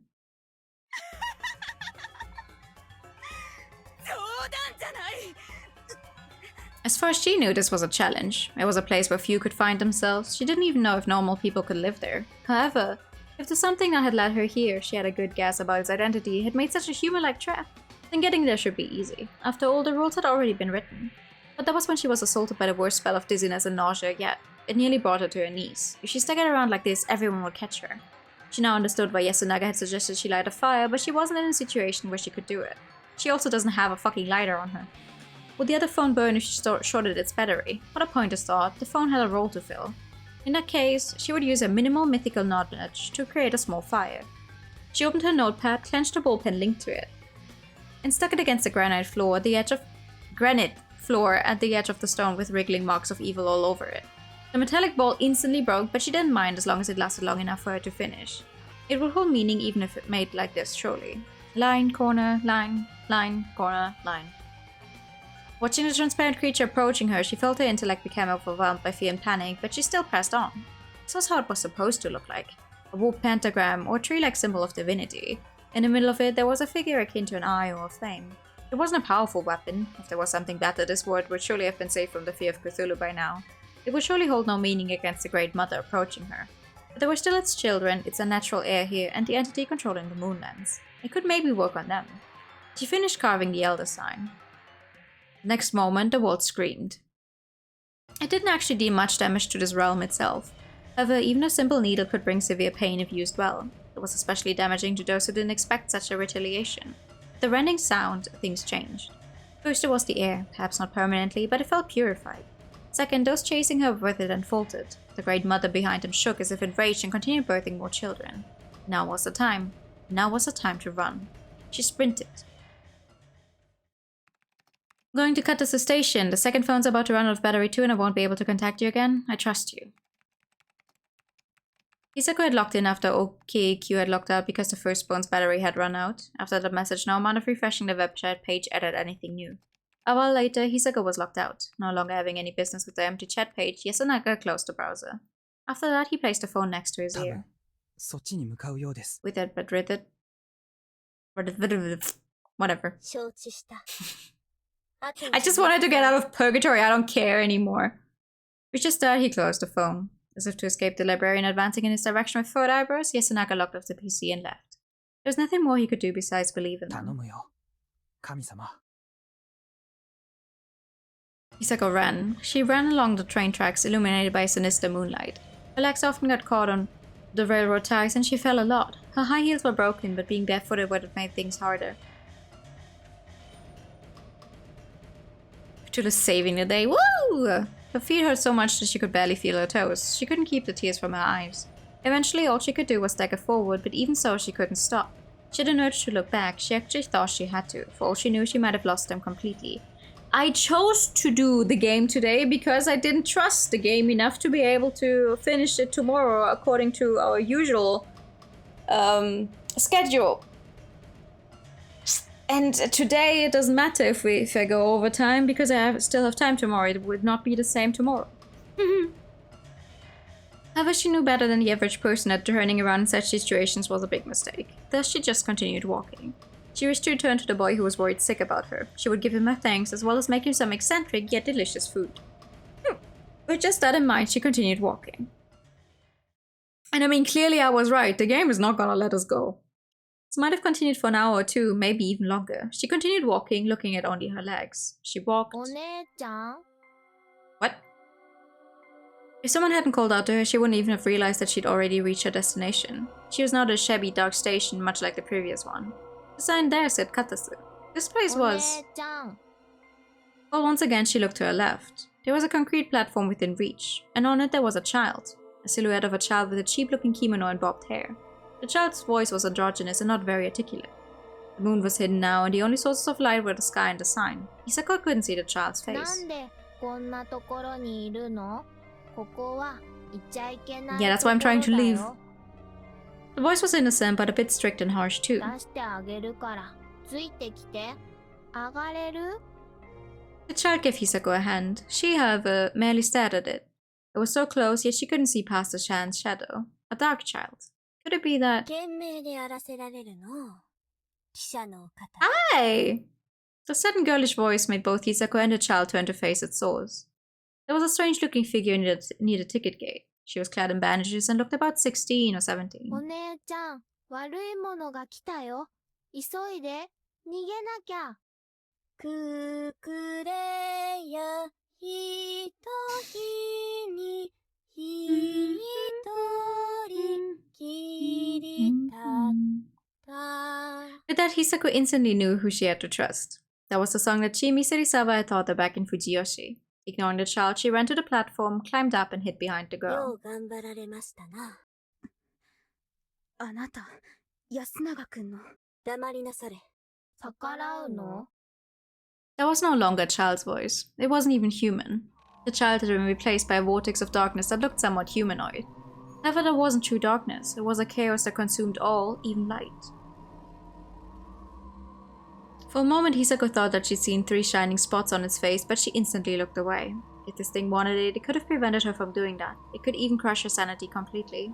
That was just how big of a deal this thing was. このものは我がしもべじゃあなた様は手を出さぬ約定のはず嘘だこれからそうなるそうやってこれから幾度邪魔をするのかもう次はせぬそうだねお前はあの場所で我にかくまわれていた弱々しき神のはずだもの狼や蛇に睨まれて言いなりになっていた弱い弱い弱い神だもの立てつくことなどできそれでも我は落ち戻ったそうだねだからこっちにも戻ってこないで山の中でじっとしていて五章じゃふーん許そありがたい。う。橋本雄大を代わりにしようか。 Hisako almost stopped breathing. Why would that name come up here? There was no reason to ask. She knew it all. やめて。じゃあ来てよ。わがままだな。命の値段を何だと思ってるの。 That was Hisako's line. However, she didn't have the guts to talk back against this dark, crawling どう chaos. して？夢の霧の中であまた苛まれ切り刻まれし呪わしき魂。闇の食事にふさわしい。あのまま闇に届けるつもりが如月で逃してしまった。代わりにあやつを差し出そう。 The unnerving girl turned around to the ticket gates. It was hard to see, but there was a silhouette there. It was a very old man. But why did it seem like it was a dagger in his throat? 類まれなる私島の御霊じゃ。あなた様なれば。まあね。しかし釣り合わぬ。何？こうしよう。お姉ちゃん。闇が好きなんでしょ？これからたくさん見せてあげるよ。約束が違う。糧にならぬというならば、せめて我が慰みとなるがよし。斧が命運の細く短き様を嘆きつつ、それを伸ばさんとして醜くあがき続けるがよし。神は試練を与えるもの。 Man, Mami-san really can't catch a break. She couldn't say anything back. それで身の程を知れ。承知した。行くぞ、女。 The girl dragged her, past the old man who struggled for breath, and out of the station, into a dark road. As Yasunaka stood alone on the campus without purpose, the cell phone he'd borrowed rang. It made him jump. It was a call from a public phone. Could it be もし that... もし、私、間宮久子。無事でしたか？今どこです？無事っちゃ無事かな。一応5体満足だけど、死ぬほど疲れた。今どこです？自宅ですか？奥多摩。 What the fuck is that? なんかすごい山の中に放り出された。あとはなんとかしろって。織部くんとこの神様、シビアすぎない？まあ。でも、いい神様ですよ。そうみたいね。ちょっと遭難しかけただけで、人里を出られたし、タクシー乗り継いで帰る。タクシーですか？とんでもない値段になるんじゃ。もう電車 Yeah, 当分乗りた she くない probably の。 doesn't want to go on another train right now. もっともですね。とにかく、迎えに行きます。安全な場所で休んでいてください。3 hours later, the taxi approached the Okutama bench Hisako Mami had been idling 間宮 on. さん、 The young man who got off instantly ran over to her. 本当に来てく Okay, れ and ると where は did he get the money for a taxi from? It was for me to realize just how tired she was. However, there were no signs of all the falling and vomiting she did in Kisaragi Station. Her high heels were okay too, and the ball pen wasn't broken. Her cell phones were still charged as well. 無事でよかったです。実のところ、ちょっと今でも信じられないけどね。By this she meant the experience itself, and the fact that she'd escaped from that being. でも、君がいなかったら絶対に戻ってこられなかったと思う。 Good for you! 感謝してるよ、堀部安永くん。 Good for you! いえ。それより間宮さん、 Yeah, you guys お kind 金 of を持 have って to ます pay か？ the taxi. For the taxi. 駅からタクシー乗ったんですが、もう門なしになっちゃいました。Oh, okay. She sighed, remembering that the boy was the definition of penniless. It was a valid problem to have, but it did make her feel good. She staggered a bit as she got up, but it was only due to her walk down the mountain and mental fatigue. Perhaps she'd even lost several of her sanity points. The thing had said that it would show her even more darkness. She wanted to brush it off as a joke, like it had only said that to menace and ridicule her. That was the kind of being it was. とりあえず、帰ろっか。ええ。どうします？駅にしろ直行にしろ大丈夫だって運転。Would a taxi usually drive you for 3 hours in one direction? 僕が見張っておいてあげますよ。Like, don't they have, like, specific areas of where they work? I don't know. I have not used a taxi very often. The words caught Hisako off guard. それならいいかしら。まあその電車の方が楽だし。どうしたんです？ She was just having a moment of weakness. This boy was really dependable, but he really wasn't her type. Well, he was underage too and a lot younger than her. It'd be a crime. Yes, exactly. あ、そうだ。すみませんが、近いうちに休みずに来てもらい。どうして？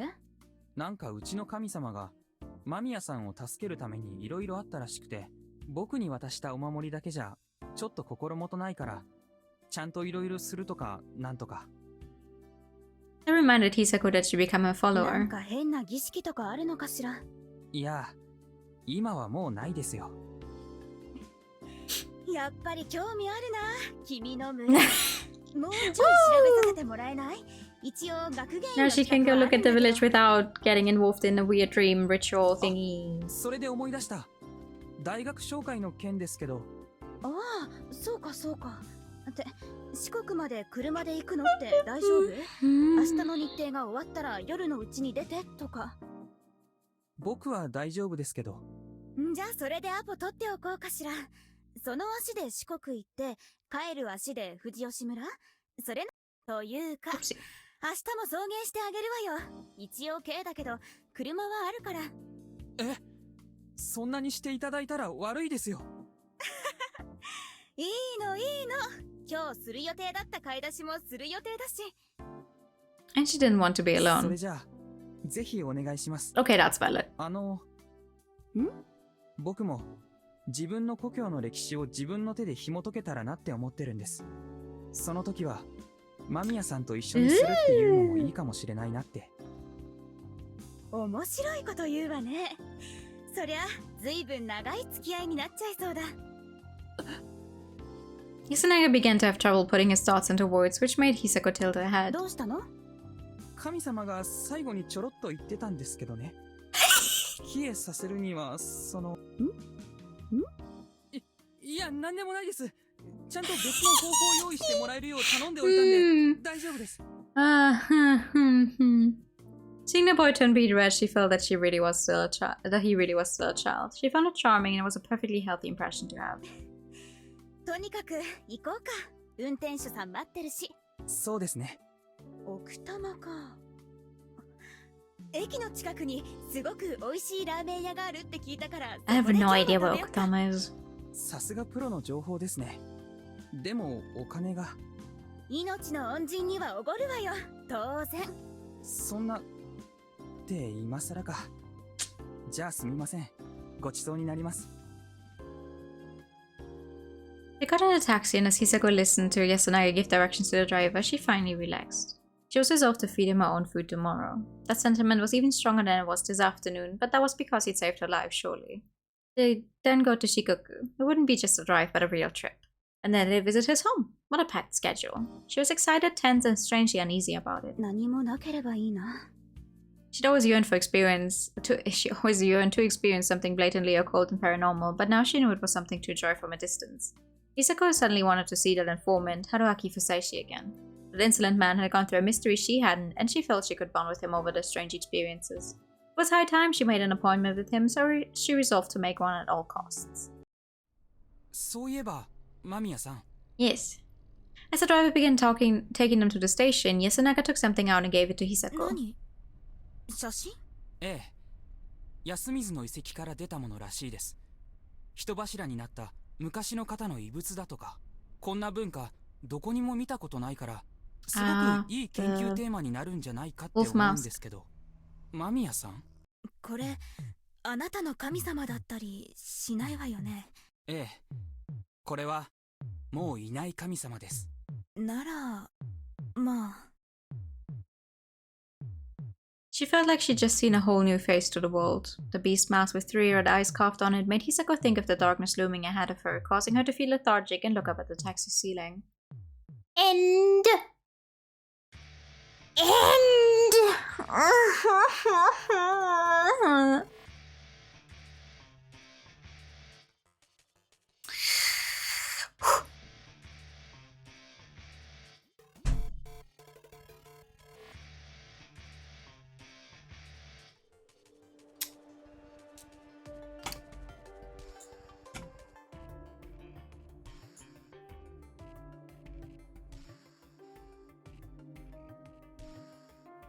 Supernatural parts in this one were kind of not bad. Yeah, that's the thing, no. That's the thing that's fucking me up.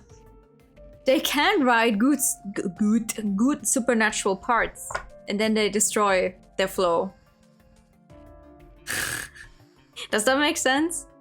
If the entire thing was more based on the whole, hey, big, bad, supernatural thingy, it wouldn't be that, I wouldn't even be that mad, but this one, a god and priest are forced to seek an inn for the night, but defend his annoying journey through an infire hell and comedy, and Sheep was a stack of reports documentary. Aims to recap the incident from another viewpoint, type loose ends. Oh my god. There's no way these are gonna be over in less than half an hour each, are they? I just wanna...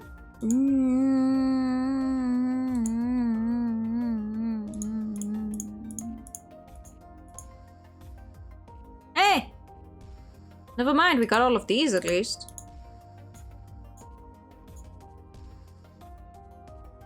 If you were to count, would you number them from left to right, up, down, or would you go up, down, left, right?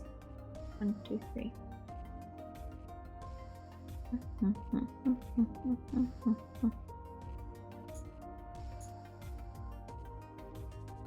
Because the difference would be that either this is 27 or this is 27.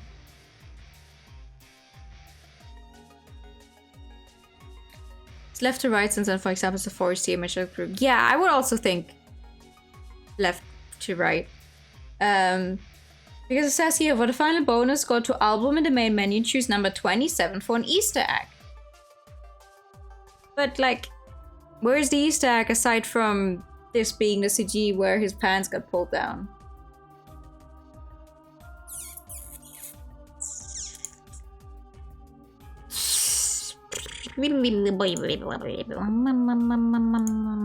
This one could really only be Haru and Mochi though, right? Yeah. Mochi, who still doesn't have any different colors. 僕は疲れた。はるちゃんも疲れた。まあ、野宿でも僕はいいけど。それは嫌。もっと他探す？The sun had already set and the air was filled with the orchestra of bugs and frogs. The two of them were in the mountains. Though the scenery was similar, they were quite far, apparently, from Fujiyoshi and were more or less stranded. Great! The circumstances were simple. There was summer break and they had no school. In Yasumizu, summer break was basically doing your homework, tending the fields, pulling weeds, etc. In the past, they used to catch bugs and so on, but they weren't kids anymore, so summer break was pretty boring. Yasunaga had also seized this chance to visit colleges in Tokyo. In times like these, it was normal for the residents of Yasumizu to give out little money for travel expenses. That said, the lion's share of their money was mostly provided by the adults. Kansas hunting income and mountain festival tributes often covered the majority of the funds. Yasumizu had barely any concept of personal funds to begin with, but recent events had changed things. Before, the majority of people's money had been re-levied by the Higuchi under the pretext of paying for the eatery's expenses and school funds, but now that it had skipped town, it had all gone up in the air. At the present, the Inosoto were dealing with the few assets the Miguruma and Higuchi had left behind, while compensating for the losses of the deposits the two families had taken off with. As part of that, the other day, they'd returned all the traceable assets that they'd levied back to Yasumizu. As a result, some of the cash they'd gathered had fallen into the lap of Yasumizu's representative, Tai. This money was distributed to everyone, but the majority of it was immediately saved up for the construction of the shrine to the recently resurrected god. That said, there was no mistaking that it was a rare case of discretionary income for Yasumizu. The blessing was also distributed to the children as allowance. Yasunaga had taken his whole sum and used it to buy a reference book and to cover travel expenses for college visits. His whole sum and he bought one reference book? On the other hand, those things are insanely expensive.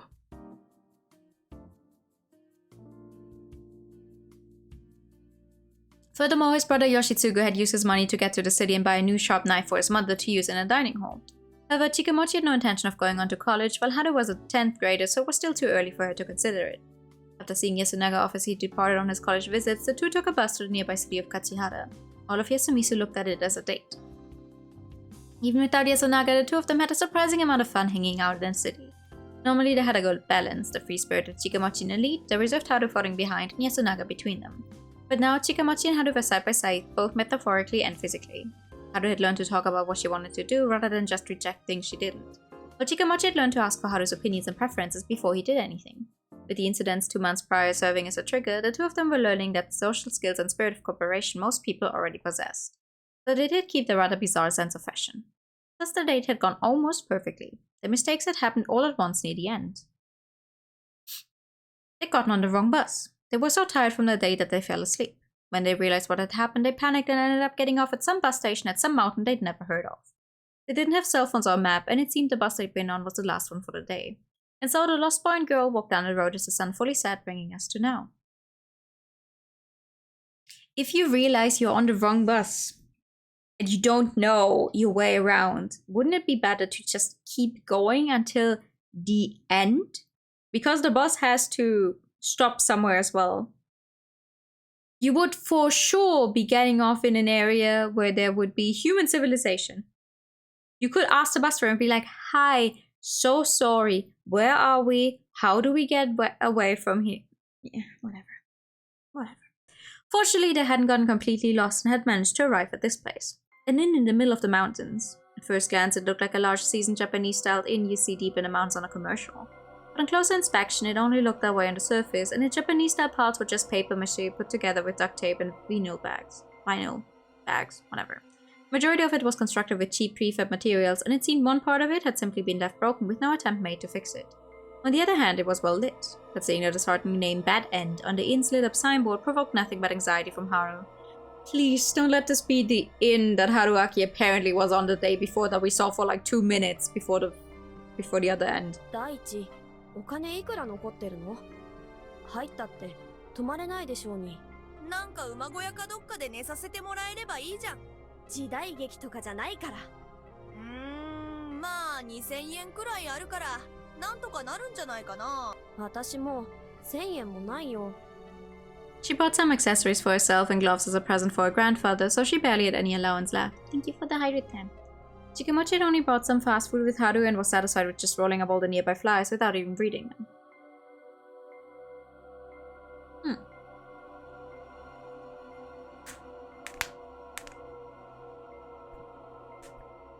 And thank you for the posture check. And the pet. In the first place, there were very few places that would let the two of them stay for under 3,000 yen. Neither of them were under that impression. Though the grasp of common sense had matured, Chikamochi still did whatever he wanted without reservation, while Haru was introverted, so they found themselves at odds in types like these. However, Haru was learning how to compromise without simply giving up on her opinion. わかった。とりあえず入ってみて、そこで電話を借りよう。それで、香織さんにどうすればいいか聞こう。おお、はるちゃん。なんか休んみたいだ。バカね。兄ちゃんには到底及ばないわよ。むー。そんなとこで焼かない。手つなぐ？つなぐ。And so the two of them entered the suspicious inn named Bad End. Oh boy! Hi! Hello! 結構びっくりしたのにはるちゃんの声がすごくてそっちの方がびっくりした。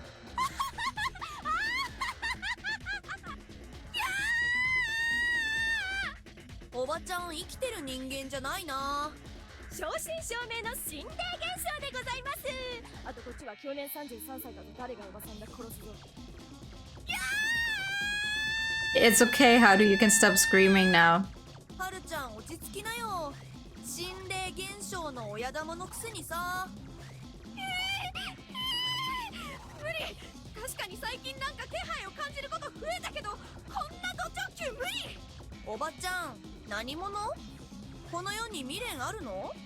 なんかこういう反応が面白くて。そんないい加減な理由で彼岸との境界またいでんじゃないわよ。あといきなり。I see how this one is a comedy.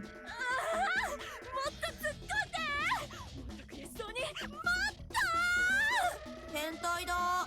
モッチ帰るよ。こんな場所にいられるもんですか。まあ当然もう出られないという。いやー、モッチそっち持って。私こっち行くから。Okay. まあまあ取って食ったりはしませんから。みんなお客様よ。カタカタカタカタ。 Large knife skeleton. Dragging meat back. これは Wow. 取って食われる。モッチ、せめて最後は抱きしめて。いいよ、これはちょっと特別きついのが集まっちゃっただけで。のこちゃん、おそばにお若いお二人ご案承知で。はるちゃん、 This あっ is たかい。 definitely the one that Haruaki was staying at, so it can't be that far away from 内。あ Fujiyoshi. らまあ、若いっていいわね。いい加減にせんか、バカ者どもが。 It was a threat full of divine might. The inn's lobby, jam-packed with ghosts and apparitions, fell silent. All of them, Chikamachi included, were sitting on their knees. おう、神。貴様、この辺りの山のものか。神を前に用もはっちゃけてくれたな。はあ、まさか神様が泊まりに来られるとは。お風呂炊かなくちゃ。映画化決定。なんで己らが最近のネタを抑えておるのじゃ。この子はつい最近こっちに来ましたので。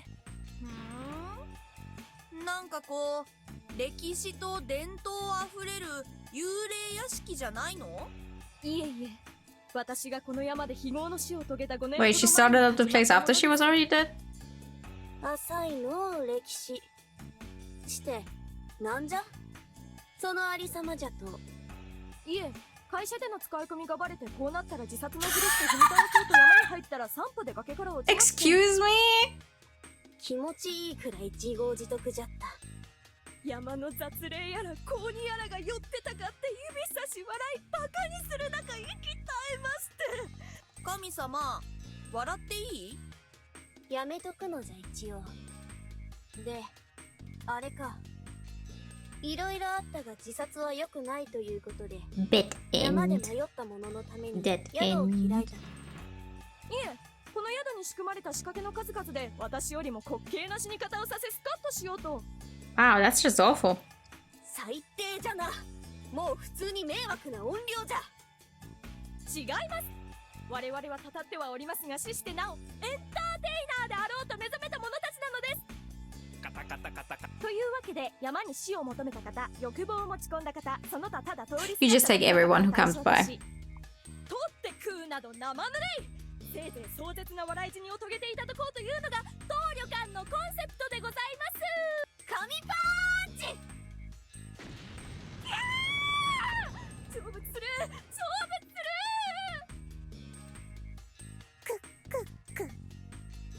る。下克上の気配。 The game is good at writing 安 horror. 心せ。峰打ちじゃ。 It's even okay at writing history. It's 見れば not そこそこ力も good at 人望も writing ある comedy.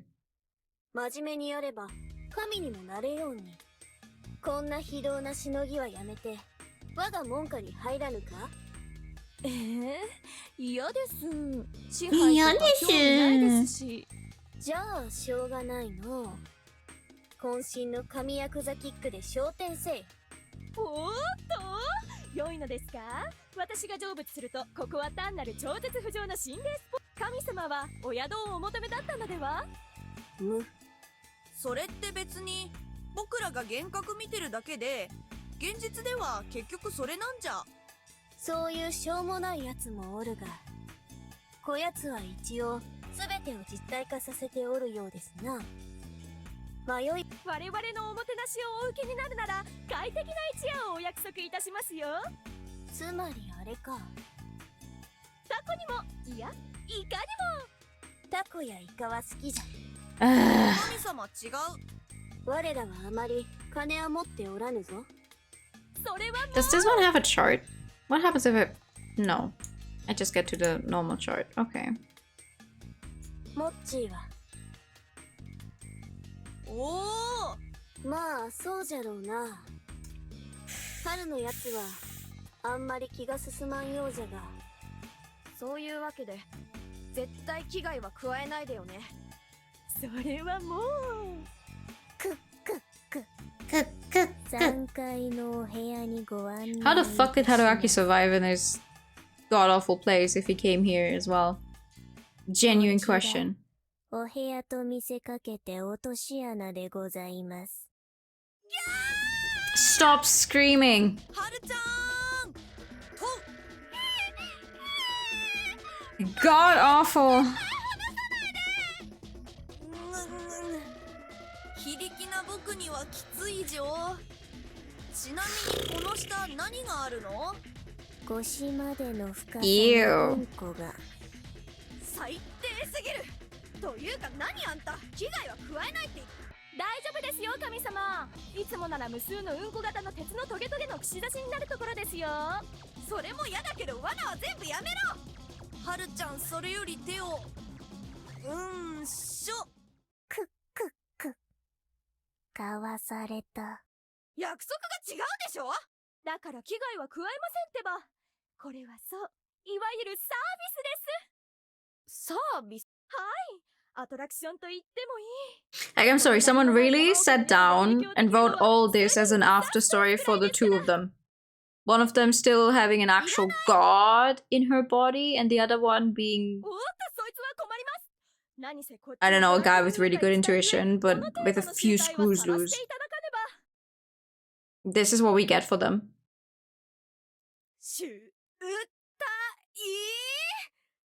いいのかな？建物が消滅したらあなたは声だめ行き。はるちゃん、諦めようよ。このおばちゃんに一杯食わされたんだよ。おかみ、あんまり調子に乗ると、明日何が何でも成仏させられるんじゃ。とりあえず次はちゃんとした部 Oh, 屋 so someone had to draw all of these sprites. はい。こちら。いや、もう許しませんけど。部屋。普通の部屋だわ。よくわかんないけど、罠もないっぽい。どうぞごゆっくり。あ、ちょっと待って。うちに電話したいんだけど。あるにはありますが、鉄塔の下に埋まってる子に That won't help us. 絶対使わない。Actually, I'm so sorry. We're gonna use a little bit of a speed reading technique that I like to call not actually letting them finish talking with their voice lines, because I am not sitting through this weird comedy routine. いやー、大したことじゃない。はるちゃんの実確かにそう。よろしいですか? I am interested in the story that promises to tie up loose ends, because I'm hoping they're gonna tie up whatever the fuck happened to Michael. 何？なんかもっと嫌がらせちゃっぱ。でーでー。200年前の遥か南国。なるかバカ。いえ、もうすぐ。おばちゃん。というかこれは危害でしょうが。German efficiency? Nah, I'm just fucking tired of this. ごゆっくり。さ、プランな。モッチーの金で。 Like, I would have been okay with the game. I would have probably given it like a 7 out of 10, I guess. Because the mystery was interesting, the main story was interesting, but there's just too much stuff where I feel like, Jesus fucking Christ, why? And why does it keep happening? And why are we still here just to suffer? We're here because I refuse to go down before I've seen it all. はるちゃんも言ってたけど、ブレーナ。貴様が春のやつが。そっか。なんか。ほう、髪おろし。じゃあやるよ。貴様がモッチーも大学。やっすんみたいに。どう？私は。Aww. 私、女だから、それで。それは。兄ちゃんは多分、あとは、お金関係。Financing? She wants to go into financing, that's interesting. それ。私もやだ。だからせめて、働く。まあ。よくは。じゃからと。ちょっと。She also can't leave, because God doesn't want to go away. But she needs to go as a person before God decides to leave her alone. そうだよ。Well, not everyone has to go to college. お腹すいた。I never went to college. だよね。And I will never I will never do that because I refuse to go back to school. I don't want to sit through that again. Any kind. ていうかおめえ行くだけね。 Oh boy. 我が力により彼絶対やると思った。はいだからどっちも食え。モッチーと一緒に野草で、あと明かりも欲しい。それもダメならっていうか考えたらここそれでうんことか何もしよん Oh god. Why does she want a favor now? 戻ったぞ。いやー、あり Oh, mushrooms! ほ I れ hate mushrooms. わ、いいんじゃないの。いや、嫌な子さすがに自分らまあいい。 Take good care of it. まさか人ロマン、そうかな。い Mm. ろいろ麻痺してきた。 Rice scroll, rice scroll. I mean, rice scroll is good. It fills you up. It's tasty. おかゆありがおわ、 I don't see. 十分に There was a chupacabra in there. Why?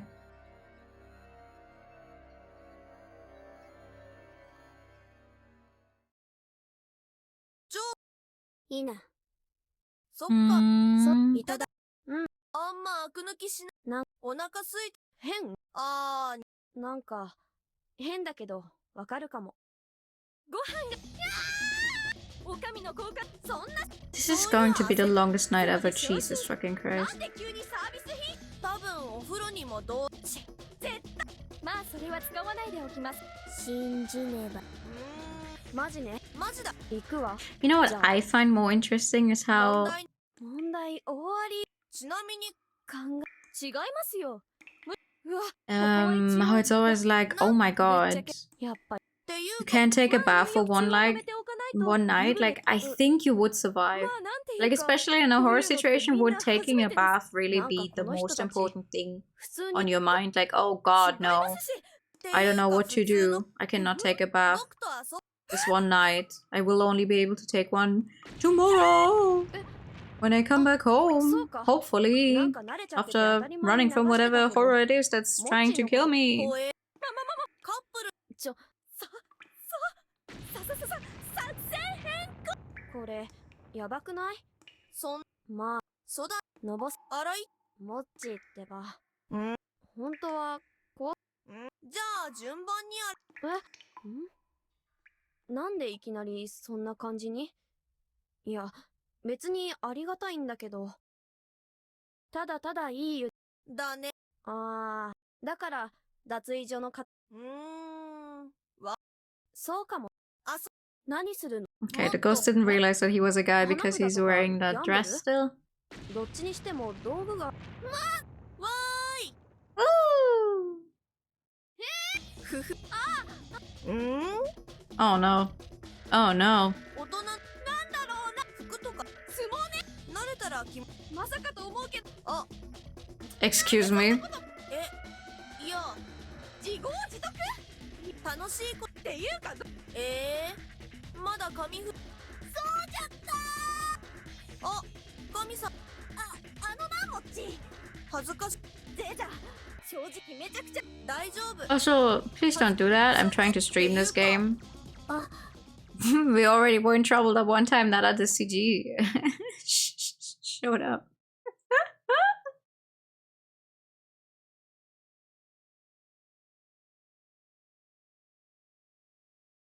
Dun, dun, dun, dun. Oh, we're getting some background info on the night 8 years ago. In here? Really?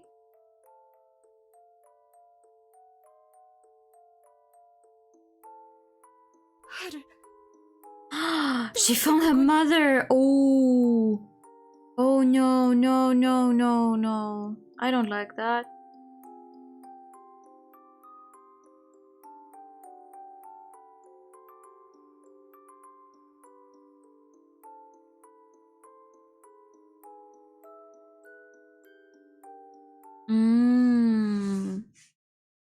This wasn't a fiction with her. It was this very moment. ま Ah. わかる。は、哀れな女。せめて。 So technically, God was the one who was responsible for killing the mom. 母さん。 Great. Now that's lovely. Like, imagine you're trying to go home and there's weird beasts crawling around, then some kind of god reawakens or resurrects in your body, kills your mom right in front of you. It's like, oh, cool, here we go. And then you're still supposed to be normal about it. よいか、確かにあの時。うん。ああいうのは春のやつは。あと、もうした。嫉妬はわかるよ。そうじゃ。考えて、っていうか。今のは、それでもやだ。そうじゃろ。我も、わかる。それ、いや、Aww. だから、はるちゃんが嫌なこと、いや、嫌じゃないけど。お、さっきから見てりゃ男も女も煮えそうで煮えない。というか平然。さっきから力の半分をムードへ。おお、あんたのOh boy. どうせついでに覗きめっそくらえ。人外限定。見た台無しだ。むむむ。もっちかっこつけてるけ。えへ。ちょっあなくぶっちゃけおかんしまもっちもういいちさい。こうなったらはそっちこせーの。 What are we doing? バスってなんなのよこれ。滅びの呪文。敵が懐かしいネタであんなもんくらえ枕聞いたよ。こうなりゃやけだ。何をYou know, the worst part about this, also, I'm so sorry, but the worst part about all this is just they really hit more backstory of Haru and how she met God in here. Like, I'm sorry, I guess other people probably enjoyed getting here and they're probably not flipping through it like I am right now. I mean, I'm reading it. Problem is just because I'm not reading it out loud, so... This is why I...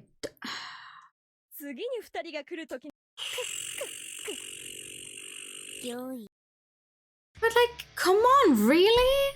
Why? Why? What for? Please tie up a loose end and make it satisfying. I will cry if you don't. 21st of August 2003. I somehow resolved it. The end. I don't think they're gonna accept that. 見りゃわかるだろっつーんすよ。こんなもん書くとか柄でもねえのに。権利には義務が伴う。 The 教会は church? メンバーに対してその原則の徹底遵守を求めるの。 Your church? わかってるよ。ジンクス的活動に関しては報告と連帯しての隠蔽。だからって向き不向きが覆るわけでもねえってことっすよ。 I don't think a meteor is gonna fall on your head. 本当に夏休みなのに、ね。 Thank you for the follow. Welcome in. 慣れれば大したことないわよ。慣れるためにまずこれどうにかしねえといけねえっしょ。これどう？あなたがめんどくさがってるの。突き詰めれば元彼にコンタクト取るかどうかってことじゃないの？図星か。いや、それもあるけど、やっぱ文とか報告とか。 I mean, I get it though. I wouldn't want to contact Haruaki again after all this either. 私が頑張って作った事前報告書もあなたを心配してるの。入ったばかりで随分な重に背負わされてるの。 Who is this random new voice? 情報の優位性っていうのはこういうミッションの時には絶対 She's a very nice voice. Who is this? そうっすね。反省してます。はあ、ちょっとコーヒー入れてくるわ。その後ちょっと見てあげる。いや、そんな悪いっすよ。遠慮しないで。自助努力が推奨されるとはいえ、無理難題で苦しめるのはうちの本分じゃないんだから。あなたのお目付け役として必要な助けはするつもり。じゃ、待っててね。After a blindingly white superior left, Mitsuchi Misamine let out a deliberately loud sigh. She'd expected grumbling would make a difference in an organization like this, but it appeared to have no effect. In actuality, as a member of the active force, she had plenty of experience with reckon and reports. It wasn't her lack of literacy talent or her ex-boyfriend Haruaki Fusashi or whatever his real name was that was the problem. It was figuring out how to write a report while keeping her power hidden. Mitsuchi Misamine was the sheep, or rather Mitsuchi Misamine was a name she'd simply given to herself as a play on Hitsuchi, or sheep. In reality, her true name was simply Sheep. Okay! As the name indicated, she lived in a very peculiar environment until recently. Though her current environment was pretty peculiar on its own, after all, normal people were completely unaware of the church. But the sheep's existence was heretical even to them, so she needed to hide her true nature even within the already concealed church. That sounds complicated. They had unnatural powers. Here, unnatural powers refer to things that would be generally considered superpowers or magic. Supernatural powers right off the realm of fiction. Those powers thought only to exist in fantasy did in fact actually exist, in a sense anyway. These superpowers assumed to exist in a certain sense were known by many different names, so from the perspective of the church, they were called jinxes. The church claimed that jinxes were superpowers born of beings isolated from human I can't talk anymore. Socialization. Bruh. It was hard to understand when written like this, so the church often explained using a cold and the Rain Man as an example. There was a man who seemingly brought rain to any event he participated in. This left an impression on that group, who began treating him as a genuine rainbringer. The cold showcased superpowers within itself. Until the cold was exposed from the outside, these superpowers were treated as the real deal. Even if there were rules that defied common sense and accepted science, there were cases where those separated from human relations could adopt to these rules. Therefore, jinxes were those superpowers that existed via this agreement to abandon common sense, also known as a contract. This didn't mean that jinxes were a mere game of make-believe. Rather, jinxes were a definitive phenomenon and threat to the ones who'd executed a contract. But as a result of their nature, jinxes could not be scientifically proven or debunked. In the first place, it was inherent to jinxes that people who want to prove them themselves got repelled from human relations at the very earliest stage. That was why the church advocated for separating the events of the world of jinxes from normal society, resolving them and covering them up. The mindset was incompatible with the congregation, who called for harmony between jinxes and normal humans, and the parliament, who wished to rule peacefully using jinxes. That was why the academia, whose goal was to study what jinxes were and discuss them, were the dominant faction. There were many passing pre-existing religious, fundamentalist, and destructive ideology groups that opposed the four. Jinx society was spread all across the globe, the numbers said to be in the tens, if not hundreds of thousands. And naturally, due to the nature of being isolated relationships, there were millions out there that remained undiscovered by Jinx society. This world did not adhere to common sense as well as people thought it did, an opinion shared by those who knew about jinxes. Jinxes could include any unusual abilities as long as those who know about them acknowledge them. From magical abilities out of storybooks like breathing fire and shooting lightning to showing illusions and altering reality, the possibilities were limitless. Generally, it was believed that the less a person adhered to common sense, the more absurd jinxes they could acknowledge or be acknowledged by. Therefore, there was a trend of describing jinxes with the simple phrase superpowers born from twisted personalities. And put that way, Michichi believed that as long as others were as twisted as her, it wasn't strange for them to have those powers. It wasn't just her, it was them. Most of them had been forced to scatter, and she was so sure the majority of them had been killed. She had been lucky, that, or clever. For she had managed to survive not by fighting, but by choosing to flee. Thus she needed to keep giving her all, so she could survive. So she could prolong her fortune. The moment she reached out to her keyboard, she felt a pair of hands from behind gently overlap her own. She thought her heart was going to stop. She hadn't felt the presence at all. White hands, long white sleeves. The superior of ambiguous age she had just been speaking with. The woman's fingers moved, making Michichi type the following words like a puppet master. What the fuck? Summary. I, Mitsushi Misamane, a survivor of the Salvation Pastry Project, prevented a disaster of biblical proportions. A stifled voice caressed her neck. Oh boy. ことを大きくするつもりのない子たちだけ。もちろん、こんなものは提出しない。大丈夫。ただし、私には全てを話してちょうだい。あなたを守るために。どこで気づいた？っていうか、守るとか。てめえら教会は、学会の殺処分を黙認しやがっただろうが。保護と隠蔽の大義はどこ行ったんだよ。あなたを守るだけで精一杯だった。それだけ家畜のインパクトは大きいのよ。組織だっては守れないほどに。Wait, cattle. Mako was saying something about cattle. ああ、そうだろうな。しかしなおさら俺があんたらを信用でき Please ね don't build up え even と more は of 想 it. 像がつ Please, かね it's え the, か。 it's the end of the game. It's beyond the end of the game. Don't build up even more of a mystery. Just don't. 信用はしない方がいいわ。私だってあなたのことが大っぴらになるようなことになれば、さも知らなかったかのように羊を見つけたと言って追い立てる側に回るでしょうね。まあショックのあまり手が滑るとか何かを見落とすとかはするかもしれないけど。それやこれや口に出していいのかよ。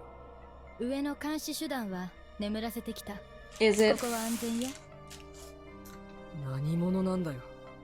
教会もそれなりに含まれんよ。そこで生き延びるためにはいろいろ知っておかないと。そうまでしてくれる理由は？家畜の能力の有用性、10年後を見越したパワーバランスの計画、あとは Who the fuck even is あなたに this? 個人的に興味がある不足。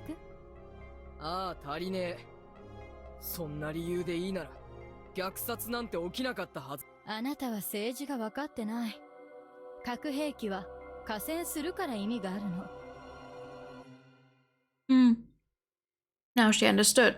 Oh god. The one time I tried to eat something. Please. The cattle who knew only great misfortune and therefore possessed extremely powerful jinxes easily numbered over 100, including the actual candidates. If they had been carelessly scattered, there was a risk of an all-out war, but there was also a chance that their threat level would fade if they grew obsolete. They could function as a threat precisely because there were so few survivors. As such, they had been culled until there were a select few left alive. ヘドが出るな。繰り返すけど、そこまでしないと、あなたをここまで連れてくることもできなかった。世界の救済を執行する、逸脱者を作り出そうとする試み、救いの牧場計画。その成功例の一つであるあなたは、コンセプト上は、単独で世界を滅ぼすこともできるだけの力を秘めている。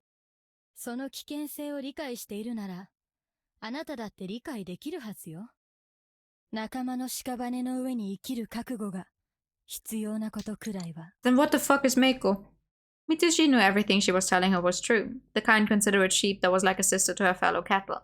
She, who was once considered such by the pasture, could no longer retain such a convenient position anymore. She knew that. It was just hard to accept, that was all. So she said it again. ヘドが出る。藤吉の事件の発端は、どうってことのない話だった。どの団体も平常の活動としてやってること、隔離された関係性を探してそこに未知のジンクスが存在しないか調べる。残念。それで先行して調べたあんたらが現実改変の痕跡を感じた。そうね。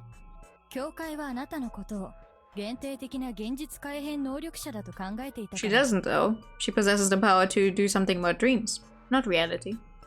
She talked like she didn't have one herself. Mitsuchi wanted to ask her whether it found a lead on her, but decided to save that for later. ああ、そう装ってたからな。しかし実際は。Or maybe I'm understanding all of this wrong. I don't know. I don't really care anymore at this point. 上松里香子。彼女への尋問の記録には全部目を通したわ。安息の地を地獄めいた夢に求めた土雲2000数百年の怨念。まさかそんなに大きな話だとはね。俺にはあいつが家畜より安全だとはどうしても思えねえが。仕方ないでしょ。今の彼女からは証言されるような強さの魔性が検出されなかったんだから。They refer to warped humanity that could form the basis of a jinx as a diabolicity. 今の彼女はちょっとばかりひねくれたクールな知女ってとこかしら。その程度で教会は命を取らないわよ。まあとにかく幸か不幸か相性は良かった。あいつの現実改変の隙間に俺の能力で干渉できた。 And why the fuck did you decide to send your ex-boyfriend there of all people? 現実が夢に変容する瞬間に、あのバカと自分の記憶にアクセスして、変容先のあいつと自分の脳みそに突っ込む。あとは、意識の連続性ってやつ？魂とか？そういうのをつなげるとかな。なるほど。彼が事件解決に主要な役割を Yeah, that's what I'd like to 手助け know. をしたのね。ああ、そうでもなきゃ腹切ってでもこの仕事は降りてたろうよ。It was a coincidence, really. 本当かしら。なんだかんだで、あなたは見捨てられないタイプに見えるけど。とにかく、たまたまあなたが夢使いで、たまたま彼と現地で再会したから、うまく事件解決ができたわけね。Michichi lazily nodded. You're tired, you're gonna sleep. Yeah. You do that. I'm gonna burst through the story and then I'm gonna never touch this game again. The concept of the sheep and the cattle was to bring salvation through dreams. The concept itself wasn't all that new. If they could show all of mankind a blissful dream, they could attain salvation in their minds. Mankind's interest contained complicated self-contradictions. Achieving universal bliss by optimizing everyone's interest was difficult. So there were two easy methods conceived. Either alter people's values and standardize them, or separate them and satisfy them individually. The former was a common idea that had been attempted to be achieved throughout human history via religion, culture, and morals. The latter was an idea that had shown amid sci-fi and such over the past few decades as the development of computer networks progressed. Michichi's power was the epitome of the latter. If they could show every human in the world their own blissful dream, all of mankind would attain bliss. Basically, she could use a power that showed others in a very wide range a specific dream. She could make dreams of all types and could read others' thoughts and memories through the dream, albeit in an incomplete fashion. That skill and subtlety was her true strength. However, there was another method of using dreams. When dreaming, a dreamer is under the illusion that everything happening is real. No matter how crazy things got inside, it was possible not to realize it was a dream, and as long as it didn't, the dream was endlessly real to its observer. However, there were also Jinx users who could do unrealistic things that could make the observer want to believe it was a dream. Thus, it was possible to alter reality through dreams. The observer could take the reality they didn't want to believe and swap it for what they did. Dream writing, a reality alteration restoration phenomenon that used denial of supernatural phenomena. It was different from standard reality alteration in that the dream wielder could prepare any reality they desired by merely attaining approval. For example, the reason Michichi had been able to prepare the convenience store and all the items Haruaki had requested was because those were small-scale reality alterations via dreams. She had told the church that her Jinx was nothing more than that, an ability that let her create a base and supplies. It was a handy power to possess, but it did have its limits. She couldn't produce unlimited food to ration off forever, and though she could produce lifeboats, it would be difficult to produce a nuclear weapon. Basically, she couldn't attain agreement between the customer and herself to produce anything that definitely couldn't exist in a storage room. Because of this, reality alteration on a small scale was far from perfect, and all sorts of roadblocks had come up regarding implementation. To say nothing of long-range reality alteration. Creating a single dream that everyone affected could agree upon was next to impossible. In the end, it was a case filled with many self-contradictions to the point of nigh impossible as a way to make everyone happy. Therefore, to Jinx users, long-range reality alteration was considered to be, ironically enough, unrealistic, or so it should have been. But this time was different. 植松里香子は夢による現実改変に特化したジンクス使いだった。Yeah. 例えばあいつの心霊治療も、要は夢の中の理想的な自分に現実を近づける能力。I see where you're using the CG. それを取り出すために、雲だなんだって回りくどいイメージを使ってるのは、俺から見れば無駄が多いが。So something ate her powers in that moment, huh? 奴の真に恐れるべき能力が、その無駄を難なく解消しちまう。真に恐れるべきの？ああ。あの雲の驚異的な知覚能力、演算能力だよ。1000年単位で無数の先祖の怨念を織り込むという理由付けを与え続けた DD。Powerful neurological computer。あれはいわば超強力な精神体コンピュータだ。従来の雲の担い手の夢操作能力を連結して並列で走らせてるようなもんで。その情報処理能力は So what you're telling me, it's even more weird that someone that strong was defeated by him just going, oh ha, that's not actually my name, lol. もちろん、それでも理想の夢を純粋な計算でひねり出すのは難しい。だから奴は別の方法を考えた。それが巻き戻りだった。ああ。一定の領域、一定の観測者たちのある瞬間の状況を完全に記録する。まるで現実を切り取ったように Pseudoscience lore! Fuck yeah, in a game that mentioned Cthulhu an hour ago. ああ。しかし映像だけじゃない。その世界のその瞬間に Yeah, 起 the きたこ scope と is 全てを is 記録 too す too るように broad. とそれがあの雲にはできた。それでもって極めて精巧な過去の夢を作り出すこともね。自分が体験してきた過去ならばどんな人間でも同意できる。つまり、今日一日頑張ったのは夢だったんだ。漫画とかで言う夢落ちを強制的に発生させる。ああ、そういうもんだと思えばいい。ただしそれだってとんでもない話なんだ。それは理解できたわ。つまり彼女をもってしても土雲の復活に足りるだけのあれを都合よく全部回収したぞってな夢を作ることはできなかった。だからあの集落でたまたま文化的に継続していた殺人慣習を利用して自分以外の住人の全滅を狙った。でも彼女はそのために世界すべてを巻き戻してたわけじゃないんでしょ？その通り。もしそうなったら No, she just looped that small part of the village. そうよね。あなたの理屈だと。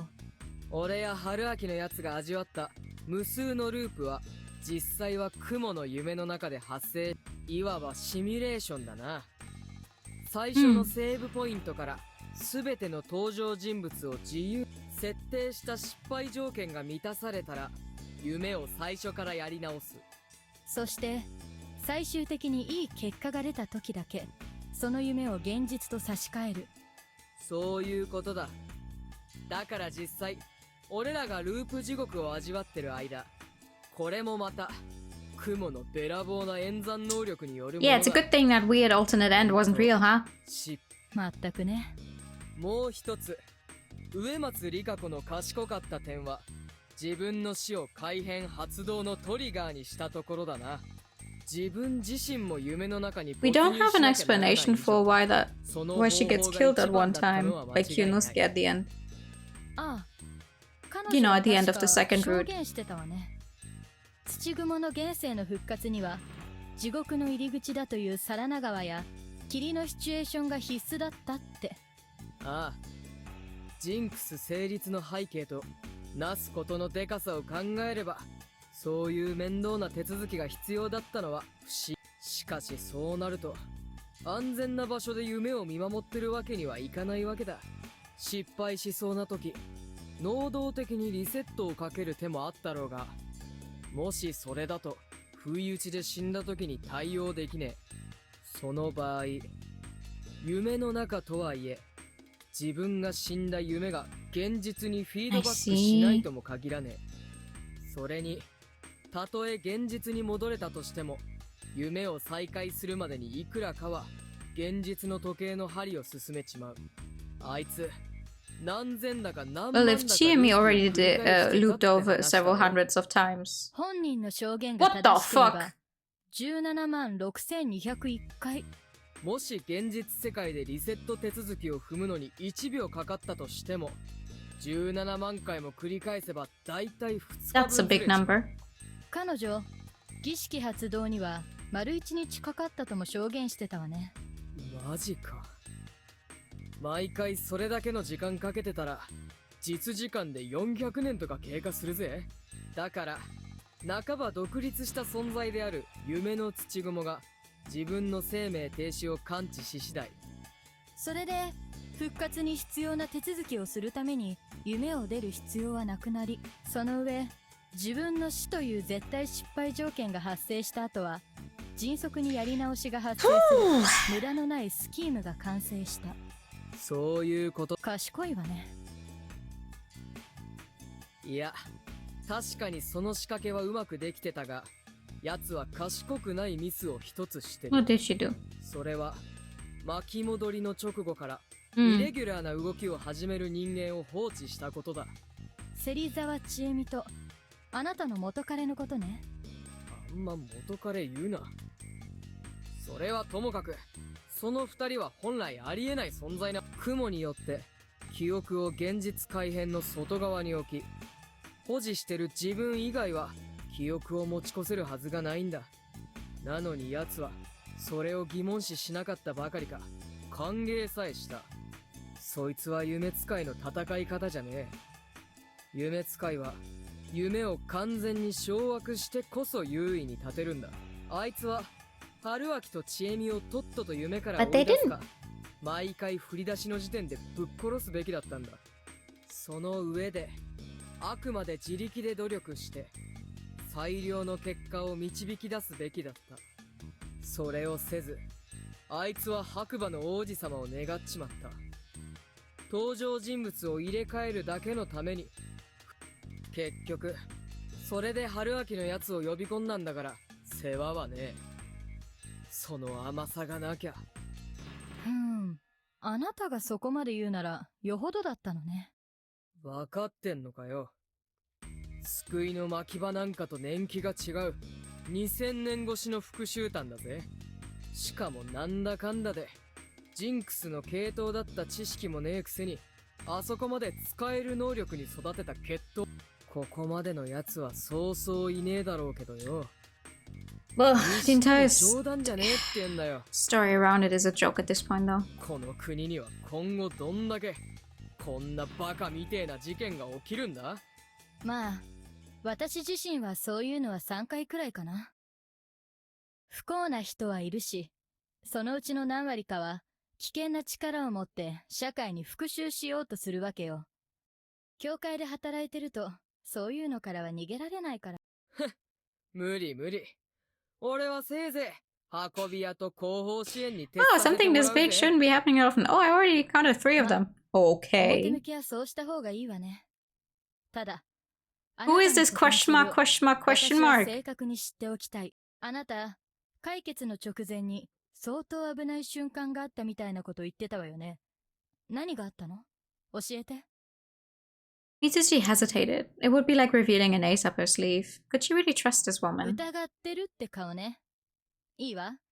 もし話してくれるなら、私も自分の能力をあなたに詳しく明かすから。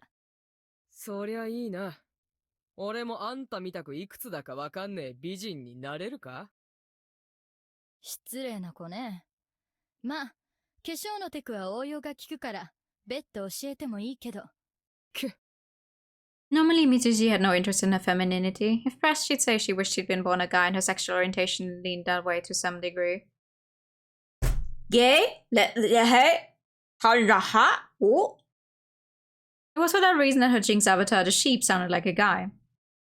まあいいや。あんたには話しとく。Okay. 最悪。死ぬまで悪夢の刑にしてやるし。そりゃ、ご勘弁願いたいわね。せいぜい漏らさないように注意する。It was at this point Mitsuji successfully set a secret trap to seal her superior in a dream if she went against her word. What was so terrifying about the sheep was it could do that.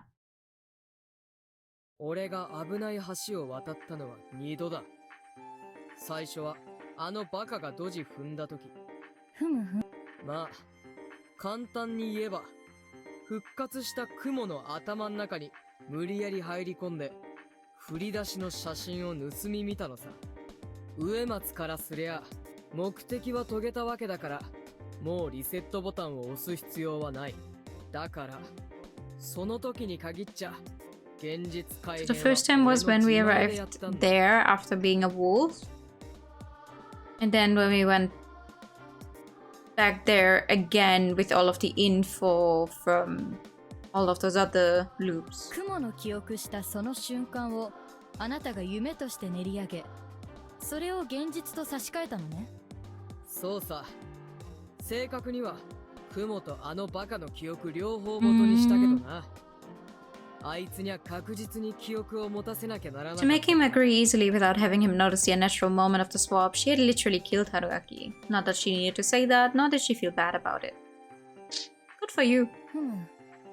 聞く限りでは相当の大技のようだけど、よく植松里香子に気づかれなかったわね。まあ夢使いはある意味始終妄想してるようなもんだからな。多少の危機感は見過ごすかもと。あいつにとっちゃ念願が叶って土雲が復活したと思ったら夢だった。おー。なんてありそうな話だろ。それで一旦は納得した。だが、最後のはかなり無理をした。雲が忘れかけてた最初の方の記憶を、俺と春秋の記憶と混ぜて再利用した。結果的に、実時間より遡った夢を作り出す羽目になった。That's why we started 雲から見れば back a day 我々は early. 異常事態だ。気づかれた。ああ。まさか自分と似たような能力者がすぐそばで暗躍してるなんて Not 思わ fully. なかっただろうが。一度 My computer clock is going slow again, I think. なんせ相手は軍事衛星も真っ青の超感覚と超頭脳だ。いくら俺が羊だっつっても生身の単身でどうこうなるわけでもね。Now it's midnight. それでも2日間くらいは耐えた。その後はアバターをやられてノックダウンさ。それだけど、あなたは能力行使に際してアバターを必要とするのよね。ああ、そういうやつは多い。何しろ巻き場と家畜ってコンセプトで動機づけをガキの頃からするんだ。モデルの動物のイメージは鮮明で自分のイメージと強烈に結びついてる方がいい。となると S 型または G 型。獣学会員みてえなこと言う。これでもディアグノーザーの学会資格は持ってるから私。しかしアバターをやられてよく無事だったわね。それ以来能力に支障が残ったりしなかった？俺らのアバターなりメタモルフォシスなりはそういう能力損傷の危険を経ても魔性の核が傷つかないように作られてる。なるほど、トカゲの尻尾か。本体の生存を最優先とし脱出と再決起の瞬間を待つ。マジで世界を救う戦争なんて起こそうとしてたの？牧場主が何考えてたのかなんて知らねえよ。ただ末端の家畜やその候補たちはそう信じてたさ。ふむ、そっちの話も興味深いけど、まずは報告をどうするかね。I guess we're getting a bunch of world building that has nothing to do with the main game for no reason at all. は？状況的に植松里香子の中にも矛盾した気持ちがあったのは間違いない。その植松里香子の前世みたいなものが久石春明や芹沢千恵美を導いて最終的に土雲を敗北させた。その場合基本すべてのループをコンビニ店員としてぼーっと過ごしたって感じ。ひどすぎんだろ。言えないにしても多少活躍したことにしてくれよ。あらら、要注意。人間が失敗する原因のベスト3に入るのが功名心よ。目立たないでいいのは幸運と思わなきゃ。わかったよ。にしてもあの二人も。まあそうかもな。Honestly, in all honesty, Mitsushi still had feelings for Haruaki she shouldn't. Her relationship with him had awakened, allowed her to exhibit a femininity she never knew she had. It annoyed and embarrassed her whenever she thought about it, and she never wanted to be in a situation like that again. But when she was with Haruaki, he'd allowed her to be all that. She dated him with feelings so fresh she felt like a completely different person. She couldn't deny that for her, who had been living a double life as a spy for the project at the time, their relationship had been very relaxing. Nor could she deny that the 2 years she'd spent talking to him were now part of her life. However, she also knew she wasn't the type to stay tied down. If they kept dating, Haruaki would have likely realized the truth about her and proceeded to interrogate her non-stop, for that was his nature. He would have certainly been led to the project and its jinxes as a result, and then he would have ruined himself, no doubt about it. His disposition was simply that twisted and antagonistic. Whenever he did an activity he considered scary or interesting, he would always give the person he was facing off against a bad time. It was a nasty cursed fate like that of a protagonist of a story, haha. If she were just an ordinary woman, that would have been fine. Revealing the secrets of neighbors and internal company affairs didn't always lead to life-threatening danger. But in the extraordinary life that Mitsuji lived, he would have been erased before long by someone with conflicting interests. And loath as she was to admit it, she didn't want that. Well, the biggest reason she broke up with him was because the war between her desire to kill him and her desire to bask more in their relationship had finally come to a close. Black seed sesame pudding that had been the trigger of that, and in the end she couldn't reach a compromise with the part of her who'd curl up in his arms and cry. か。もう手遅れかもしれねえな。彼はもう手遅れかもしれないわね。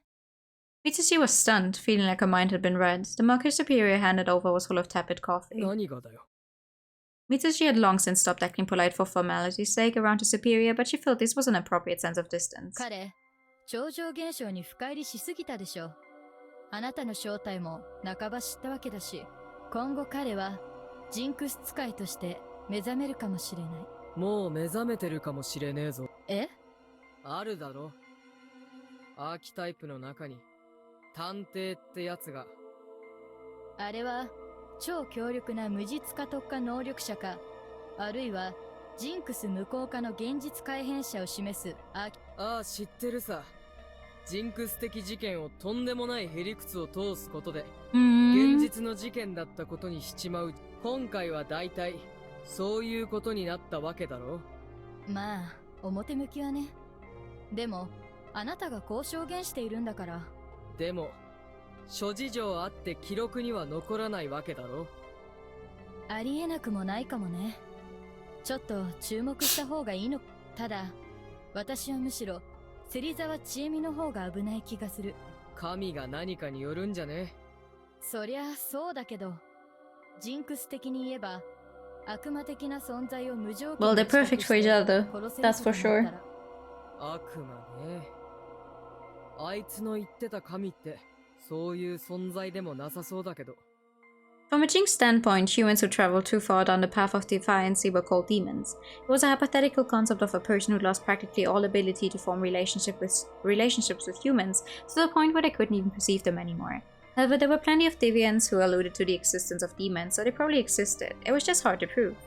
On the other hand, the god Haruaki had explained afterwards over the phone seemed to be a type of concept completely different from Jinx's. It was more like an alien or a real ghost. そっちは録音テープ聞いたからだいたい理解はしてるつもりだけど、人間に知覚されることで活性化、電波、変異する知的存在。the stuff he explained earlier. 春秋の定義だと植松の土雲も神の一種になるみてえだけど、土雲はジンクス的には DD で説明がつくんだ。それは植松里香子が神内明神の信仰で隠蔽してたとも考えられるけど、でももしそんな神が実在したとして、I don't care! これまで世界のどこからも似たような分析が出てこなかったのは Because the game stops here, that's why. We don't 特殊 care. な環境だったけど、あそこにだけ神がいたっていうのも It's not like they're going to write another story set in here. あんた、こんな話聞いたことあるか？何エッチな話？ちげえ、いきなり何言い出してんだ。いやー、私くらい逸脱しちゃうとたまに意識してキャラ崩さないととにかく話ってのはあれだ。世界に放何それ？巻き場限定の話。 What about the lore? I don't care about the lore. There's not going to be anything more to this entire world. They probably had like 3 different people write the story. Someone was like, oh, I want to write about this, and then they had them act it out. Then there was someone who thought, hey, actually, can we get some more background information on this character who's actually going to make us able to lift the whole, haha, it's not actually a supernatural thing, but it is a supernatural thing. And then someone who probably went, hey, if you want this to sell well, we need some more pervert stuff in there. Okay, go. まあ、そうかもしれねえ。 Hey, let's make awkward romance. Hey, let's make it supernatural. Hey, let's make this super long. That's not true. I do have time for lore, but not if the game has run its 悪魔 course. は契約者以外には見ることさえできない存在だ。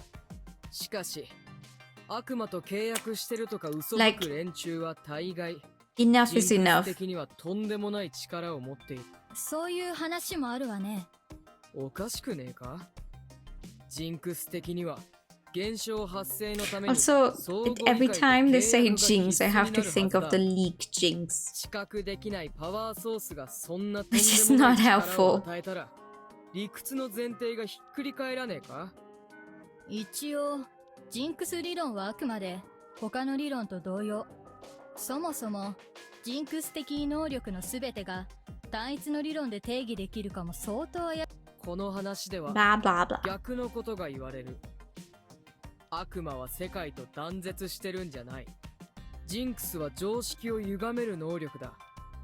それゆえに強靭に結びつけられていて、しかし強靭じゃない、見えもしない存在が能力を行使すれば、悪魔はすでに世界に受け入れられかかっていて、この考え方でいけば極まった悪魔は Who fucking cares? 世界に法則を刻むって。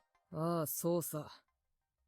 ジンクスが世界の法則に組み込まれるんだ。ちなみに俺は、そうなった悪魔は法になると教わった。例えば、ニュートンという男が法と化したから、この世界はニュートン力学に支配された。おうおう、大胆すぎる説ね。それだと、太古の自然科学者や思想家が何らかの法をもたらしたから、現在の世界の秩序があるってことかしら。その通りだ。それどころか。なるほど。テロリストに与えるには、で。ああ。知恵みが漠然と知覚してた。待って。もし世界の法則、春秋の神の定義が分かり間違って。No, we don't want the type of gods that Haruaki is seeing. 探偵とはちょっと違うかも。むしろ、不可思議に対して。だろ。ただ、そうかしら。だからそうよ。現にあなたは破局した後、何の打ち合わせもしないまま。Mrs. She didn't object. She herself found it unnatural and could only be explained by a jinx-like interpretation of their relationship. Yeah, you guys will meet again, but not in this game, because this game is over. 言えてみようね。とりあえず、何？植松里香子が土壇場。ジンクスの喪失はあの場に。知ってるでしょ？そうね。What about Meiko? Hello, no one's ever mentioning Meiko. 別に She's the only one we really know nothing about. She's the only one who's gone now. She's the only one who could have intervened at that point in time if she wanted to, because she's apparently has something to do with the kettle that Mitsuji is from. So maybe she has some funny powers. Blah blah blah blah blah blah blah blah blah blah. 言っとくけど、知ってる。あとはあんたら狼ね。Oh, now they're talking about wolves, huh?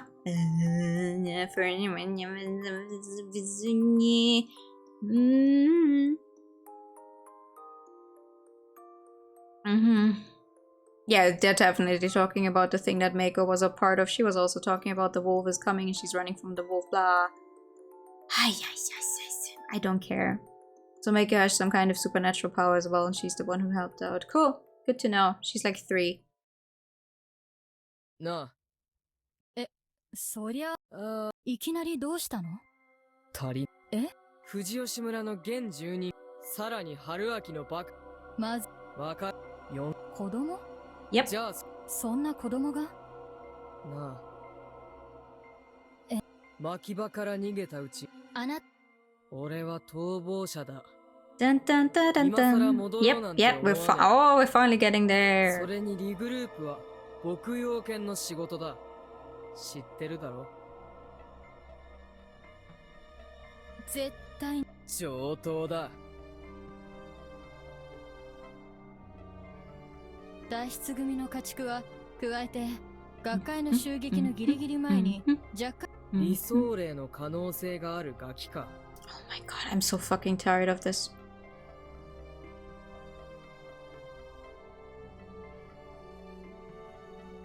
Okay, so they did some kind of thing to turn human beings into Jinx users, and they started with children, blah blah blah blah. But not necessarily it did not necessarily work for everyone, obviously, because not everyone is capable of attaining those ideals, blah blah. しかしきっと脱出組狩りが人だ。しかしあのガキが理想霊だとしたら、その一緒に逃げた世話係とはぐれたってことか？今から言うことはもったいつけるなよ。4月に Failure cattle who broke free. それは黒ヤギ。聞いたことがある。しかし待てよ。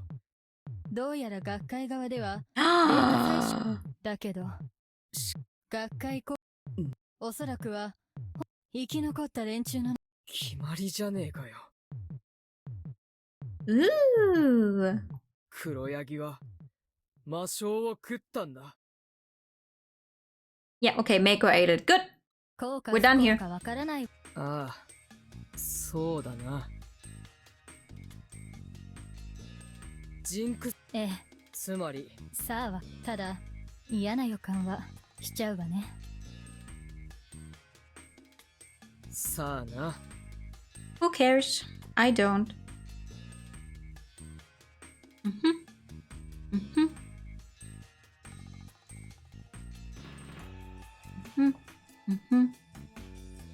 黒ヤギのことはだな。あなた。ああ、そう。もしそうならうるすく会えるんじゃねえのか。ああ。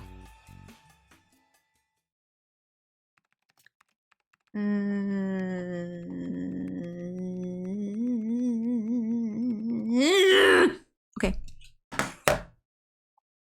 Nah! 6 years later, violent and terrifying criminals known as the Black Goat septuplets became well known in the world of superpowers. After this, the church successfully made contact with the Black Goat behind closed doors, and the power dynamics in the world of superpowers shifted even further. PPS. 4 years after that, the following conversation occurred in a corner of a provincial city. I don't care! Oh, used to be I should have kept them.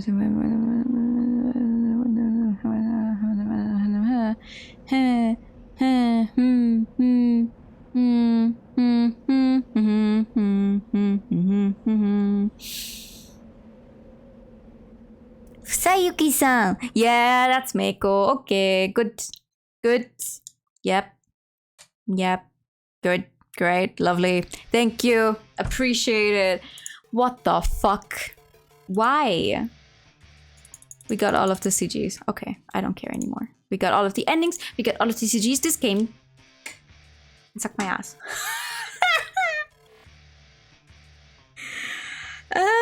I'm so sorry.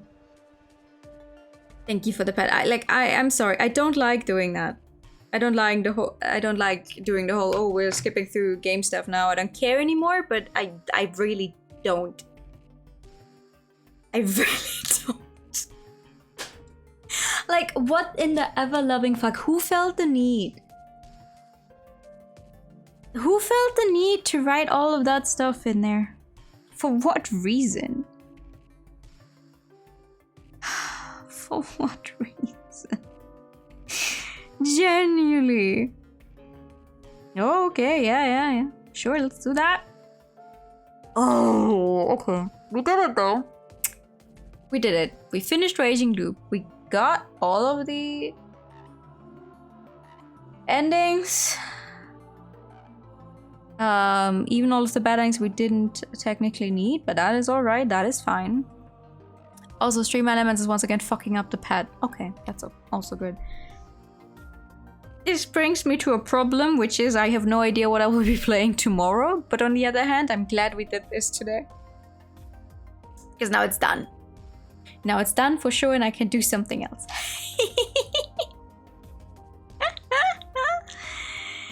Overall, I guess I would still give the game maybe 6 or 7 out of 10 stars. If I ignore the fatigue I feel now, because it was a genuinely interesting story. It took a while to pick up. When it was going, it was good at what it was doing. This entire slog at the end, I mean, you're not forced to do it, so you could also just ignore it and just be happy with the main ending. But even then, I can understand the people in the Steam community forum who are like, the ending of this game sucks. We have 2 people there who have killed, or like we have 1 person who for sure killed even before this entire thing happened with the old man. And yet he doesn't even get any like, well, he dies, yes, but that's because he fucking slips and just accidentally kills himself. Because of everything we found out and him actually also actively killing Haruaki in that one loop. For some reason, Haruaki is like, oh no, I'm not gonna do it. I'm not gonna kill you. Like, he would have deserved that, I think, but whatever, he's dead. Also, I guess he got his just desserts there at the end with God Haru giving him over to the mountain gods on Mamiya's extra story, whatever. But also really, Rikako turns out to be, ooh, I'm the one behind this. I'm using this thing that's 2,000 years old and I've been working towards this for such a long time. I'm super powerful. I fell for a guy who'd been lying to me the entire time. And now all my powers are sealed. Okay. What an ending. However, it is over now. It is over, and I think I'm gonna try and find a game that's a little more upbeat for tomorrow, just so we have something more fun. Like something that is made to be fun. And not just, and doesn't just have weird comedy sections in it that are more uncomfortable than they should be. However, still, thank you so much for coming. Thank you so much for staying for this train wreck of a game. I mean, it has been, what? 50 something hours at this point, I think. Yeah, oh my god, it's almost 60 hours actually. Yeah, we did it! We did it! We finally did it. I'll find a new game for tomorrow. See if I can find something we can finish in one go. Because we'll start a new thing on Sunday. I'm not gonna like take the thing from Sunday. Because I want to make sure I have time. We might actually, for future streams, I might actually like actively move the weekend streams to a little earlier. I know Saturday is like open all of the time, but I usually still start around 7, right? But I'm gonna try and start a little more early, I think, because then we will not run into those problems of me being like, oh god, it's so late, I need to stop now. But yeah, that is going to be it for tonight. I am actually going to send you over to Callista, who's playing Mass Effect Legendary Edition, I think. Which should be a fun change. We haven't been by her streams in quite a while. I'd like to say hello. For now, here is the raid message. This is going to be it for tonight. I'll see you all very soon, hopefully. I wish you a very, very good night. And bye-bye. Sleep tight. Get some rest. I know I will be getting some rest now. Good night. And bye-bye.